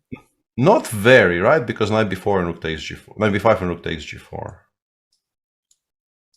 And we're still 2 pawns up. 2 pawns up, and the white structure starts to fall apart finally. There's still some issues because the pawn on e6 is a bit weak, but you get the feeling that it's not going to hold. Maybe even knight d4, you up on a7, get the knight to a better square, and then win somehow. And knight c6 wins here, right? Just, yeah, you just get the feeling it's not going to hold. How did that happen? It seemed like he was already close to... I think there was some point where... not sure here. First of all, he did not go for the knight, the rook endgame, or knight c5. Went for this, and here, I don't know. c4, how hopeless is this? I mean, it's, I think, much to be preferred to what he's done, at least. And trying for some much sharper positions. I guess it kind of depends on whether b3 wins, but yeah. cd5, even rook takes d4 exists, unfortunately. I can see why he wasn't a believer in this, but yeah. Check here, somebody. Yeah, maybe it just doesn't work, but what he did looked pretty sad as well. No? Now black has a structure he wants with a passer and a new weakness on d4. So Niels should win this after all. Yeah, it feels like Niels might provide some much needed succor for those women and children. Specifically children. Think about the children, Niels. Yes. Must always have to think about the children. They're our future. Yeah. He doesn't have any of his own yet, has he? Not that I'm aware of. I understand it's a controversial question, but what is this position? Jordan is fighting Dutchman.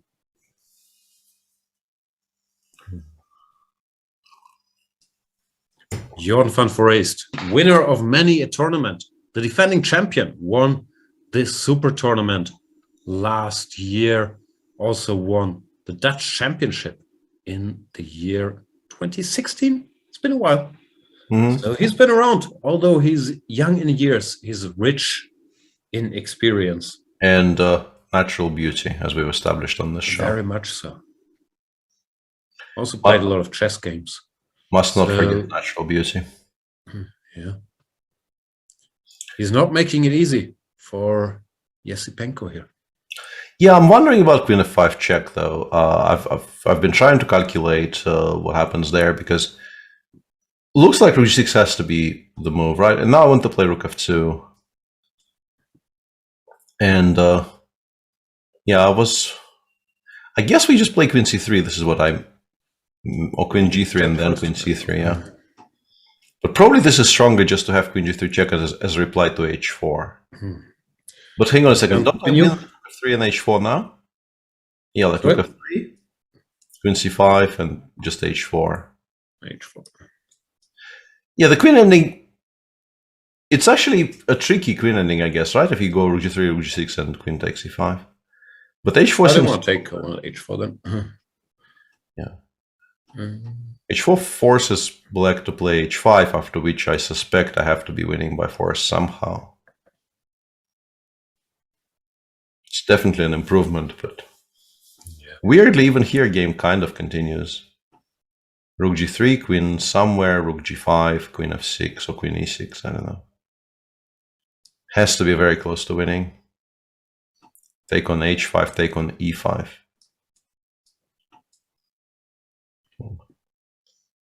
Yeah, you get the feeling black is making enough progress here to win. Right, yeah. White, I mean, yeah, not black. So what am I missing? Because chat informed me that this is a tough draw, but still a draw.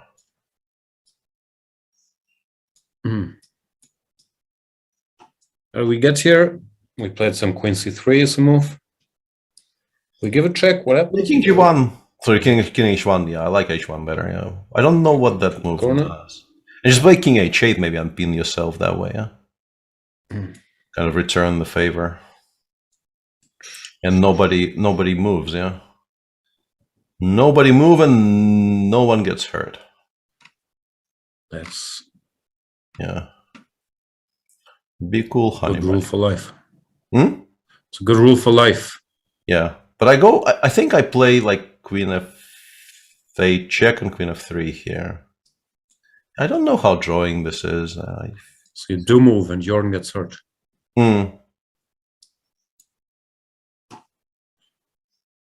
We continue shuffling, no?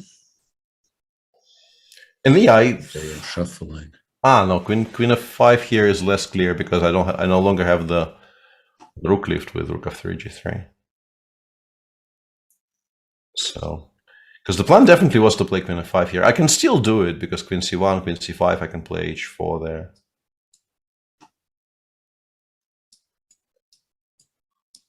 Actually, king h8 here makes a draw, right? It's actually very important. The rook needs to be on f3 in this position. Okay, we're getting very much carried away here. I think it's time for... Let's go to Vidit Pragnananda. Rook c8. Mistake. Should play rook a8. Much more natural. And now b5. Pragnananda actually trolling aside has played this very, very well. Like queen h1 was a mistake where he missed the easier rook a8. But since then, he's played all the good moves. Like knight, maybe not computer-wise, but human-wise for sure. Knight takes a4 was nice. c8, queen e7, queen a8, and b5. And Vidit is still in trouble, although he's a pawn up. And it's exactly one of those positions that we've briefly discussed, where black no longer really gives mate, but or at least not immediate mate. But it's impossible for white to ever fully safeguard the king on a1, meaning that for the rest of the game, Vidit will have to solve annoying little problems, making sure that he doesn't blunder anything, and the threats just keep on coming. But yeah, if I had this position with black, I understand I'm doing well, but I don't know if I understand that I'm close to winning. Because the long diagonal will get covered, the queen will get to g4. We will not really have any kind of checks, or at least not for a while. We also, because we had to give up the pawn on h6 in the process, are very liable to run into perpetuals if we lose touch with the base. Like if we go for some kind of rook c1, queen h1 plans, queen d8, queen d4, queen h4 will provide white with plenty of checks. So yeah, very easy to understand that you're doing well, but I think quite hard to understand exactly how well. JJ Pineda saying Prague is playing because last year he won the Challenger tournament, but there was no Challenger tournament last year.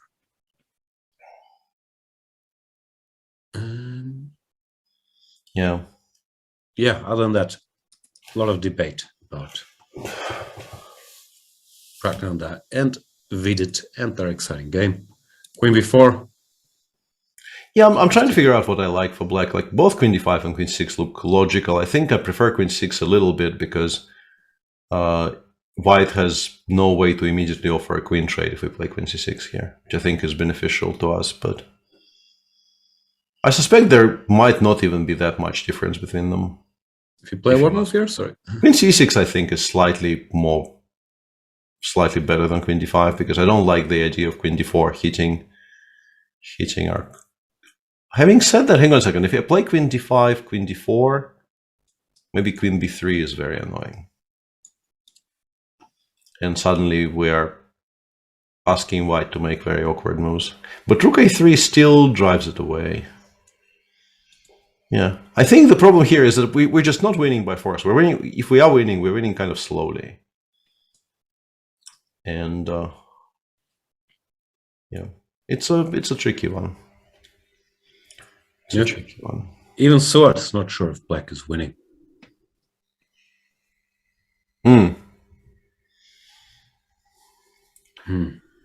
Yeah, I think you kind of just prod and prod and prod, and eventually the position might start falling apart because white can no longer consolidate. But yeah, those types of winning plans are not easy to realize.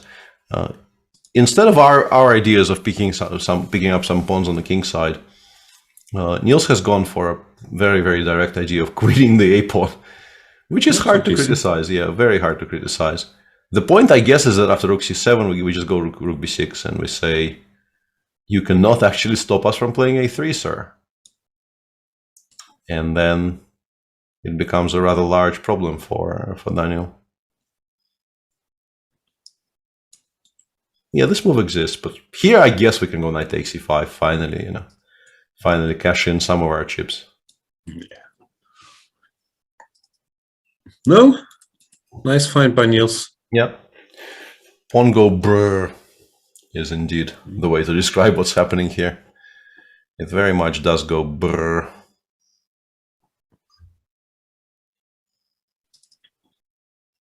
And yes, Benko Jordan, they do stuff. Yeah. As talked about, and Pragnanda. Is he a bit of a time trouble addict? I'm not sure if it's low key. I know, now he just made a move. He does like to think. And Queen H1 computer, big fan, says, good move, sir. Yeah, in the meantime, Sergey has done another tweet, which is something that we obviously very much enjoy. That's fantastic. What's he saying? He chose to tweet some screenshots of exactly the game that he played against Magnus today, with the names up top being 2 games between Magnus and Hikaru with Magnus playing white, and one game of Magnus against Wesley with Magnus playing white. Probably all these games played in the Wijk classical tournament, right? Absolutely, where else? Yeah, I mean, it's nothing to do with Magnus being up +1 in a 4-game match or something. Absolutely nothing at all to do with any of that. No. Just check. Yeah, you are, as always. So he felt the need to defend himself for the decision to make a quick draw with white. That's unlike Sergey, no? Yeah, I think. Yeah, sort of. I didn't actually mind the draw that much, but all the continued digging, I do find slightly unusual because, yeah. Well, see, if he has to put up a big defensive line every time he makes a quick draw with white, like, he won't get anything done. Like, yeah, come on, Sergey, it's fine. Well, people are calling him the Minister of Defensiveness, says Dodgy. that is funny. This is a legit good line, yeah. Thanks, Dodgy. That is good. But yeah, I honestly think that was not required. He should not have defended himself so valiantly against accusations of whatever it is that the accusations are. Honestly, I don't even know.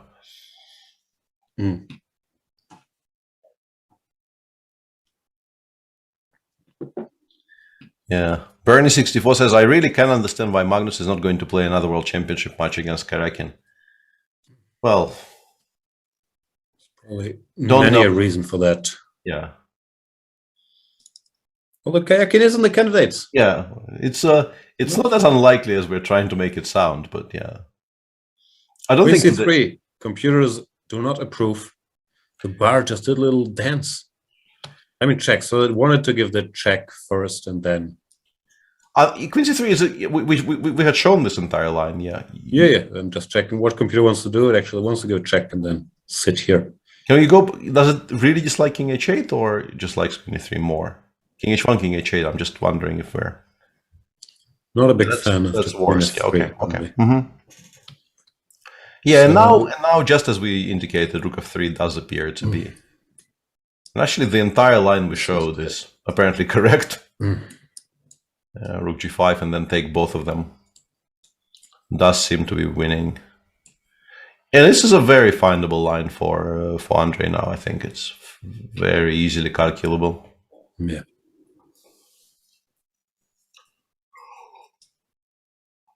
So very contrasting fortunes today for the two young Russians. Magnus Carlsen fan 1 is saying, Magnus actually tied against Garry Kasparov when he was a teenager. Quite a feat against the Mr. Spock of chess, Kasparov. And a few thoughts there, but mainly I've never heard the Mr. Spock of chess, Kasparov.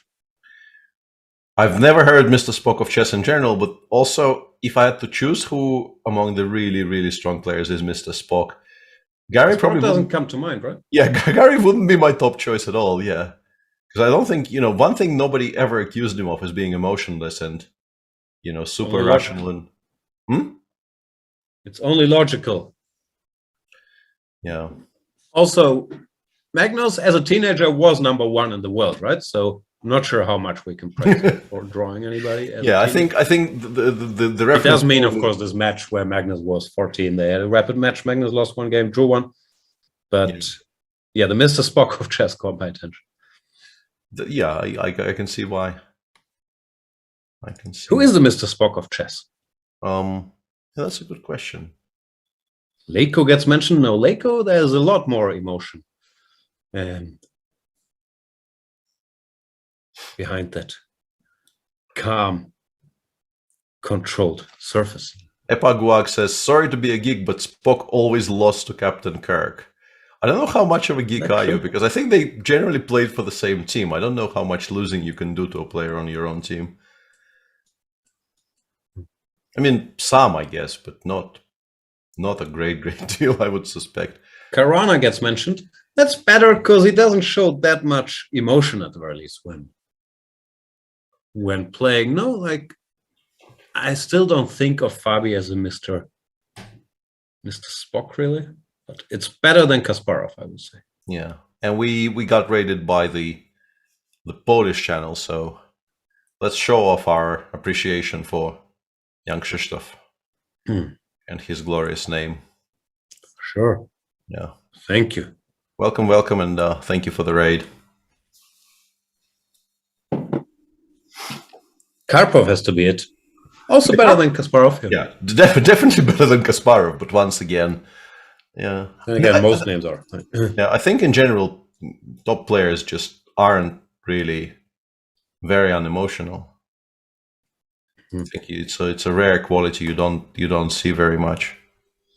If you stretch the definition a little bit and use it to kind of describe a very untiltable personality, then maybe Sasha enters the conversation, because Sasha generally is one of the least tiltable people I've ever known in my life. But he does show emotion. It's just generally not the emotion of tilt. So when you put him in that swingers club instead of a hotel, he did not tilt him. No, he was very sanguine about the whole thing. And Epaguak, clearing his point up, says specifically lost to Kirk when they played 3D chess. Okay. Nerd credentials. That is shocking. You would think Spock would beat Kirk in 3D chess, no? Yeah, that's some very shoddy writing, but I would assume that Spock always wins. Is that true? Do we have facts? Spock, Kirk, 3D chess. Very hard to believe. But I'm not a Star Wars connoisseur, so I better Google this. Fanfares blunder the full rook! Exclamation mark. Man, says DD7. Jesus, very much man. like the man there.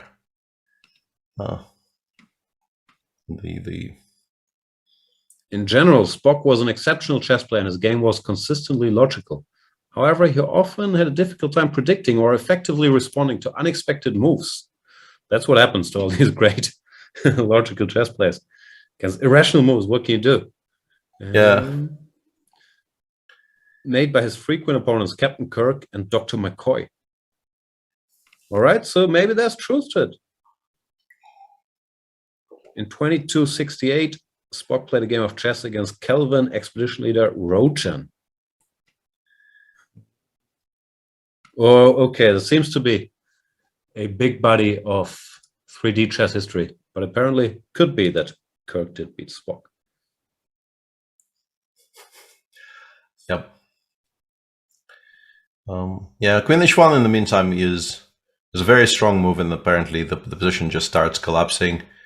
Even though the way it starts collapsing continues being very, very non-obvious, because apparently after Rook A3, which I think you can sort of guess is the best move in the position, because currently the winning threat is Knight A4 C3, luring the Rook away from the A file, creating a lot of threats.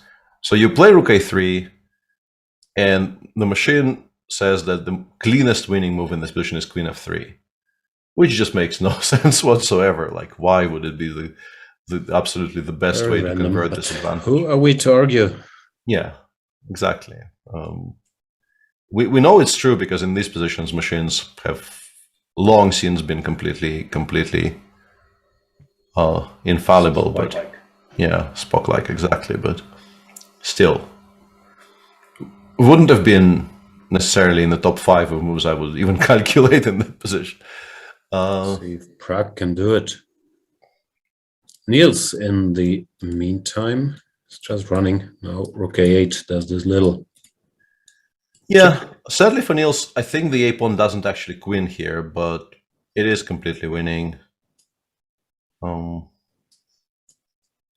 Yeah, even though, once again, yeah, Rook B4, particularly because you're supposed to allow F5 and then allow the white pawn to get to E6, which I think I would get kind of nervous about, but the engines, they don't worry about nothing. They're like French Montana. Yeah. Popular reference in 2022.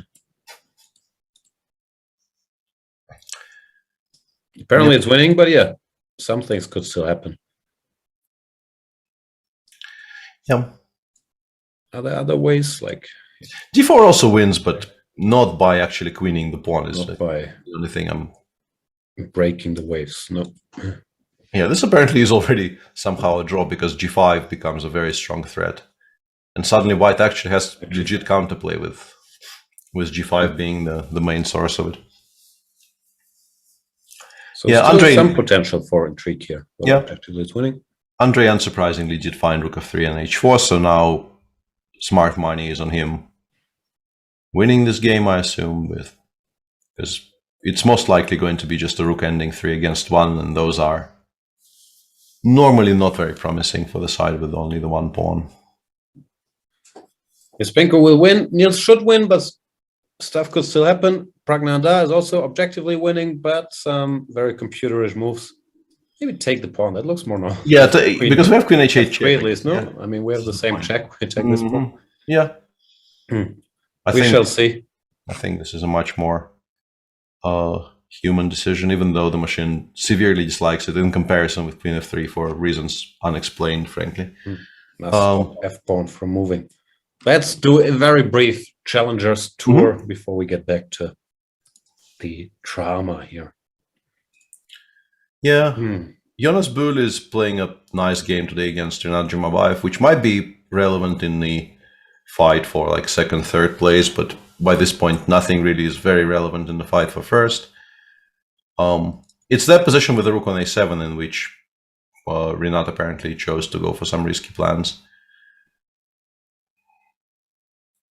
Yeah, Rinat, instead of playing Rook A4 there, just decided to continue playing for a win on move 20 by just giving up this exchange for no particular reason. All right. Yeah, this is a draw, but Max will try for a bit. Well, depending if Marc-Andre just finds the rook a1, knight takes f2 tactic, which is not that difficult, so I assume it's just an immediate repetition. Yeah, so immediate draw available to the French youngster, unless if he doesn't do that, he might actually have to defend for a bit.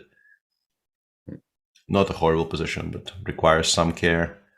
Erwin, is he close to positional masterpiece today?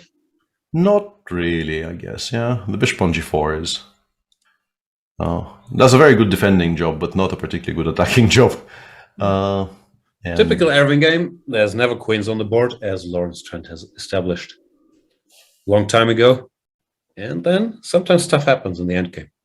Yeah, absolutely. Stuff almost happened last night in the Erwin game, which we thought was a complete write-off in terms of winning chances for anybody. But Erwin came very close.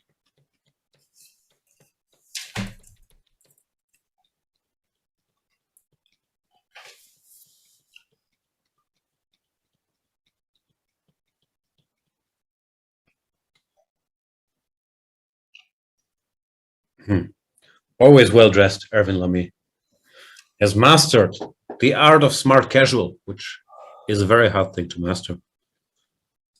In Dutch chess circles, they call them Erwin outfitters. It's true.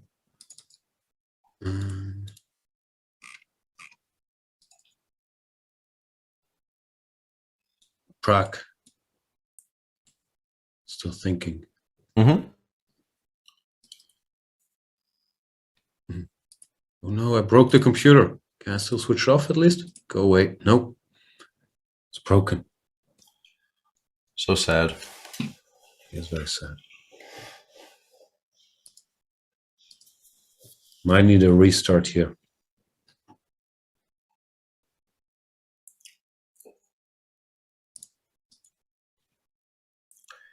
Yeah, and in the meantime, we will continue talking, doing a radio show with no boards present.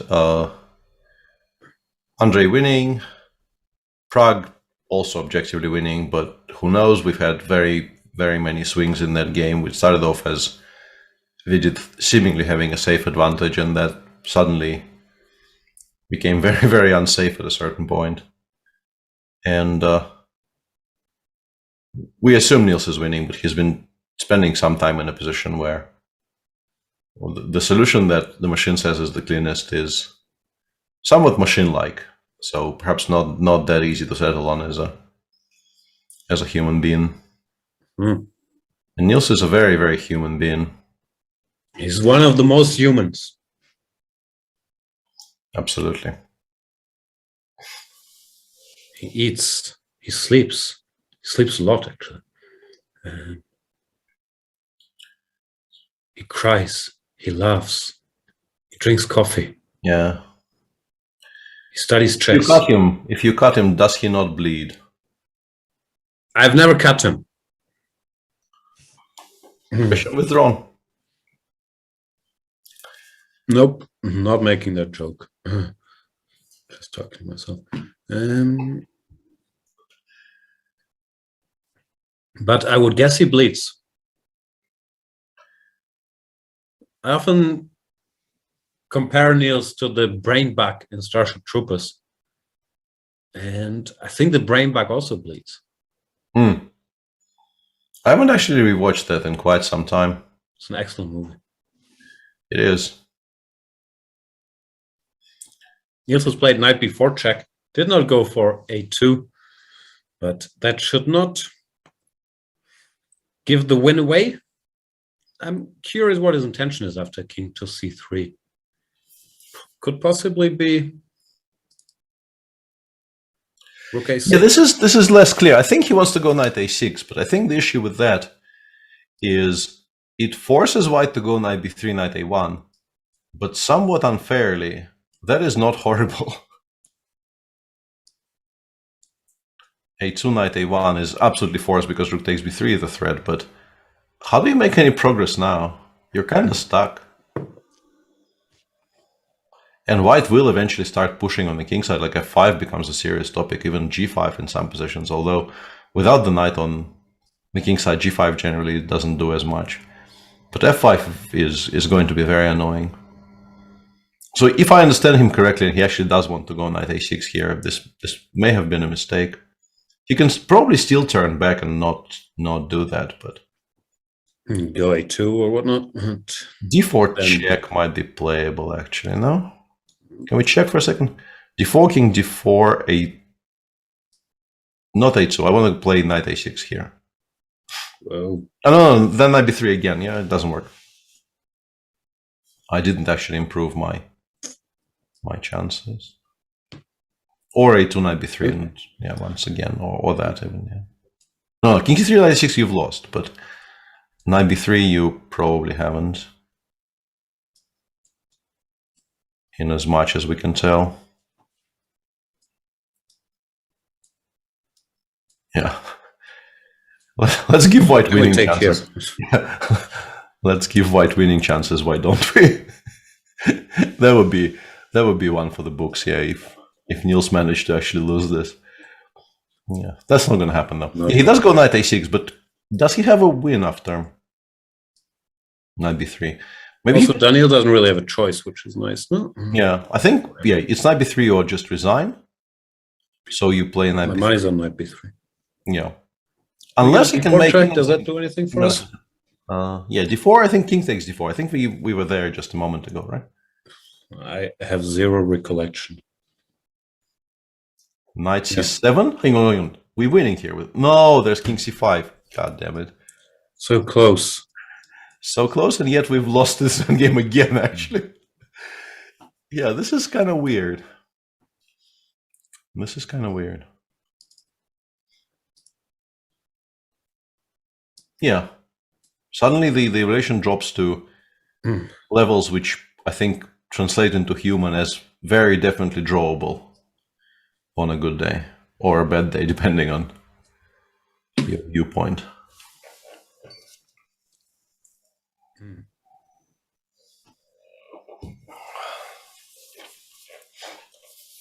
Bored having a bad day again. Note to self, stop switching on engine. Software does not agree. Yeah. So what says knight a1, rook b1 may not be winning. Yeah, this is what I thought, that those positions are going to be a lot trickier than you would ideally like. Awful Hangover is saying, I hope Fidelius wins. Is that Niels' nickname? Gargamel, I've heard, but Fidelius? Gargamel? Good nickname, because he's very Fidel. He's very carpe diem. But I've never heard it. Yeah. Lunde42 says, earrings would suit Peter very well. I like the what's it called? The kind of a plaintive intonation of that, as if it's something that has not been settled a long time ago. How many top 100 players have earrings? Is it just you? Am I still in the top 100? Yeah, I checked the other day. No, there must be somebody else. Surely there's, it's so completely unremarkable by this point that there must be somebody else. So unremarkable that we can't think of anybody else. That's because we don't really inspect people's ears all that much. Trust me, it has been noticed you have an earring.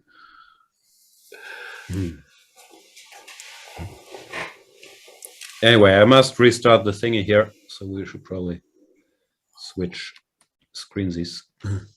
Apologies. AGH538 says, Magnus wears one when he plays in Lichess.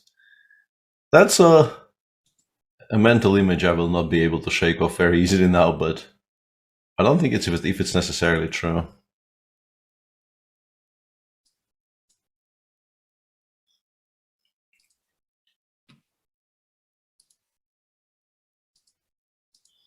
Yeah, I very much like this, stonks go up, the type of graphic that we have on AOE. no longer have it on the screen. Just as I was admiring the stonks going up or down or not really moving very much at all, it went and disappeared. All right, thingy is back up. Do I have to share something? I guess I do.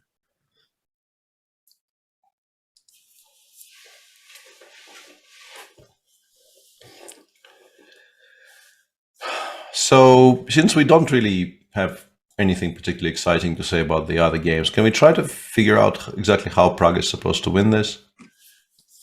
You did take on h2, Mm-hmm. which the eye test approved because it's picking up a pawn, gives you this check. And Vidit played queen d2. If memory serves, computer wanted f4. Yeah. So how do we win now? I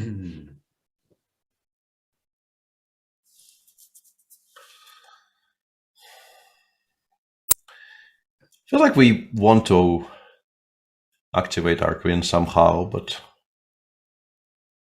not entirely sure how. Maybe we want to play rook c4 just to stop the... Yeah, we can go back to h1. I'm also kind of in favor of playing rook c4 just to have a very safe square on g7 for our king. Stop queen d4 checks forever. But and also maybe queen h8 becomes more of an annoyance now. But yeah, I'm unsure about this. Chat also mentions knight to b6. Chat is very good at chess. Chat generally is, yeah, quite decent at this game. Yeah, useful move, stops queen d7 for the time being. Yeah, transferring the knight over to c4 might create new threats. Blekur is saying, how many players in the top 100 have tattoos, I wonder? We've been over this. I think it's still 0. 80% of the NBA, 0% of the chess top 100. Yeah, this needs to be corrected somehow. You need to get a tattoo, Peter. You need to be the earring tattoo guy, the earring tattoo dog guy. Yeah, I remember Anish had an exchange on Twitter on this topic, and he seemed to be in favor of getting a sleeve, but has not so far, to the best of our knowledge, gotten a sleeve. So yeah, once again, it falls on me to be the trailblazer. If Anish isn't doing it, who else could step up?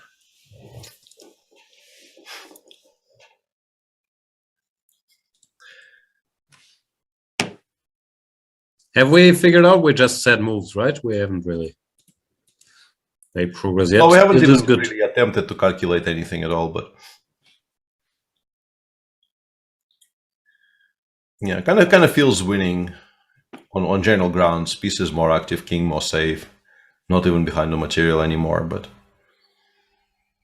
far from guaranteed to actually win this position.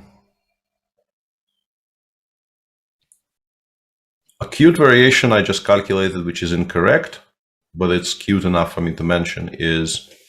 Okay, he played queen h5, so I guess I don't have to show you my bullshit. But... Pretty. I was hoping for some cuteness. Queen h5, what's that about? It's a weird move, isn't it? Yeah, just putting it on a decent square and continuing to ask, basically just ask for a decision. It's very difficult for white to make moves. I think Prague is very much trying to use that.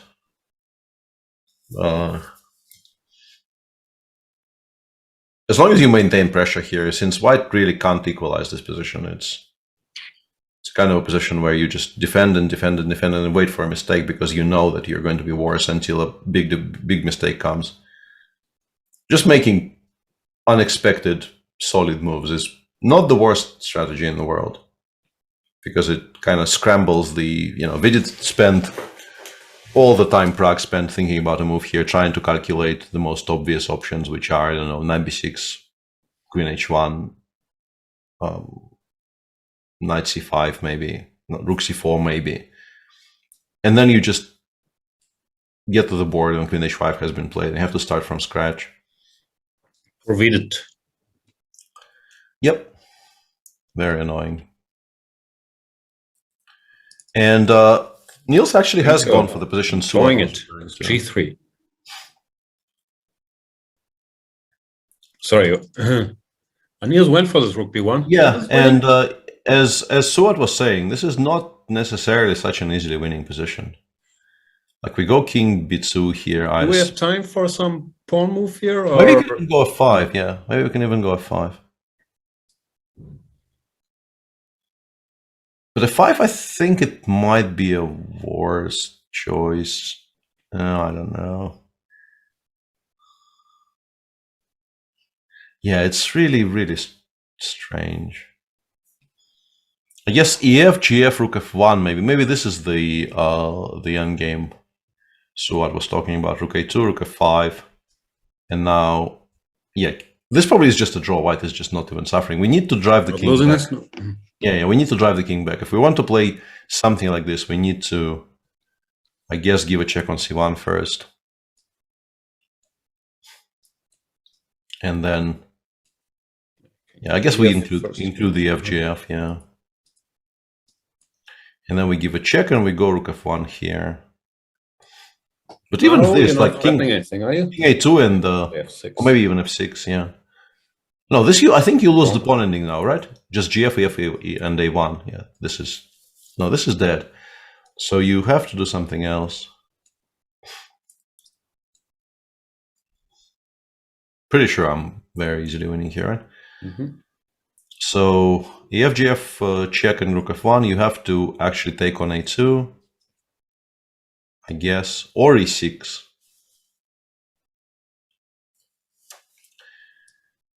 Which probably leads to the same. This looks lost. No, yeah, we take on A2 with the if we take on A2 at all, we take with the king and then we go E6. Rook H5. It looks lost as well, yeah. So it was giving some line in which a strong E pawn might be enough for White to create problems, but this is probably not the line. This doesn't look like it's very challenging even. So what about king b2 here? G5, what happens? Takes rook e1, I think is just, or rook g1 even here. Yeah. The pawns just fall, yeah? Yep. Yeah, I think they fall. Yeah, I don't think this is good. So king b2, rook somewhere, yeah, f1, I guess. I take on a2, I take on e6. You take on g4, we go king b3 maybe, or rook d6. Yeah, I can't really work out which one I like better. King c3. This might be a draw. Here we're in time again, yeah. Mm. This looks like a draw. Yep. That's the way we don't. Yeah, this feels like this might be a bit of a throw by Niels. I had to revisit these painful memories, but why exchange queens, yeah, sir? Why you know, mate?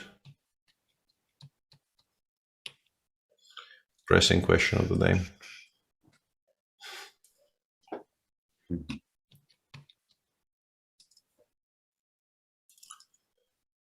Jordan still lost. Yeah, I wonder what this g3 move is about. I thought he could already start cashing in. And now you've created additional checks, but I guess he wants to play king h3 now. No, but king c6, queen e6, I'm not sure. And this is now only one extra pawn. It might still be winning, but it's only one extra pawn. Mm.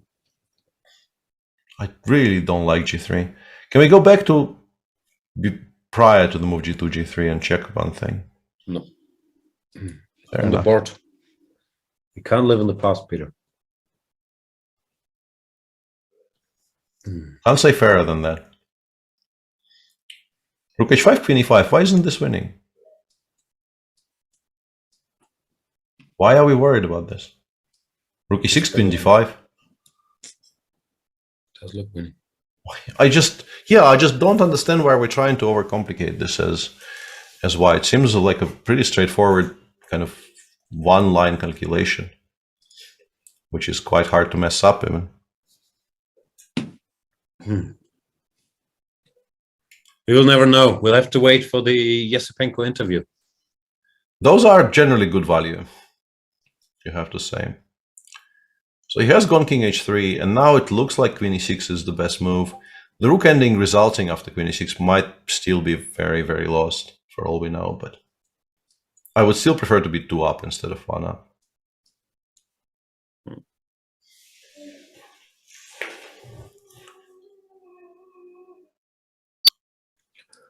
Yeah, rook g5, h5. I think we still win, yeah.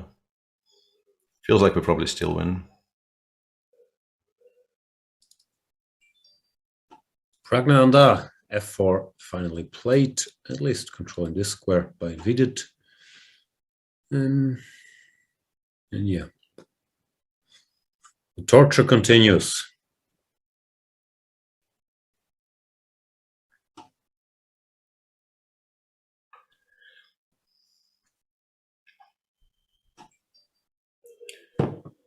Yep. Yeah, he's gone queen f5. I'm pretty sure he is actually sort of, I don't know if he's doing it consciously or it's just very good autopiloting skills, but he is making kind of non-forcing, improving moves without really trying to create any immediate threats. And Vidit just constantly has to recalibrate and calculate fresh positions. Yeah, this is completely horrible. Yeah, good business practice here, you know.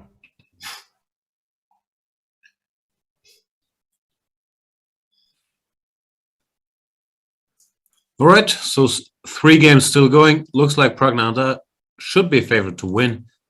Yesipenko, huge favorite to win. And Dubov Grandelius, as far as we can tell now, Daniil should probably hold. Yeah, bit of a roller coaster there. The round started with a quick draw between Sergei Karyakin and Magnus Carlsen, where Sergei Karyakin, when faced with a Berlin, that Magnus Karyakin did not play in the World Championship match, where Karyakin, at least from what I read, was a very prominent help to Jan Nepomniachtchi. They must have anticipated this, but today Karyakin chose to go for a quick draw. Has been debated quite a bit here, if it's on white, on black, if Magnus should have done something different. Many people disappointed. My position still is it's on white in top-level chess, if a game happens or not. But Karyakin, yeah, seemed quite pleased with the draw, tweeted #DrawMagnus, #No2900, then continued to explain that this position had occurred in prior games, among others by the world champion, although I would guess Magnus did it maybe in different circumstances, like when he was leading in a match or when he was secure in qualification for a knockout phase in online tournaments. But yeah, Karyakin, the minister of defensiveness, was a fun yeah, that was a very, very nice quip by Dodgy. And Sam Shankland against Mamedyarov. Shankland maybe had a bit of an edge coming out of the opening, but it all went away. Maybe starting here with knight f4 when he allowed this ba3. So after ab, knight f4. Life could have been a little tough for Mamedyarov. Catalan keeps being a difficult opening. What else do we have? Yeah, Fabian Caruana lost with the white pieces. Not something you say very often to begin with. Against Richard Rapport after missing in this position after knight e5. Rook d4, knight g4, bishop g4. There's a Zwischenzug e5 hitting the rook and freeing the bishop. Fabi defended tenaciously as he does, but he went on to lose this. Not Caruana's tournament. Not at all, yeah. It's actually, I think, the second game he lost with the white pieces here, yeah? Yeah, he lost to Anish after hanging his rook on b6. Yeah. That leaves us with the 3 games still going in the challenger section. Erigaisi has made a draw with white, but that still means he's very much cruising towards tournament victory.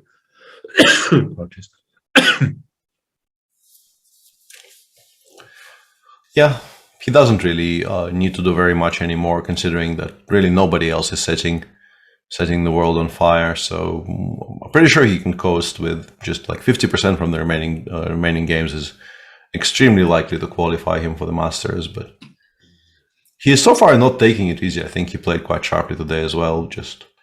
It's just that he doesn't need very much anymore. Kenneth Lovering, always keeping us honest here, saying, did Fabi hang a rook or just lose the exchange? He put his rook on a square that was covered by a knight, which he missed. where I was hanging and thereby lost the exchange. Thanks for the correction. Yes. Important. As is well established, technically correct is the best kind of correct. So we appreciate people keeping the flame alive. Yeah, this one's Yara still is now winning apparently, although we took some pawns. What? Yeah. Tiamo1221 says Dubov question mark Pog, which honestly is true on any given day. What's happening here? I don't know. A1 rook b1. He did not take on a6. Whoa, sorry. That is news. That is very much news, and yeah, it feels like this probably doesn't work out. It's one of those bold strategy cotton situations where it really doesn't seem like it will work out for him. Yeah. It's very odd. Yeah. Maybe it's brilliant. Yeah, it's a kind of a, yeah, it's a very interesting concept, just trying to use the fact that the knight on a6 is not participating in the game at all. And honestly, like, I'm somewhat struggling to find a very clean victory for black here. But I'm sure something wins. Let me try something. Check. You take rook, yeah? King g2. I take rook. Is your pawn gonna bother me? No, I'm gonna go like rook c8 here. You keep pinning. And rook c4, f6 or what? Yeah, I want to go f6. Yeah, I think that's the trick. But yeah, gf f knight b5 just wins here, right? Because the king actually can get to that pawn. Yeah, we're in time. Yeah. Yeah. Seems fe. No, just stop the pawn. Seems reasonably straightforward.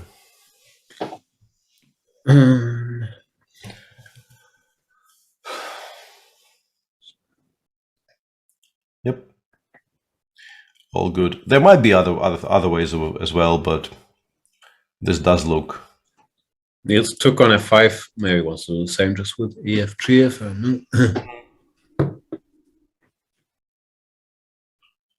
Or maybe he thinks he's winning after something like rook e1 right now, which could also be true for all we know. Keep the knight. It's worth 3. Pawns are only worth 1. That's what I was taught.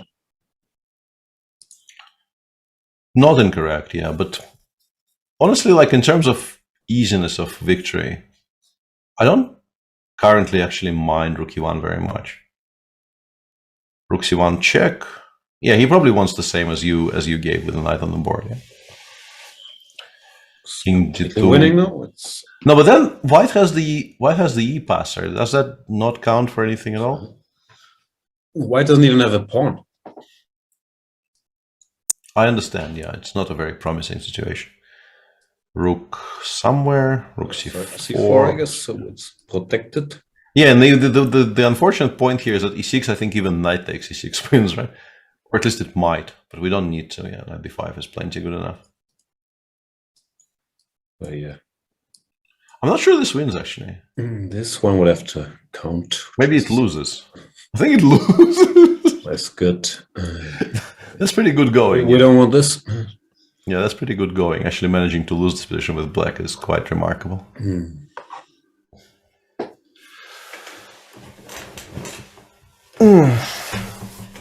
He's thinking maybe rook c6 is also a move, but then yeah, e6, why bother? Yeah, we don't really want to calculate those, I think, if we can avoid it. Or rook f1. I mean, rook f1 might be winning, but like there's absolutely no reason to ever get involved with that if there are other choices.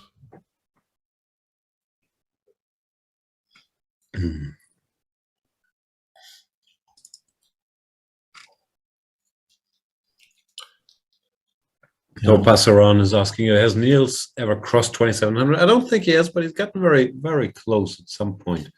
He was 2690 something, but I don't think he passed. I'm not sure though. Hope I'm not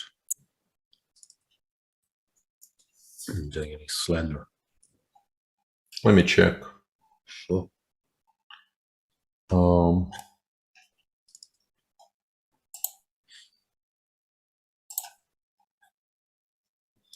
Yeah, the highest it appears to be 2694.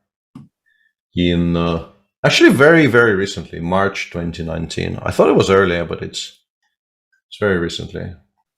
3 years ago? Yeah. How old do you think Niels is? I wouldn't want to guess. He's usually surprisingly young. That's how I remember. Very, very young. But he's been around for like the better of 20 years. My best guess is, now I Google it, it's too late. But yeah. It's 28. He'll be 30. He'll be 30 next year. Apparently. Let's do the math. If he'll be 29 this year, yeah, that's... Can't argue with that. Niels Axel Grandelius is a Swedish chess grandmaster. He's the top player of Sweden. Born in Lund.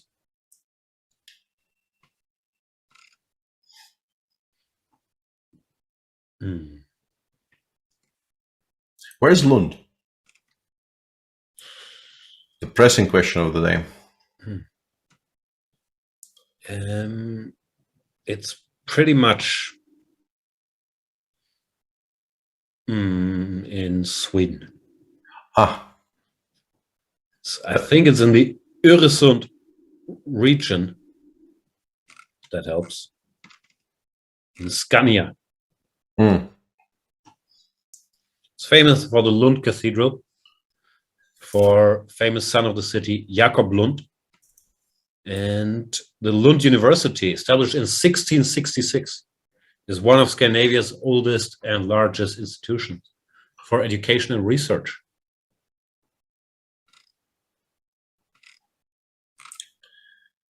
Fair enough. I'd have to Google if you want to know more. I've already Googled some of it, yeah.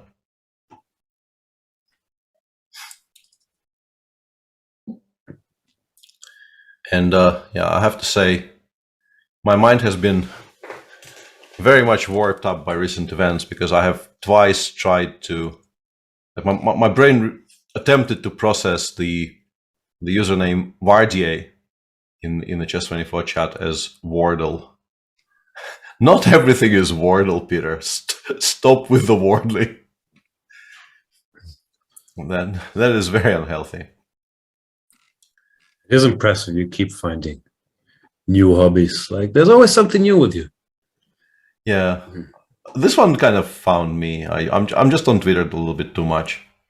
I wouldn't have known, but I keep doom scrolling every day. Like, how do we stop that? I can't even remember a single thing. I'm just very addicted to scrolling down. Yeah, but that specific game is just kind of, I played a version of that with my dad when I was a kid, and it kind of brought back nice memories. So that's just beautiful. Kind of got hooked. In the meantime, Andrei Yesipenko is now 2 pawns up instead of 1 pawn up, which I also don't understand. Why would Jordan not try to preserve the pawn on e5 if he could? Probably thinks the rook ending is hopeless. He should keep queens for... Yeah, well, he's not going to keep queens. Like queen d5 check will actually take the queens off. It's, if you could actually keep the queens, I would understand that argument, but not happening. Yeah, he's going to lose. There's a question if clocks don't work. Yeah, it's this unfortunate thing that we have all the time. They made another time control. It's past move 60, it's move 61. So the players get an additional 50 minutes, and the clocks will only switch around after Niels made his next move. But he hasn't lost on time, right? No, he hasn't. What's happening in the Prague game? We haven't actually spoken about the one sort of live game going on for a bit. He's doing the moves thing. Yeah, he's still doing the thing. I wonder if Vidit here plays queen e5. I wonder if he actually just cashes in by taking and going rook e8, because that endgame looks very, very winning. But also it feels like you might still be selling yourself a bit short by... Were you going rook d8? No, after queen e5 in the current position. If Vidit actually gave him in the current position the option of... I have queen e5 if you take it. No, you never take on d4, but on e5 I think you might actually take and just win this endgame quite well. Yeah, it's very, very winning. Rook b3 played. Yeah, rook b3.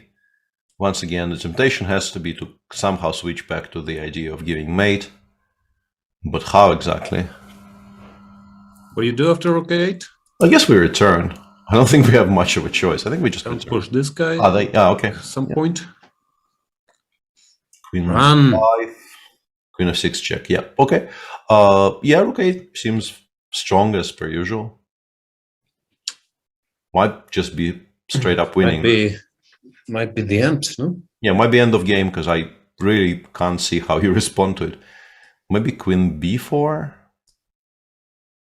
Yeah, it just feels like you should be immediately lost. Queen f6 check, and then knight c5 check, and then knight b3 check, right? It's just over. No, I mean, king a2 will find something. I meant queen d4. Queen d4, we give a check, and then we give a check from b3, and the game ends. And some very strange happenings in the Niels game. What now? Niels, why don't you keep the horsey? He doesn't want the horsey. King rook f1 played. And Dubov also declines to have the horsey. Dubov also not interested in all the pretty horses.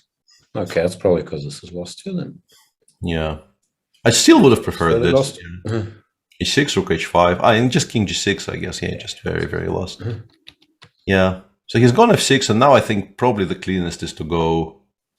Ah, no, there's king e2 there. I wanted to say knight c5, knight e4, knight takes f6, but... c5 looks like a good start, no? Rook a7? Yeah. And now we go knight e4, king e2, knight g3, and knight takes h5, and continue collecting somehow. f7 happens though, yeah. Hey, Nelly. No. Ich muss noch arbeiten. Hast du schon den Schlafen dran? Ja. My co-host, a bit late to the show, but at least she showed up.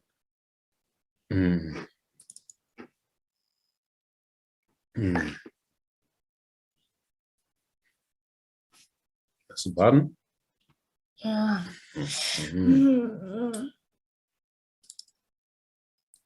Anything you want to tell the viewers, Nelly? Kannst du auf Englisch zählen? Wie weit kannst du zählen? Nope. She doesn't want to talk to the viewers.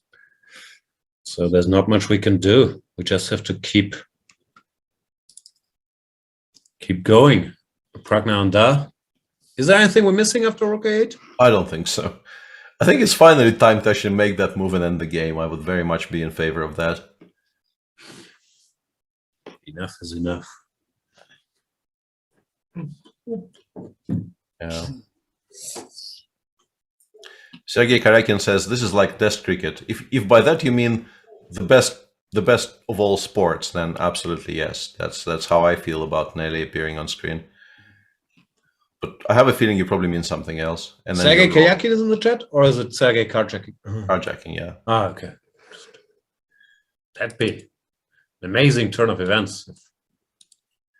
Yeah, if he chose to defend his indefensible behavior in our chat as well. Hang on a second. Can Jordan take on e4 here? I mean, probably not, but can we try? Queen d6, queen h1.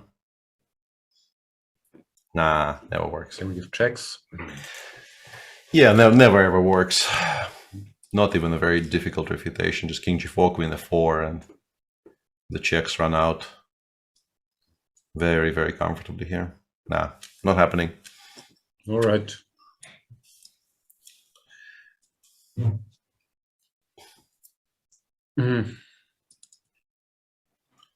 Rook a8 played. Hooray! Let's play knight c5, rook a7, and Pragnanda went rook a8.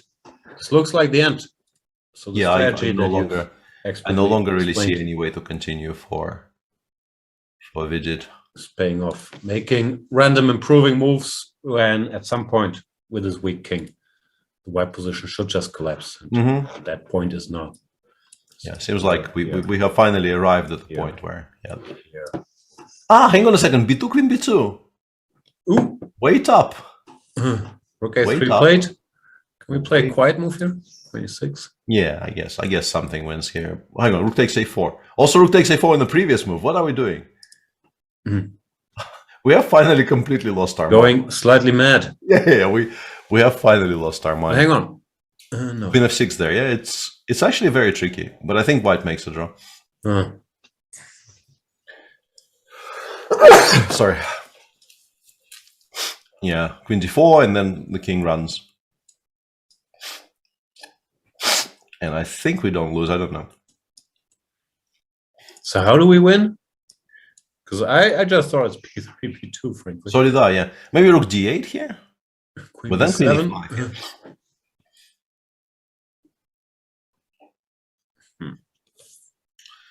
Yeah. How do we win? We will never know. Mach 1 is saying now b4, badass. You're saying b4 is Cobra Kai?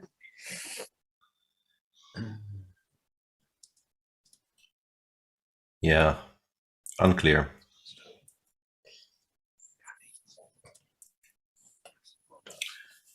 And thanks for all the Gesundheits in chat. I appreciate it.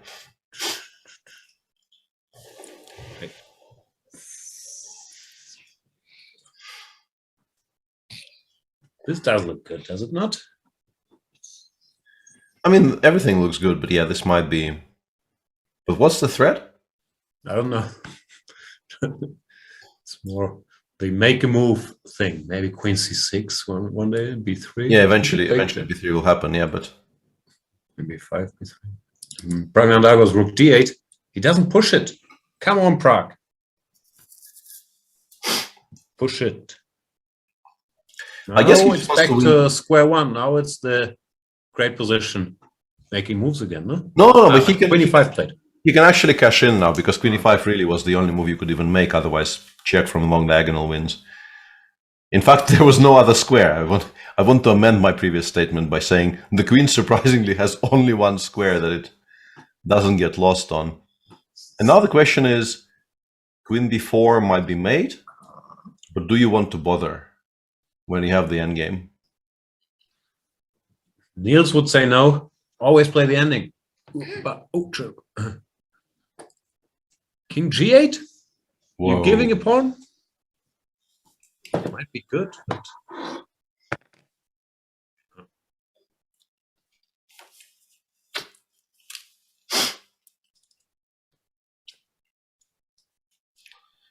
I have a feeling there are more twists Papa, in store for us. Papa, was ist der Tisch? Hast du den Foto vom Tisch gemacht?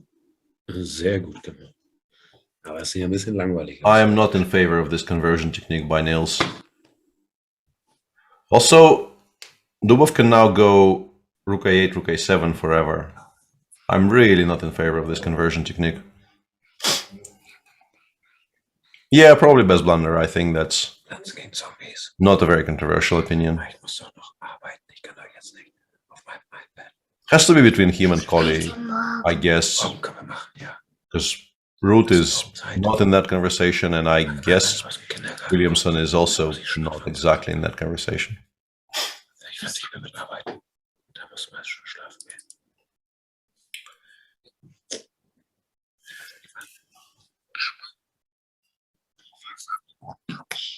Okay.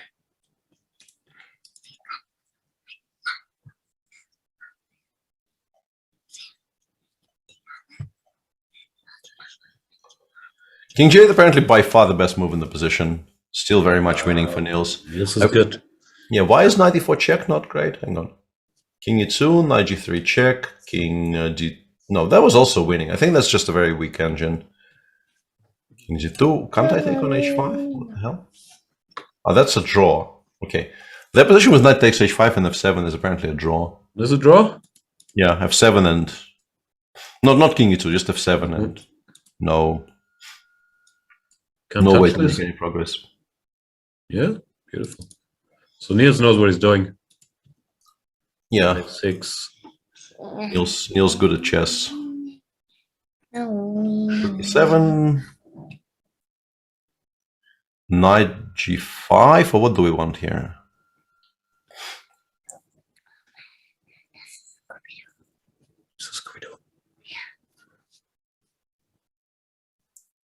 As a resident Norwegian, we should probably ask Nelly's opinion about the disgusting lack of fighting spirit shown by the Norwegian and Norway #1 player today. Ja. Nelly Magnus hat heute schnell Remis gespielt mit Schwarz gegen Kajaki. Findest du es gut oder schlecht? Egal.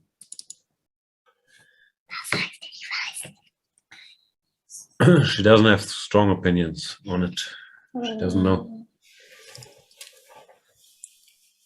Jordan. Even this is not. Yeah, that will not be a legal move, sadly.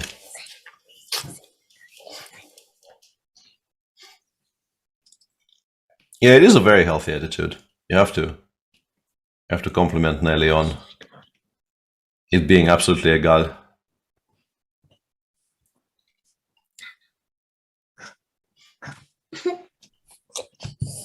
Yeah.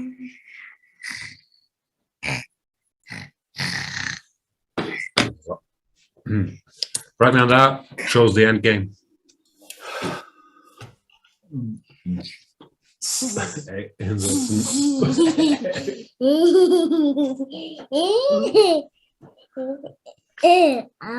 Irgendwie ist was mit meiner Unterhunde los. Das wollen die Leute nicht sehen. Yeah. Doch, aber das stimmt, Papa. Ich glaube ja. Just for my own sanity. Let me tell you why before was winning on the previous move, before Rook d8. You will really like it, and chat probably will as well. All right, before Rook a2, Queen b7, e4, okay, this far, e4, knight c3, knight c3. Why can't I take? B takes c3, Rook c8, -3.5. Also, you get disqualified, but kind of -3.5. That's beautiful, but unspottable. Yeah, this is completely I just wanted to show it to chat just to, for the people saying push the pawn badass. If the follow-up is Queen b7, you just don't do that in a practical game. Also heißt es, das ist unsichtbar.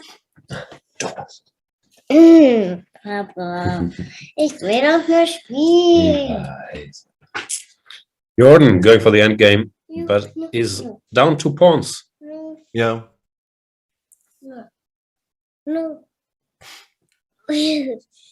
Papa, weißt du, was wir heute gesehen haben? Was für ein Kostüm wir gesehen haben, als wir das Superheld-Kostüm gekauft haben? Was denn? Harry Potter. She got a Wonder Woman costume today, but they also had a Harry Potter costume. Wolltest du lieber ein Harry Potter Kostüm? Nein. Nein. Vielleicht Hermine?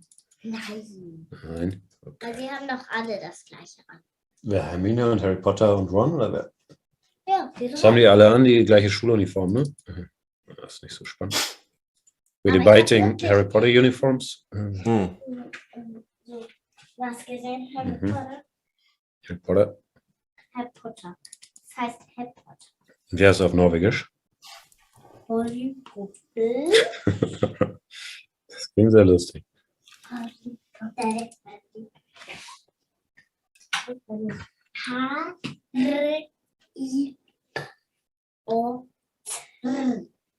Ich kann das auch nicht so rollen, ich kann das nicht sagen.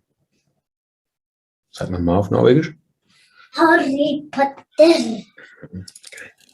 Also. Ja, Harry Potter. Was? Harry Potter. So, du musst also so mit der Zunge hochgehen, so. Was das üben? Du musst die Zunge so hoch machen. Ellie's trying to teach me how to roll the R, which I can't do, which, yeah, is a basic skill to speak any Norwegian or Spanish properly. So also useful for the French, I hear. Can still master it. Yeah, how easy is this? Because of specifically the existence of the move knight a3 here.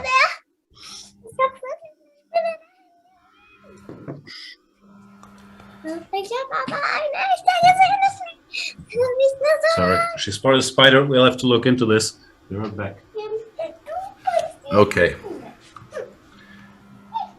With the full understanding that nothing I say can ever compare to what was happening on screen while I was keeping silent, what do we think about this position? I'm trying to figure out if just going for it with knight c5, rook b5, e3, knight c4, and let's say rook e1 check, king b2, and I don't know, knight e4.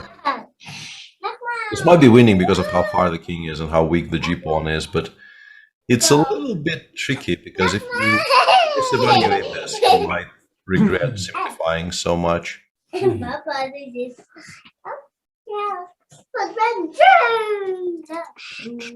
Was there a spider? There was a spider.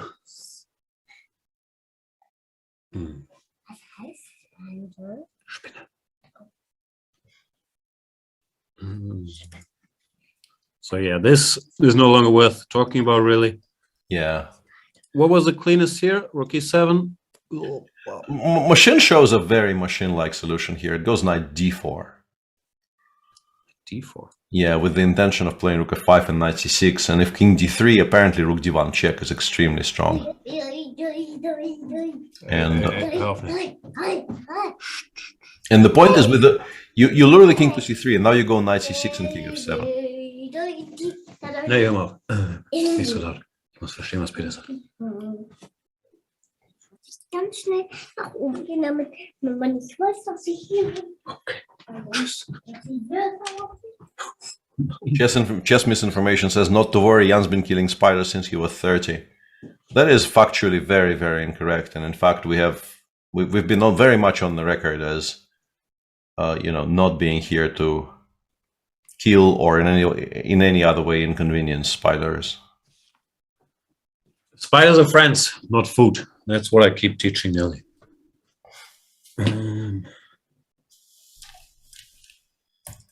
Rook b7 played. Oh my god, that emote is gone. What's gone? My life has no meaning. Dodgy, what have you done? Dodgy deleted Mr. Dodgy Spider. So sorry. Yeah, like this entire show has been leading up to that glorious moment of me using that emote in chat, and it's no longer there. We sit here for 6 hours working towards that moment when you can finally use the spider emote, and it's gone. Yeah.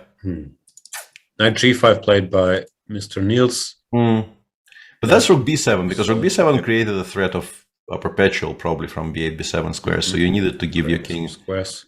You needed to give your king some squares, and so stopping all the pawns from here. No, it looks completely fine. Yeah. CT Haak is asking, to what degree is Grandelius playing style similar to that of Ulf Andersson?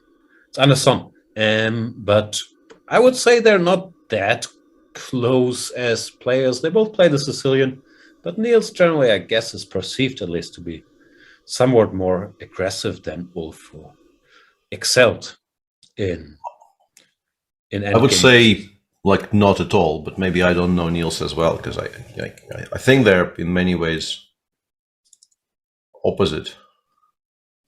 Because I don't. It's not that Niels can't play a very nice technical game, but I think he would prefer not to in most cases. No, with the evidence from today, yeah, we have to question everything we thought we knew about Niels. That is fair, and yeah, but Jordan finally resigns. Not unexpectedly for Jordan. Loses. Yeah, weird game where really it felt like here he didn't fully solve his problems and he never really got back. There might have been a spot or two. where he could have made it tougher, but overall was early small troubles that grew with his rook being trapped on g5. Yeah. This game will just never end. Yeah, this one is very intent on keeping us here. I guess rook f5 is... hang on, after rook f5 there's a perpetual again, potentially. Hang on, sorry to interrupt, but Magnus Carlsen, fan 1, is saying, for your interest, bacteria and spider webs can carry pneumonia if inhaled. So we shouldn't inhale spider webs? Yeah, that sounds like pretty... I could have used that information earlier in life, frankly. But yeah, thanks for sharing anyway.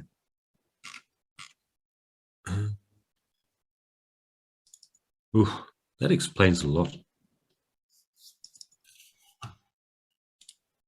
Very much so. And in the meantime, the Prague game is now 2 against 1 on one side, which would have been, I think, a very comfortable draw for white, if not for the fact that the white king is very, very far away from where it's supposed to be. This is also not that simple, right? Unless we win the pawn. Yeah, the engine suggests it's very easily winning, but in practical terms, I'm not so sure. Bobby G is saying humans inhale 8 per lifetime sleeping. Used to be 3 per year. So new calculations are saying 8 per lifetime? I would have thought that was a myth. What's with the spider inhaling sleeping, Peter? You must know. Yeah. And yet I have no idea what you're talking about at all, somehow. Is that an actual heard thing? The theory that humans swallow an average of 3 spiders per year in their sleep? I was not aware You're of a that. mouth breather? No. Ah, okay. I don't think it's true, for the record, but it's something that is being passed on. And Niels apparently managed to actually throw it all away. No! How? Rook f5 was wrong? Yeah, rook f5 is not the... That is not the way. What was the way? The way wasn't very easy. The way apparently was to go rook e1, knight e6, knight d4, and knight c6. I don't think you can do that. Okay, some random stuff. Yeah, absolutely. And some other quiet moves were also winning, but yeah, this is now somehow a draw, because if you go towards the Niels is not even trying to go to e8. Because then rook e7 check and king g4, and you're not even better. That's going to be really heartbreaking for Niels. We're really. talking about here, somewhere here, and Just somehow... king g4, king g5. Yeah, white. The rook. Yeah, white just runs no business. risks whatsoever with such an active setup. It's... And also noteworthy, king e6 looks nice, but has drawbacks. Yeah. No, that one's gonna sting. Yeah, that is really, really annoying for Niels, because he played well, and for large portions of this game he outplayed the Russian completely, but yeah, not gonna count for much in the final cross table if you don't actually put it to bed. Checking with Dr. Twitch, they are saying no spider wants to go into a wet mouth, especially when breath is going to be going in and out of it. So one should avoid dry mouth, because if the mouth gets too dry, spiders will come. Also, one should avoid not breathing. I think useful life tip. Yeah. Useful life tip. If you breathe in and out, spiders generally dislike it.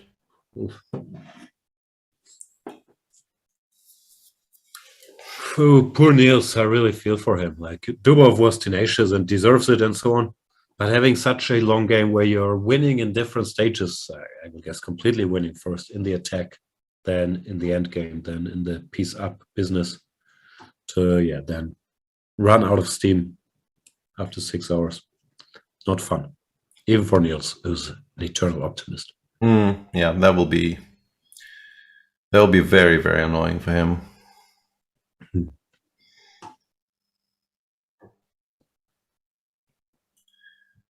So we assume there's, yeah, he's actually gone king e8 now. He is a perennial fighter, never really gives up the... I guess he goes knight f7 here. Being the perennial pessimist that I am, could you possibly lose this? Rook h5, no. We can always take here. Also, how does white make an immediate draw here? Because king e6, rook e5 is not great.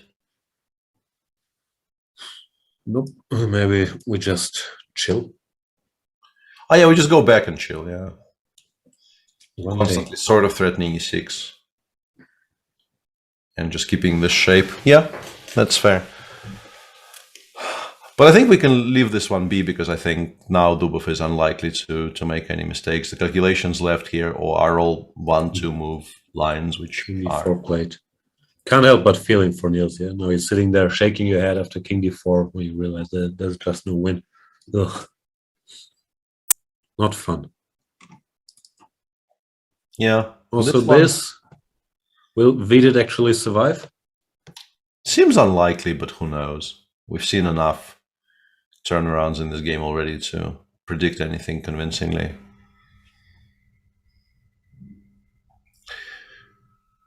But normally I think the pawn on g5 gets picked up. Normally.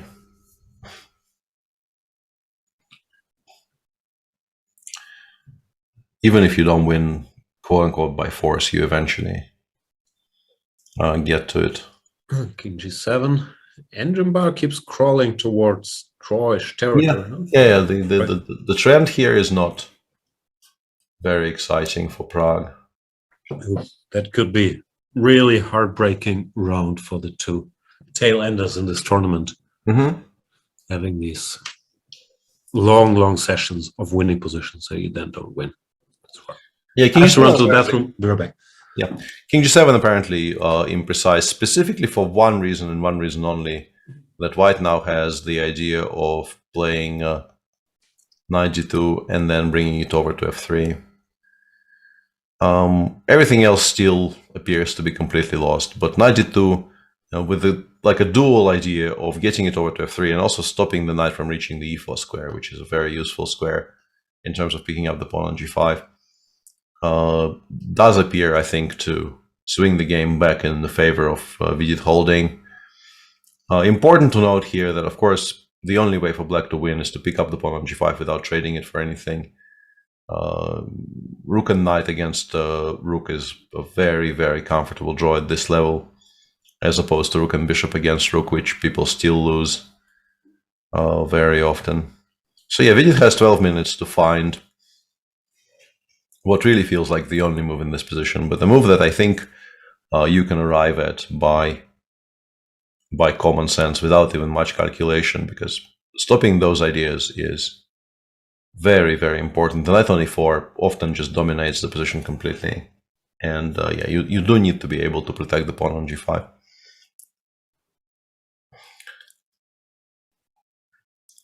So knight g2, people are saying, I don't see it after knight g2, knight h3, and rook g2, g3. The thing is, the knight can occupy one of those two squares, and you don't exactly know which one white will choose. I'm not obliged to go knight f3 here. I can go, I don't know, let's say king g1, rook g2, and let's say, no, I actually blundered a piece here. I want to go knight e4. Rook g4 and rook e5, but that loses to rook takes e4. It's still very possible to lose this, but drawing chances have seemingly improved for Vidit. This is not the position on the board, right? This is just your wizardry with the pieces. Yeah, I was trying to show the cleanest way to make a draw and immediately blunder the piece, so that's how that goes. I believe.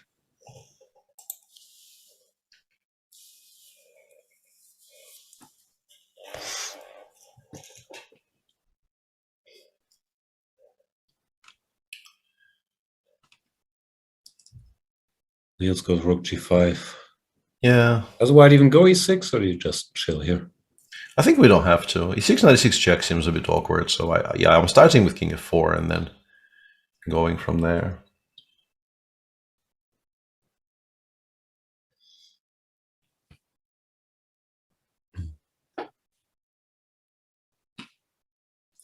Yeah. Long session for especially the black players in these games. If they manage not to win their games, they won. They will. King f4 loses to knight h8, people are saying. Is he winning again? We play king f4. And now chance for Niels? Oof. What should he have done? King d5 or swangy game? Yeah, a very swangy game if he spots it. He has a minute. Oh, and I was already doing my closing speech. And knight h8 played. Time for Dubov to shake his head. Oof. This has more plot twists than the crying game.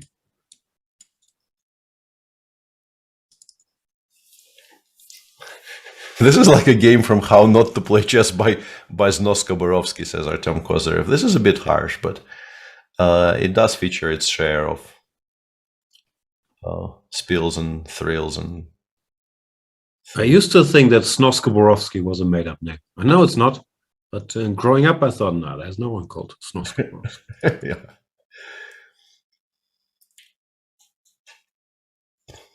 Oof.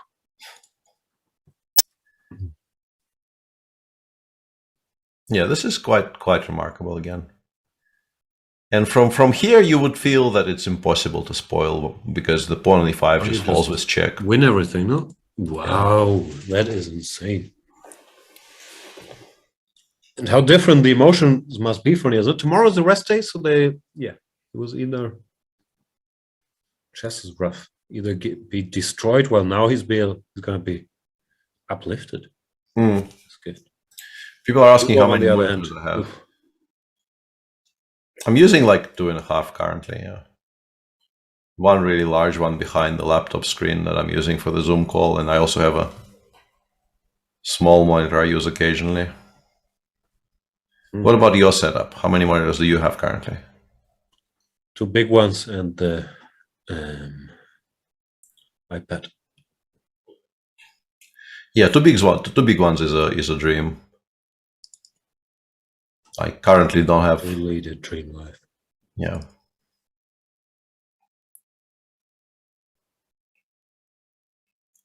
And also, there were some reports in our chat about the conversation happening between Dubov and Niels. So there may have been a draw offer, I assume, from Daniel, because Niels clearly doesn't. Weird, no? Like if you're worse, why offer draw? Maybe you just thought it's over. Yeah.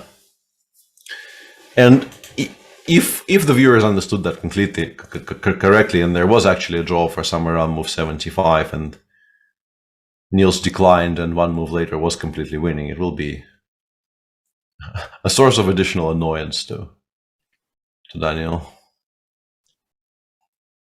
Yeah. In fairness, we also declared the game over and settled on King F4 as the easiest way. Yeah, absolutely. Wow. Absolutely. So what was the way? I have no idea. I refuse to engage brain. Brain completely disengaged by this point. Yeah, this doesn't look Joyish at all. Because I can continue giving annoying checks and then play King C2, and now maybe it is a draw. Yeah? I will go here to take this pawn. Make draw. Rook F5 though? Rook D7, I guess, yeah. What are you hoping for, sir? Not sure. Not sure. Not very much. Now, this will just win everything. Yeah, unfortunately, Rook E6, King F7 falls apart.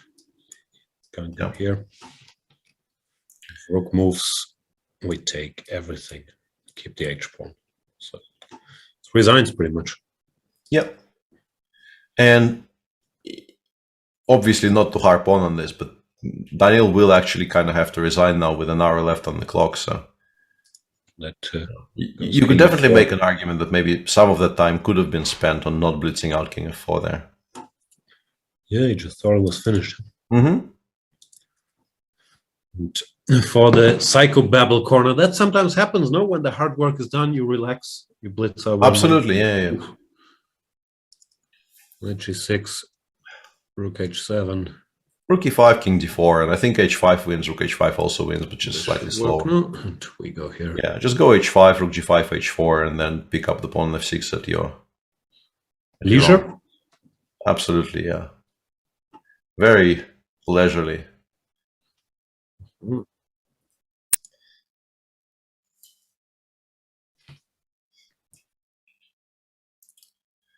Yeah. So I guess we switch to the 2 against 1. If there's more swings in this game, we will return to it, but it feels like a position with a full extra piece should be a manageable task for Niels now.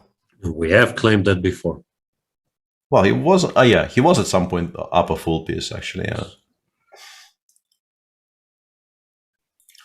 And yeah, I've already given the speech about the engine evaluation of this position while you were gone briefly. Apparently knight g2 is strictly the only move here, or at least that's what my screen is claiming. Vidit has been thinking for a bit. Yeah, he actually already spent 10 minutes on this move. I think he realizes that maybe this is the best chance he's had in a while. But I don't know how easy is this move to make. Somebody in chat already said that it's much more natural to play knight d6. And I think it actually is, but knight d6 more or less insta-loses to rook e6.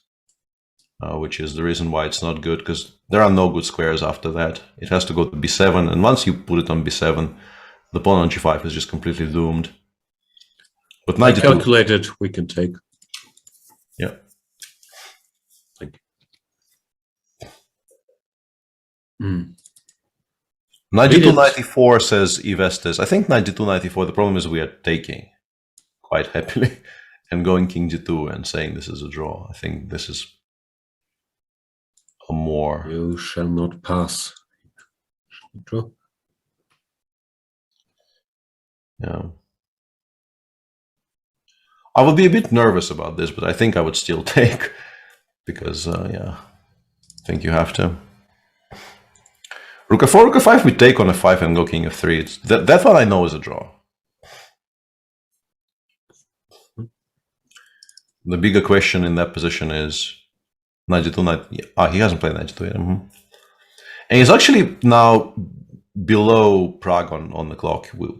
That position appeared on the board with Vidit having, like, I think 13 minutes against 2 for Prague, and he's now below 2 and still hasn't chosen the move. It's a difficult decision, but I think you might arrive there just by realizing nothing else works at all. He's now spent 12 minutes on this very move, and here he comes, knight d2 played. Well done. Good move, you. Well done.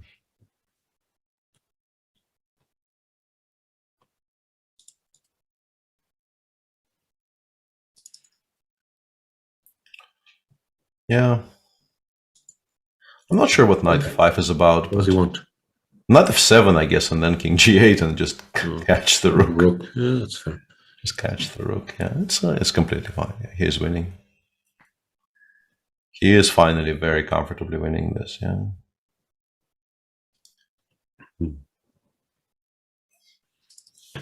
So Vidit played knight d2 by process of elimination. Now, objectively, it's a draw?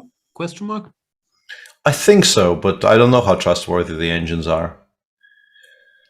And I don't want to check with the proper one. Cyber High. Not sure I'm mispronouncing that. Is saying New York Times had a piece on how to pronounce Kiev.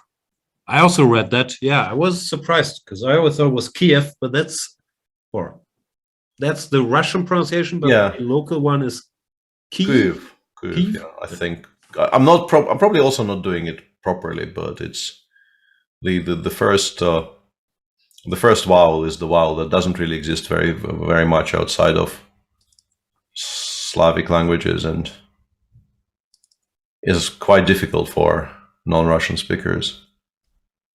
Yeah. The kind of a weird, long, kind of closed E.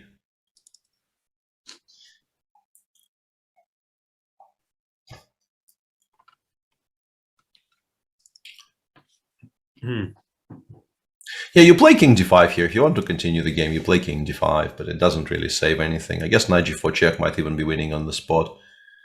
This no good. F7 king e6 game sort of continues. Rook e5, king d7, and because I drove the rook away from the g file, king g8 no longer wins, and you have to continue thinking, which I would very much prefer not to have to do. Please, sir.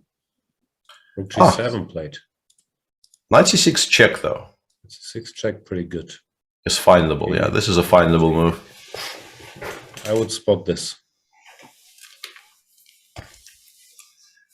So yeah.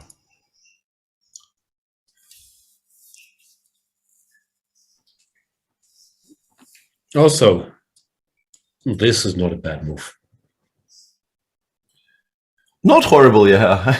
He's kind of styling on Dubov a little bit here, because I don't think there was much wrong with just winning the pawn straight away. 6 check looked more direct, but this also should force resignation, so it's probably good. Yeah, pretty much, yeah.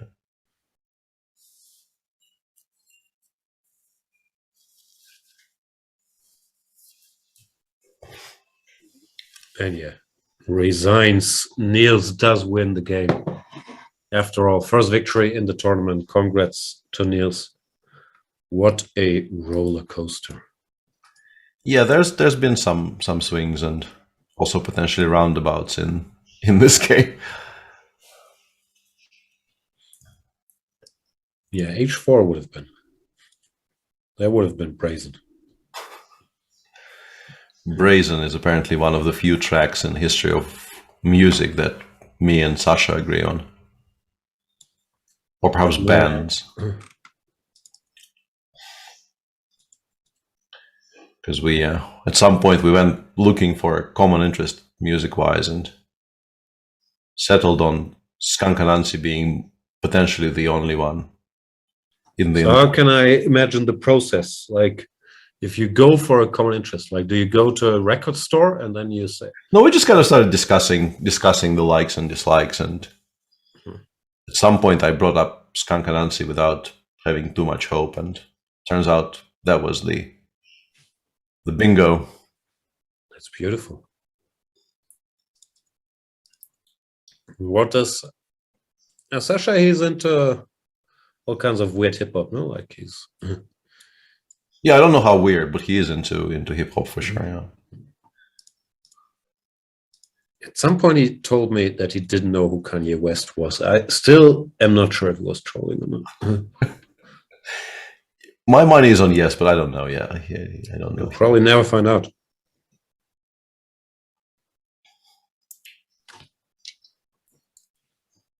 Yeah. Cyber High is asking, anyone has the stream on while on a Zoom meeting? We do. Absolutely. For the past 6 hours. Chat very much liked Rook E8 and was claiming that Black is now winning. But I have no idea how to approach all of these claims by this point. Yeah. Now I know how to approach all of these claims. Apparently with all the other games being finished, Sese has switched on analyzing this one, and Black is completely and utterly winning. Good to know. Yeah. As usual, this is move 60, so we have to wait for moves by the players for the clock to jump around. Sorry for that inconvenience. Big battle. And changes a lot for, obviously, for Vidit in the standings. Had he won this game, which is no longer really in the cards, he would have been only half a point behind Magnus Carlsen. If he loses, it's still fine. He will have 5.5 out of 10, but he's not really competing for tournament victory anymore. And of course, it will also be breaking morale a little bit going to the rest day. Well, the draw still keeps all the doors sort of open. Yeah, it would of course be a very, very welcome change in the fortunes for Prague should he win this game, because the first half of it he was, I think, only really hoping to defend, having he had to face a potentially an important novelty in a line that his opponent knows quite well. So it's kind of, we discussed it during one of the previous streams, the ability to recognize the moment when your kind of dreary defensive position becomes something else altogether. And obviously with the white king as unsafe as it was, it's easier to realize you might have winning chances, but still. Also, it was never like Prague could just make a draw. Yeah, he was just making moves, and all of a sudden it was better, right? Yeah, this is not a perfect example of what we were talking about, but still, yeah, I'm pretty sure that if white doesn't overpress, you never really have any winning chances at all from, I don't know, move 23 until somewhere around here. And it's kind of shocking just how bad the move queen takes h6 is, considered, if you consider how natural it looks. Yeah. No idea how well Vidit was actually doing through any of this, but the feeling has to be he was doing quite okay.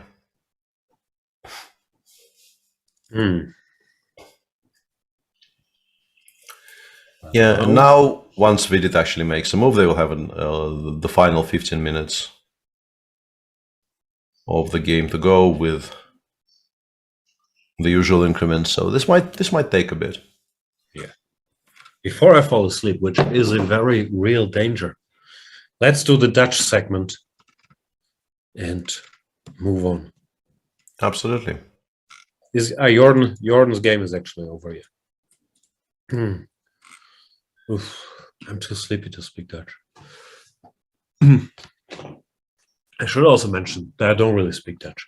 Having done all these disclaimers, I do think it's my duty, that's how it's pronounced, to inform our Dutch viewers about what happened in today's round. And since there is no Dutch show, we have to do it here. So, Anish Giri, vandaag met Wiet tegen Jan-Krzysztof Duda, een heel goede speler. Anish speelt de Mykonos attack. 3e4. Maar Anish, steeds heel goed in de opening. Vandaag speelt hij een beetje slecht. Lopen e4, wat een slechte zet zeg. Je moet toren b1 spelen. Lopen c6, dame e2 en nu even wachten. Lopen e7, nu kan je wel lopen e4 doen. En zwart kan niet pakken als je op deze positie niet langer rokeren kan. Maar Anish speelt zo en nu part c6. Toren b1 en lekker rokeren. En zwart heeft een lekkere positie. Dame g6. Wit moet opletten. D-maal c5. Wat een zet zeg. Lekker 3 piontjes. C3, C4, C5. Maar Anish nu een beetje verdedigen. Tot B2, tot C2, weet ik veel. Speelt het heel goed. En speelt lekkere miezen tegen Jan-Krzysztof Duda. Nog steeds half een puntje achter Magnus Carlsen. Vandaag, ja, slecht gespeeld met loop bij e4. Kan niet anders. Jordan ook. Geen goede partij. Het zwart tegen Andrei Jesipenko. Jordan. Ja, ik snap het nog steeds niet. Waarom je niet paard met d5 doet. lopen, paard E7, paard G6. Een leuke positie. Maar Jordan speelt lopen maar E3. En moet hij een beetje opletten. Nog niet erg slecht, maar volgens mij beetje moeilijk. Daarmee 4. En Jordan speelt toren G5. Wat een slechte zet. Die toren kan niets. Paardje domineert toren. En wit wint. Jon verliest met deze heel slechte toren. En heeft nu min 1. Ik weet het niet. 4,5. Slechte dag van Jordan en van Anish Giri. Maar wat heel positief is. Nu zijn de restaurants op Wijk aan Zee lekker geopend. En je kan een grote shawarma schotel eten vanavond. En morgen restdag. En drie partijen spelen. Dankjewel. Bye bye. And since not very much is happening on the one live board we have left, for the Russian segment today, I am choosing, because there was an earlier discussion on how to translate the Scrooge McDuck nephews, which reminded me of that, and the general, like we've always been friends to ducks on this show ever since the outbreak of the ducks. Louis Stewie, whatever they were called. Yeah, Louis Stewie, or what were they called? Yeah. So today's Russian segment is actually, I'm pretty sure it's a translated poem. I briefly tried Googling and finding the original just to translate it properly for you back into English, so to speak. But it's a poem that in Russian goes something like: Мистер Квакли, эсквайр, проживал за сараем. Он в кадушке обедал и спал. Мистер Крякли, эсквайр, погулял за сараем, и с тех пор мистер Квакли пропал. Which, roughly translated back into its original English, says something like, what does the frog say in English exactly? It's you might know. What the frog says? Yeah. What does the frog say? The poem was not about feeding. It says Ribbit, yeah. So Mr. Ribbit Esquire lived behind the shed, and he dined in a big bowl or whatever. And then Mr. Quackley Esquire went walking around the shed, and nobody has seen Mr. Ribbit since then. It's a very uplifting story, just as all of my stories are incredibly uplifting. Ribbit. Ribbit. Great stuff. Now you have to judge. Is Peter's Russian better or my Dutch? I would say same. Rook d5. Vidit not going anywhere. Yeah, it's an extremely weird position where, yeah, I've briefly looked at Sese, and Sese just says, yeah, no problem, easily convertible. But as a practical exercise, I have no idea how to win this with black.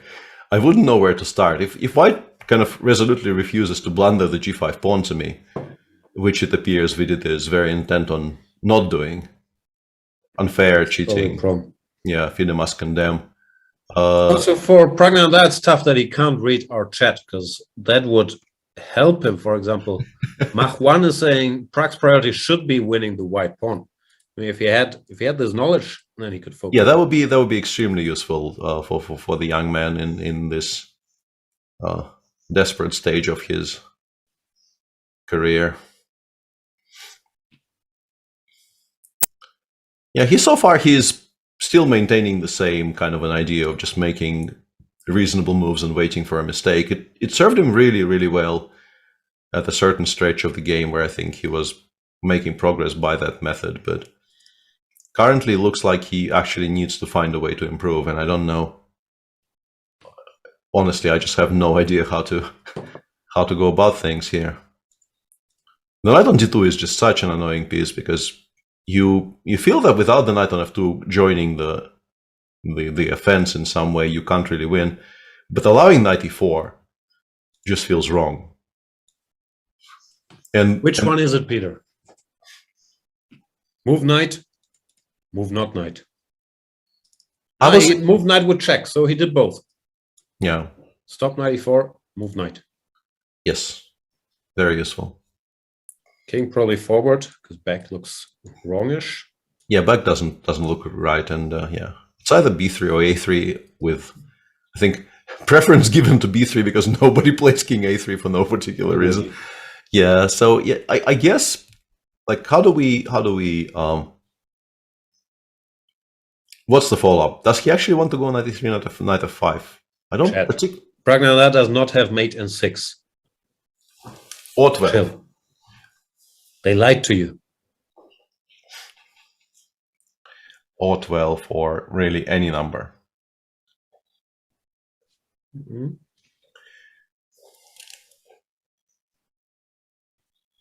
But apparently he's winning after king b3.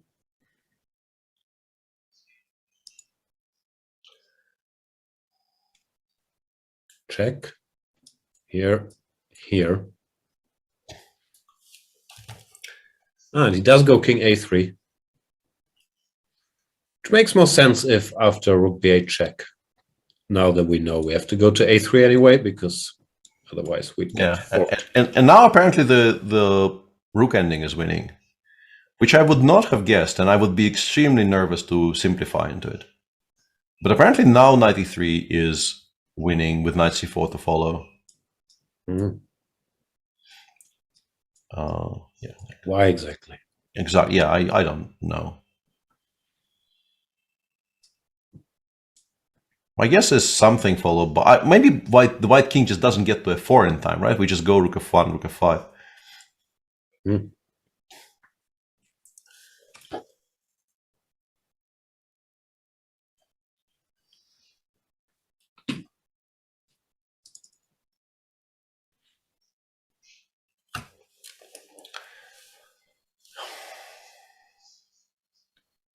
Yeah, and 91 check seems to have been played with that intention in mind. So let's see if Prague actually follows through.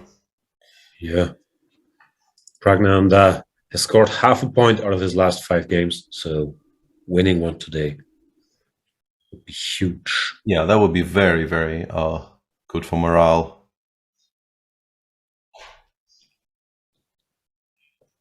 Mm. Yeah. Astrologers have declared the week of opening restaurants. +5 to morale.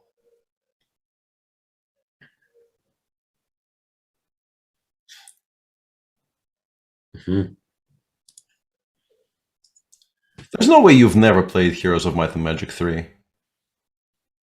Is there?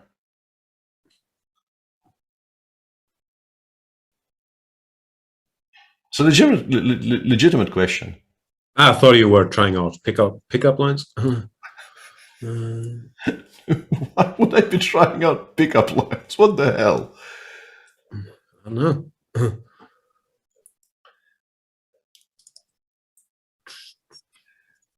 I've never played Heroes of Might and Magic 3, no. This is honestly somewhat unthinkable for me. Nizaki says, typical Peter's pickup line, to be frank. Has worked perfectly as well, yeah. Olga's a huge fan of the game. There you go.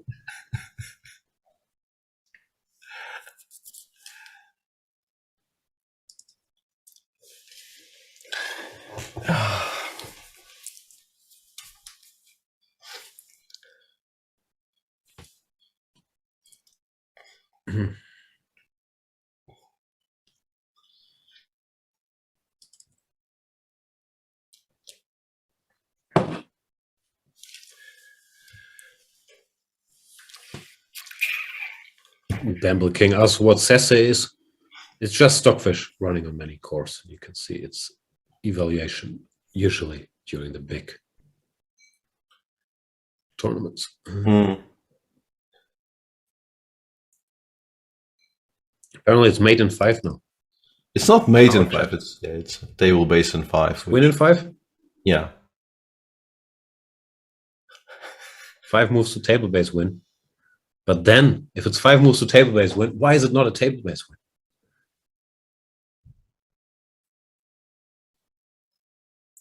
These questions are tricky enough without you doing the eyebrow thing at me. I didn't mean to do the eyebrow thing. I'm just trying to keep my eyes open. Apologies. Yeah. Coupled with the provocatively raised eyebrow, it's really doing my head in right now.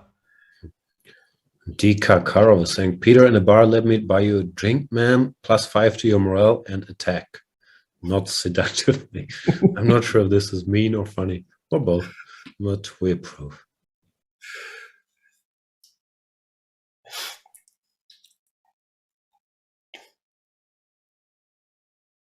Jalil is saying, Peter, Jan is making fun of you. You should have seen your face when you fell for it. His face when you fell for it.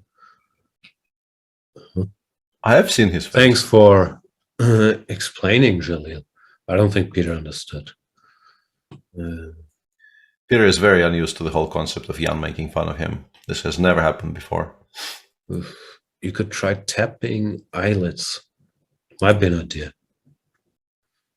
Having said all this, I don't want to give the completely wrong impression that I no longer care about this game. And this is very exciting stuff, and Pragnananda making a comeback here the day before the rest day would of course be huge for him, not just today, but maybe also for his chess career, that he can prove himself. He can take a punch and come back stronger, faster, better.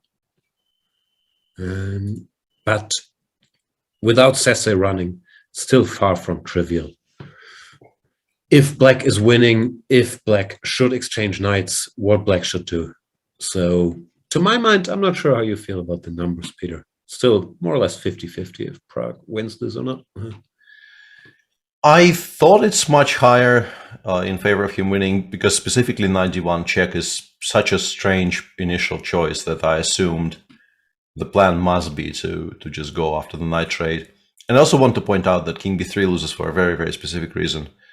If you go King b3 instead of King a3 there, you can still force the knight trade by giving a check and then going Knight c3, and then the Knight b1 check cannot be stopped. Because Knight e3 no longer works, we no longer control the c4 square, but this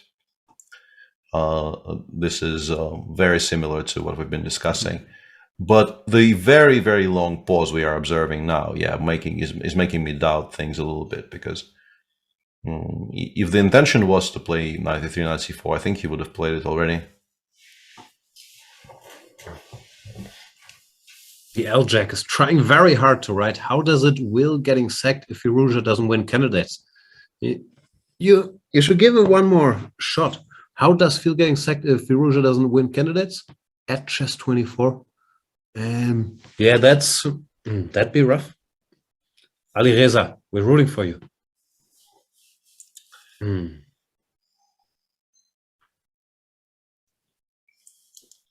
This is the current candidates participants.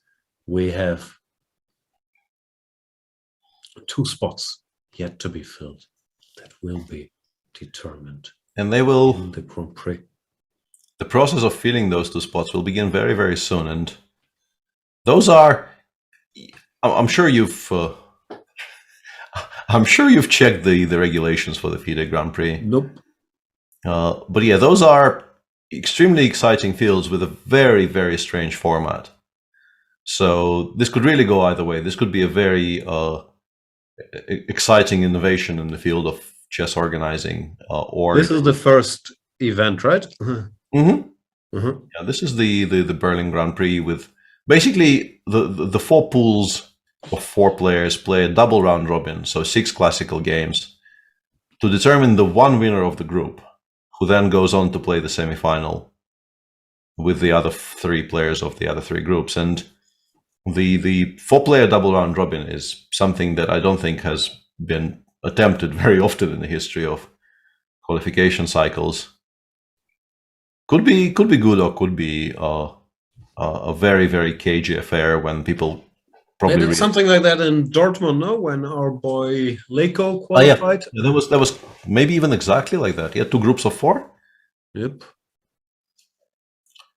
But not since, really. And yeah, I think the problem with the format is that if you lose a game, you are in tremendous trouble in terms of winning the group with how few games there are.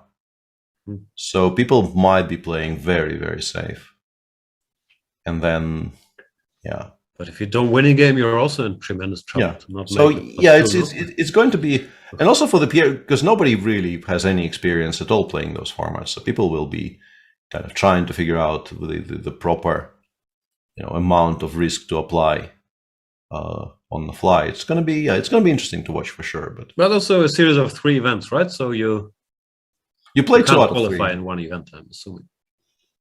Yeah. Everybody plays 2 out of 3. There's also the points that carry through to the other events to consider. Rook d3, knight e3 and rook d3 played, and yeah, I mean, if you don't play knight c4 check, you probably don't get another opportunity to trade knights, which is as comfortable as this. So. Since he played knight e3, yeah, he's going to do it, no? Yeah. So let's look at this for a second. I mean, we know it's winning, but just how easily is it winning? Because we've had a kind of a similar endgame actually in the challengers, right? There was this Ganguly endgame which ended up being a draw, despite originally I thought both of us, or at least I definitely thought it was losing. But here there's a difference, and a very large one, in that the pawn already is on g6. So let's say we go king b3. Let's say we go king b3 here. King b4. He's going king b2. Okay, yeah. Knight d2, rook d2. I guess we go rook c1. And white has to probably pass, because if you play rook d5, you're not actually speeding up any of your moves, because rook f1 becomes very strong. So yeah, we can actually force this position. Yeah, and probably this is how you win, right? You don't even engage with the other positions. King c3, like if you get cut off, like king c5, rook g4 is just game over. But king c3, rook e1 is also game over. White is just not enough to start with the frontal checks. Yeah, it looks winning. Yeah, it does look winning. I was just wondering. I studied his Lucena positions. Yeah, I was just trying to figure out if it's challenging or if there's more than one reasonably comfortable way to win this for black, which doesn't even require very much hard endgame knowledge. Or maybe there's one reasonably comfortable way. Pretty sure rook c1 is by far the best move, yeah, but from here, once white settles on this, we also just go f6. I think we just go f6 and win. Yeah. Your king very far.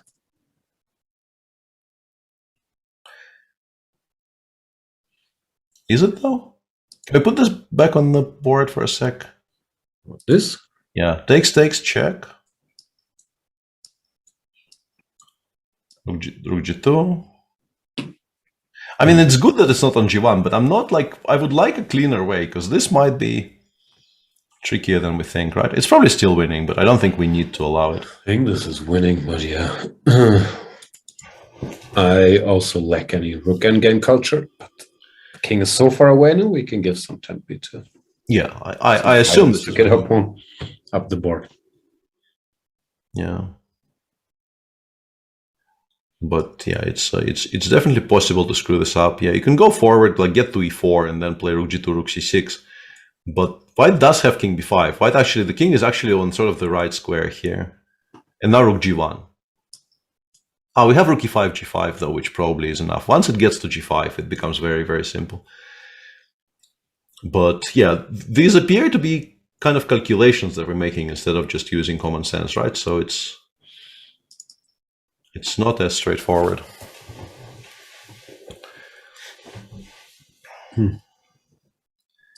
So there could potentially be one more twist in the tail, but probably not.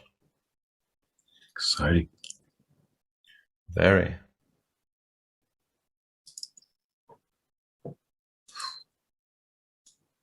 What will you do when this game is over? We've established you're not eating after the games. Yeah, it's way too late to eat. You pet the dog? It depends on whether Child Dan has walked the dog already. I suspect it already being 10:30, somebody has, but it's not always a given.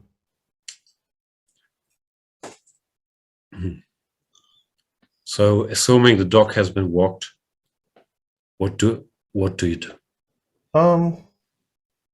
Buddies and sleep. Buddies? What's buddies? Buddies is the very exciting new development in the world of, quote unquote competitive Hearthstone. Oh, okay. So you didn't retire from competitive Hearthstone? I was never really all that competitive, but I haven't retired.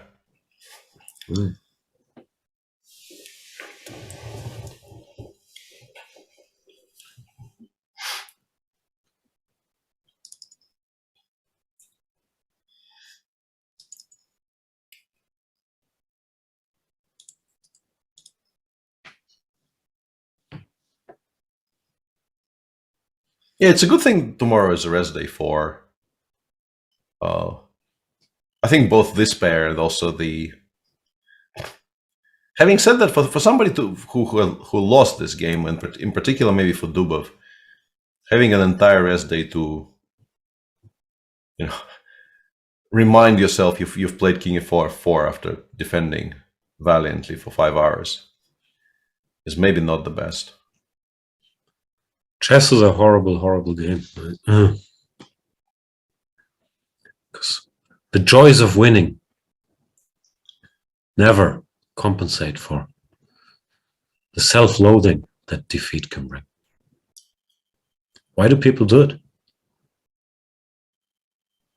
Just win, lol, is I think the proper response here. That makes sense. Just win, lol.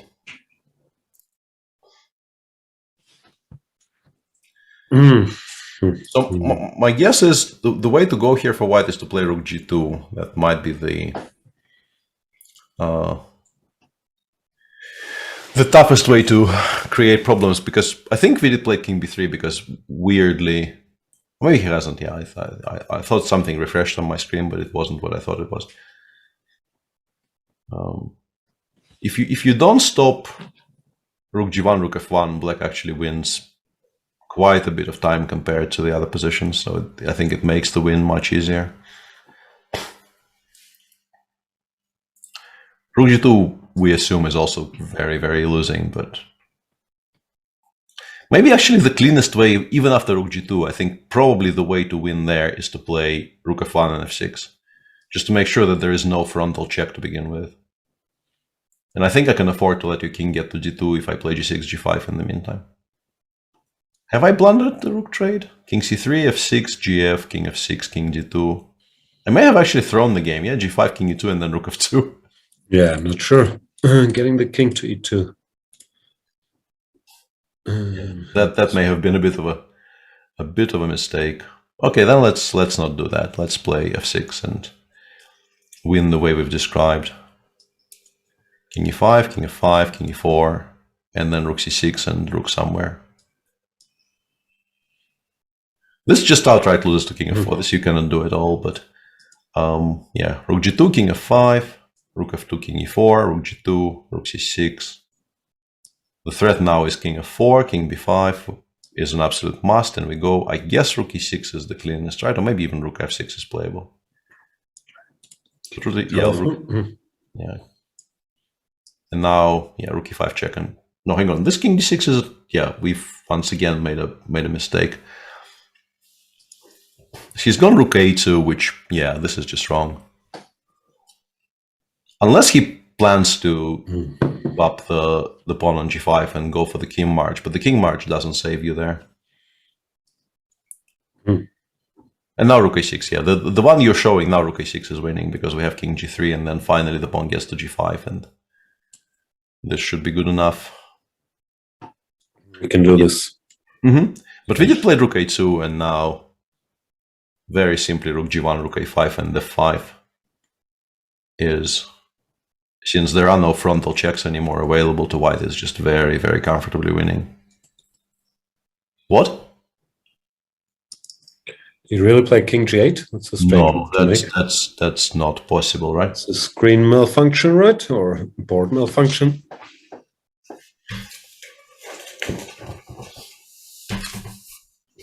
Apparently it happened. King g8, rook a8, king h7. Might not spoil anything. Maybe he's just trying to... Yeah, I don't think it matters, but like, why? Why exactly? Yeah, I'm very confused. Was there something wrong with what I was saying? Rook g1, rook a5, f5? We will never know. We will never know. That is regrettable. I would have liked to know. Let's face it. We're not going to go back there, and you won't look it up before the show or after the show. So we will never know. Rook a2. So yeah, he actually for some reason triangulated with it here, which is, you know, showing very good chess culture. But why? Rook a3. What have you won? He can. Well, the rook on the third might be worse than the rook on the second. Maybe, yeah, maybe it is true. Operations. Maybe he's just... He's a very, very cultured young man, yeah. I still don't understand, but it's beautiful in its own way.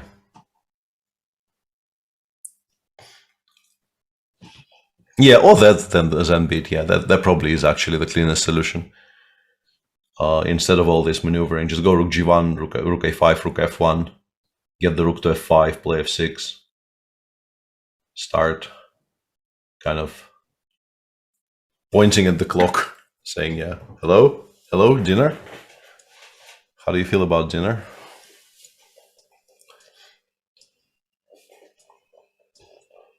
Yeah. Rook goes down, we go rook f5, rook g2, rook f6, gf, king f6. We're probably something like two tempi up to where we need to be in this position. g5, king g6. Yeah, with the rook on g1, yeah, this is the cleanest. Yeah. This is very, very good culture, yeah.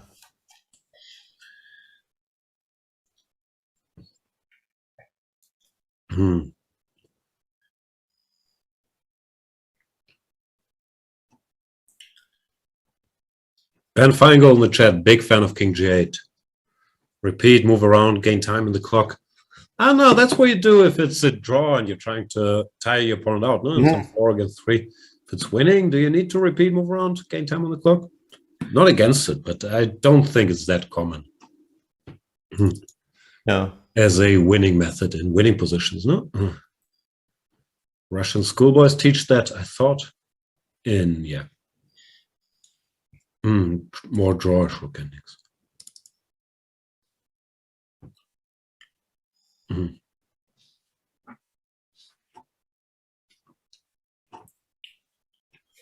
Apparently the stream is gone. It's great. Great tragedy. Just when it started to get interesting, the stream has had enough. Absolutely. Resigned itself to its fate, yeah.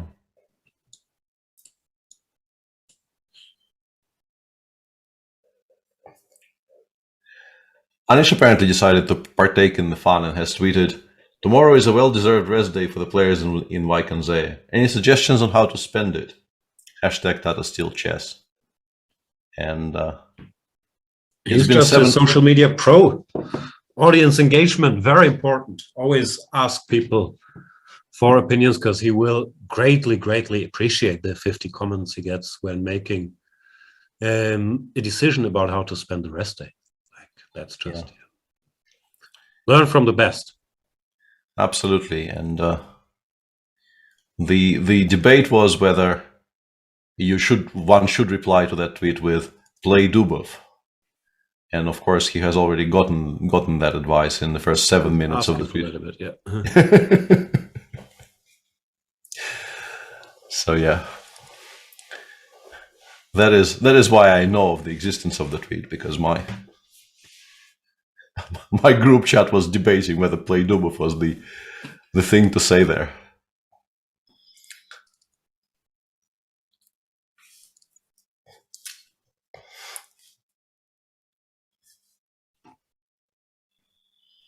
Rook a5 played once again. Rook f1 f5. We can still go back to that setup. Nothing wrong with that.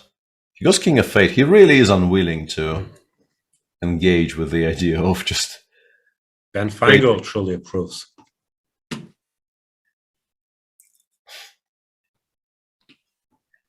Yeah. I don't know.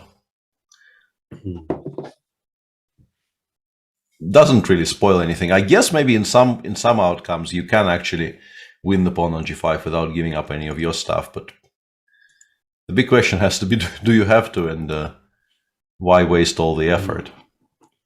Did you have to let it linger?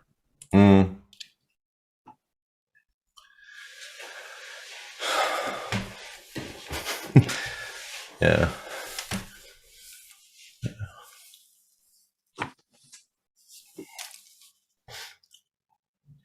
Yeah, rook f1 f5 followed by king e7, king e6, king e5, king f4, and rook takes g5. And you still lose the f7 pawn at the end of that, so I really don't know why we're doing that, but probably doesn't really throw away the win at any point. King e8, what are you doing? Prague. I mean, this might be brilliant, I just don't understand it, so it's very genuine. What are you doing? It's Is it Zugzwang? It might actually be go like, here. White is actually in Zug, yeah, because you can't move the king anywhere because of rook c5 or rook g1. Probably just good. Yeah, Kid is not bad at chess. Yeah, king b5, rook g1. Kid is just genuinely very good at chess. He, derives additional enjoyment out of prolonging the suffering here for his poor countrymen. I want to say that this is, the fabled mental disintegration that was at some point the buzzword in that other sport that I follow. How do you pronounce Zugzwang? I tend to get it wrong. Well played. I think Russians actually have a pretty decent grip on those things because we've imported all of those words from English. And hang on a second, isn't it just the z sound? Is it z in German? Pretty sure it's not. It's Zugzwang. Yeah, that's what I thought. Yeah, but you're.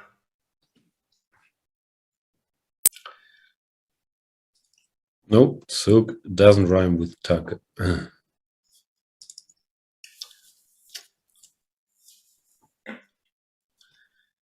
Yeah. Okay, 6. What now? King e7? No, more Zugzwangs. Yeah. This is gorgeous. Yeah, he's just gonna do this on every file, do this all day, on every rank or whatever. Yeah, it's just. I'm actually enjoying this a great deal. I've learned something today. Why calculate when you can decide not to calculate and win much more comfortably? It's very good stuff. This is brilliant, yeah. And now he's getting to e6 and then to f5, and then eventually, okay, he will take on g5, give up on f7, and play king g4, and he's, instead of winning by 1 tempo, he's winning by like 6 or something. This is excellent. Very much enjoying this from the young man. Rook a2, king e6, and yeah, rook f2, rook g1. He's just pulling rank on Vidit.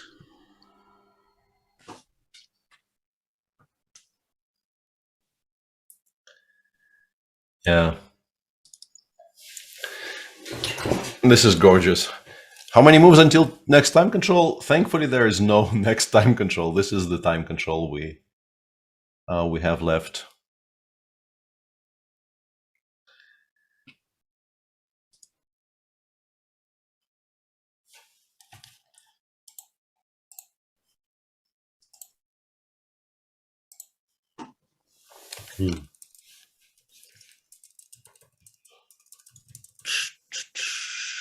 Where do you think the players will go afterwards?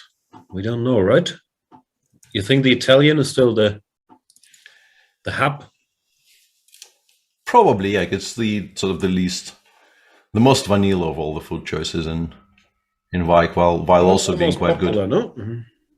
Yeah, I think by the virtue of being the most vanilla.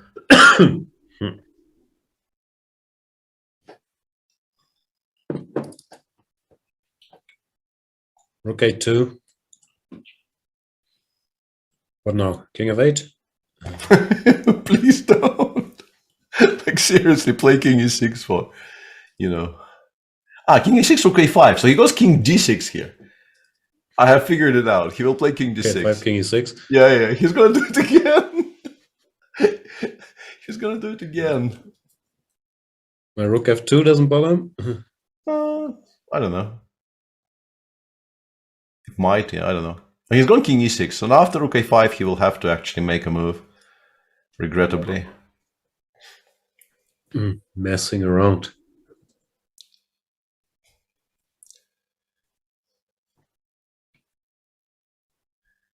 I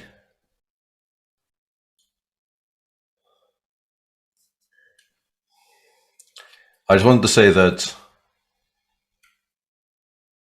I know I'm a mod on Chess24, but like the absence of easily identifiable options to use as a mod is can I right click on things? No. There are some things I would like to right click on right now, but I don't know how, but you are much better equipped there.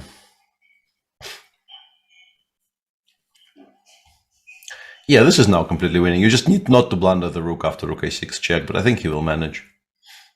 I have high hopes for Prague's ability to not blunder King F5, Rook F6 check.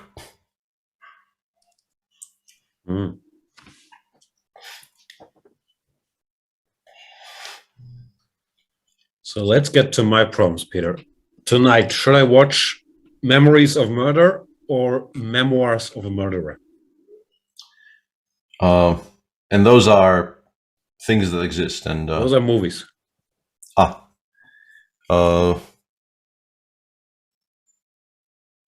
I'm going with Memoirs because it sounds more cultivated than French.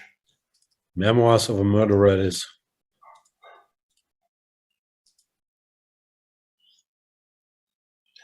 Yeah, King E5 played, Rook has not been blundered. Feels like the end is nigh.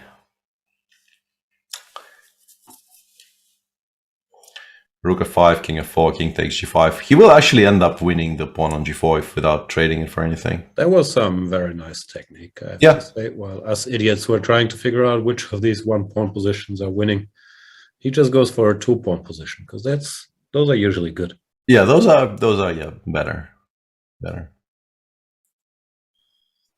Number go up. 2 better than 1. Very impressive. These kids, they're very cultured.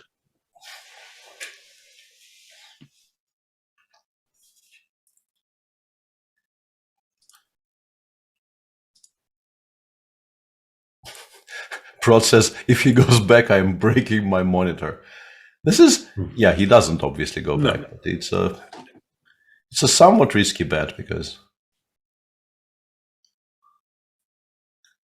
King E6 doesn't really spoil anything, and at some point it really did feel like he was enjoying himself a little bit too much, and maybe wanted to prolong this, whatever this is. King C3, and yeah, now you just go King G4, Rook F5, and the assumption has to be the game ends, yeah, but who knows? Very, very impressive technique.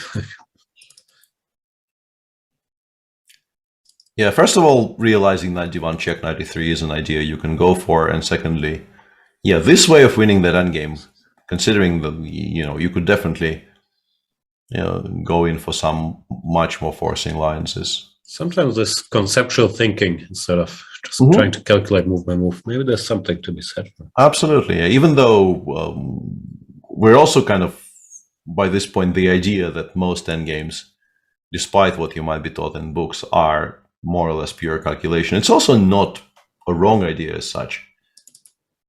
Much of it is just absolutely being able to calculate well and far, cleanly. But yeah, visualizing this scenario that the king might actually, not might, but will get out of the cage on g7, and then you just win the pawn on g5 without having to demonstrate any of the basic knowledge is very impressive.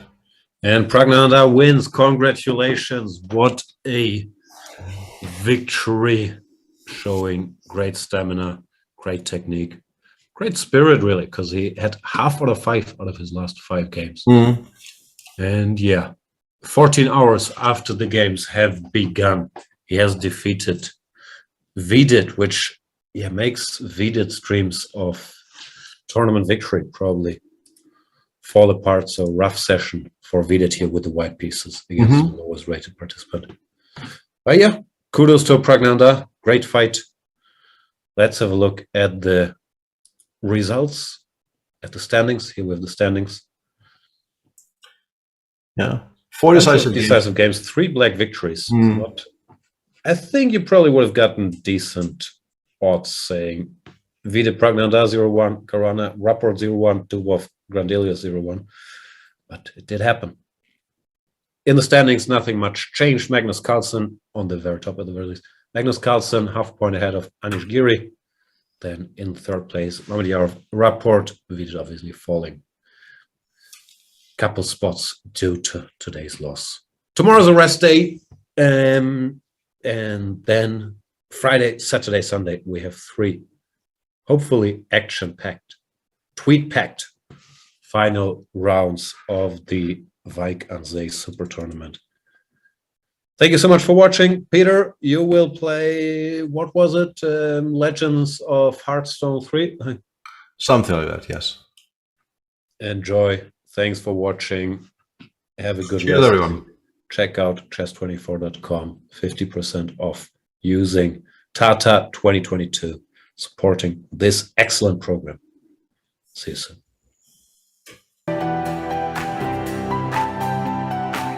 Okay, so let's send a challenge. Here is challenging. Nice graphics, easy to see. What are you thinking about? You're looking how it can be the most painful? Exactly. Okay, fine. So that I give up a phone. He wants to be even rude.